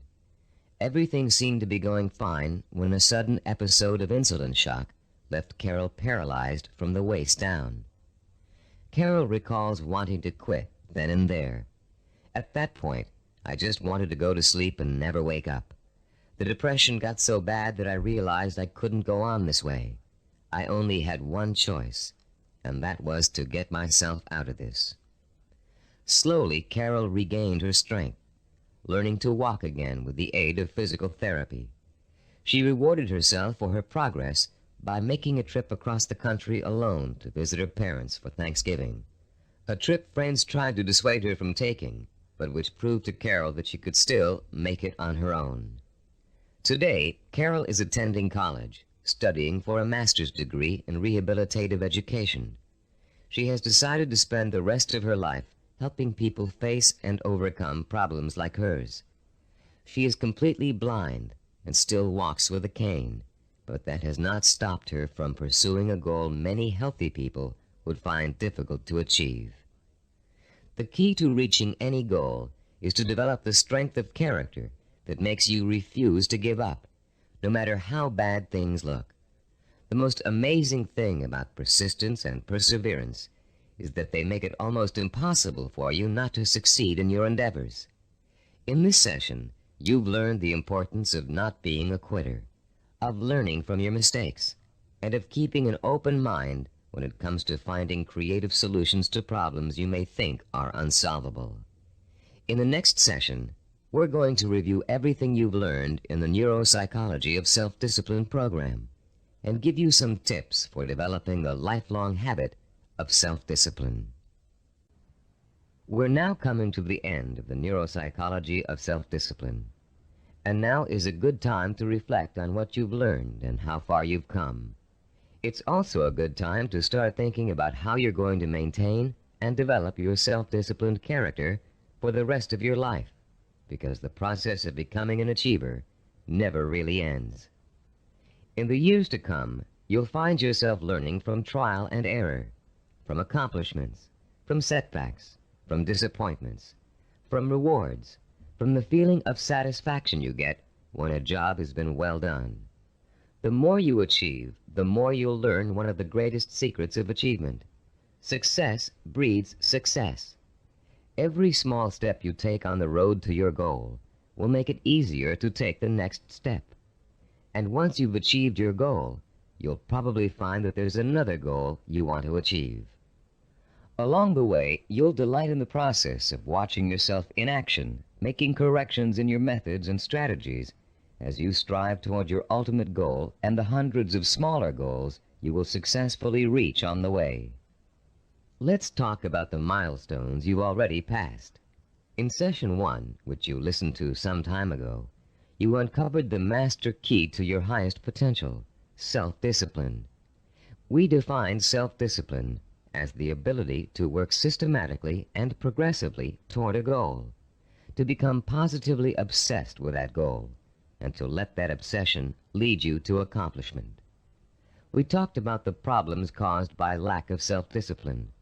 We learned about the waste of potential, the drifting from job to job, from relationship to relationship, of the person who has no real sense of purpose and an undisciplined approach to life in general. We also talked about the problems of wanting immediate gratification and how that always leads to failure because it means refusing to pay for success with hard work. There is no other way to be successful except through hard work. The words pay for shouldn't bother you. All accomplishments come with a price tag, just like something you might want to buy. And just as you will save for an item you really want to buy, cutting your budget and making financial sacrifices, you should also be willing to make sacrifices in order to reach your goal. You may have to give up time, recreational activities, other priorities in your life. But it won't be difficult to do, because reaching your goal will become a more important source of pleasure. In Session 2, you were introduced to the 10 characteristics of the self-disciplined achiever. These characteristics served as a model against which you could compare your own strengths and weaknesses. Let's review them quickly now, to refresh your memory and see how far you've come in absorbing the principles of this program. First, self-disciplined achievers have a strong sense of purpose. They have a cause or direction to which they have chosen to dedicate their lives. This cause gives them meaning in their lives and a reason to exist. Second, the self-disciplined seek out positive role models, called mentors, to teach them how to best approach their goal and overcome setbacks and obstacles along the way. Third, self-disciplined achievers use sensory images to provoke the kind of emotion that keeps them working toward their goal for as long as it takes to achieve it. Fourth, those possessing an iron will dwell on the fulfillment of their vision rather than on fear and failure. They have a positive attitude toward themselves and their goal and refuse to let setbacks get them down. Fifth, the self-disciplined achiever has a deep-rooted belief in his or her ability to achieve. This "I know I can do it" attitude is nurtured by their study of mentors and their realization that the only thing that stands between themselves and their goals is hard work and self-discipline. Sixth, self-disciplined achievers have the ability to plan and organize. They know that a goal can never successfully be reached in a haphazard way. They understand that they must map out a blueprint for success if they are ever to realize their highest ambitions. Seventh, they know how and when to acquire the essential knowledge and skills they need to achieve their goals. This comes from the planning and organization work they did earlier. Eighth, self-disciplined achievers have patience. They understand the concept of seasoning and its importance in reaching any goal. Time does not frighten them. Ninth, people who achieve their goals do so through persistence and perseverance. They are stubborn in their efforts to achieve, and they never give up. 10th, self-disciplined achievers have a mature attitude toward pleasure. Rather than seeking any diversion that will temporarily make them feel better, they take the most pleasure in doing the work that will help them achieve their goal. How many of these 10 characteristics did you remember? We suggest you play Session 2 over and over again until you can recall every one of them without prompting. Making these qualities a part of your own personality is what acquiring self-discipline is all about. And the more you listen to them, the more you think about them, the more they will become a part of your own life. In Session 3, we delved deeply into the scientific basis for this program. You learned how the key to success is developing the kind of constant internal motivation that keeps you on course through problems and setbacks, through temporary boredom or fatigue, through periods of doubt or discouragement. And you found out why other motivational programs fail to give you the sustenance you need to pursue your goal for weeks, months, or years. You learned about Dr. Carl Pribram's research into images of achievement and the critical role they play in motivating people to be successful. Dr. Pribram's discovery of the power of sensory-rich images to provoke the drive of motivation made the creation of this unique program possible. In Session 4, we discussed the power of purpose. Here you learn to focus your energy like a laser beam on what you want to accomplish. You learned how your macro or major purpose really could be broken down into a series of micro or minor achievements. You heard examples of how well-known achievers tackled major goals by turning them into step-by-step plans for success that they could deal with one at a time. In the same session, you participated in a fascinating exercise that let you pinpoint perhaps for the first time, what your most important goal in life really is. You then use that goal to create a statement of purpose that would stand as a beacon in your quest for achievement. In Session 5, we talked about mentors and role models. You learned about the process of modeling, the basis for human learning. We talked about how models are both a blueprint and an inspiration for our own activity and our own growth.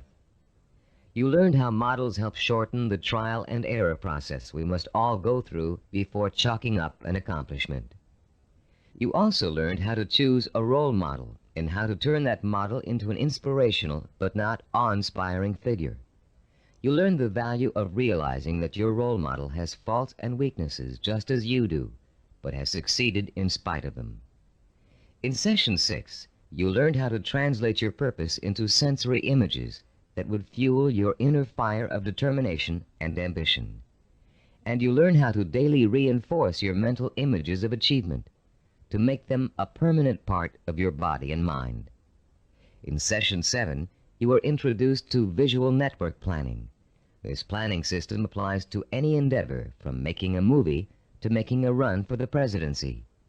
The system works by breaking down what you want to accomplish into logical building blocks. It helps you keep track of your achievements over a long period of time, and is a reward in itself for work well done. In the same session, you learned to become a storyteller. The story was that of your own success. You used your rich powers of imagination and your best verbal skills to detail the steps you took to accomplish your most important goals. In Session 8, you learned about the self-disciplined achiever's attitude toward time. You learned how achievers value patience, how they oppose the kind of quick-fix mentality that leads to general dissatisfaction with life, and how they use single-minded hard work to experience time quickening, a sensation that time is passing much more rapidly than it really is. You also learned about the problem of procrastination, its psychological causes, and the ways in which you can overcome it. You learned why it is considered the single most important cause of failure, and why it's so important for you to develop a do-it-now attitude before you try to do anything else. In Session 9, you learned how to plan to acquire the knowledge and skills you need in order to achieve your goals. You were introduced to the concept of mega-learning, a powerful four-step system that enables you to master any subject, no matter how difficult or complex. You also learned how knowledge is the building block of creativity. You were introduced to a four-step process that lets you creatively channel your knowledge toward the kind of action that will help you achieve your goals. And you learned that your belief in your ability to learn is 90% of the learning process. Finally, in Session 10, you learned how to develop the powers of persistence and perseverance, the critical characteristics that will see you through to the successful completion of your vision and purpose, no matter how long it takes or how difficult it is. You heard several inspiring stories about people who persevered and achieved their goals through extreme hardship and even physical danger. And now, as we come to the conclusion of this program, I'd like to point out that acquiring self-discipline is a never-ending process. There won't come a day when you wake up in the morning and say, "Yes, I'm finally self-disciplined now. There's nothing more I need to do to develop strength of character and determination of will." Self-discipline requires a lifetime of commitment. This doesn't mean you won't develop the habits of self-discipline in a relatively short period of time. It simply means that you must always be vigilant about how you are approaching your goals and what your purpose in life really is. It's all too easy to get sidetracked in something that feels comfortable, but is not what you really set out to achieve. Every small victory will become a cause for celebration, and a chance to renew your faith in your own ability to achieve whatever it is you want in life. And as you achieve it, you will find yourself becoming the kind of person you've always admired, the kind of person who could pursue a goal so single-mindedly, so stubbornly, and so patiently that he or she could not help but achieve it. I'm Richard Gebhardt. Thank you for joining me in this Cybervision program.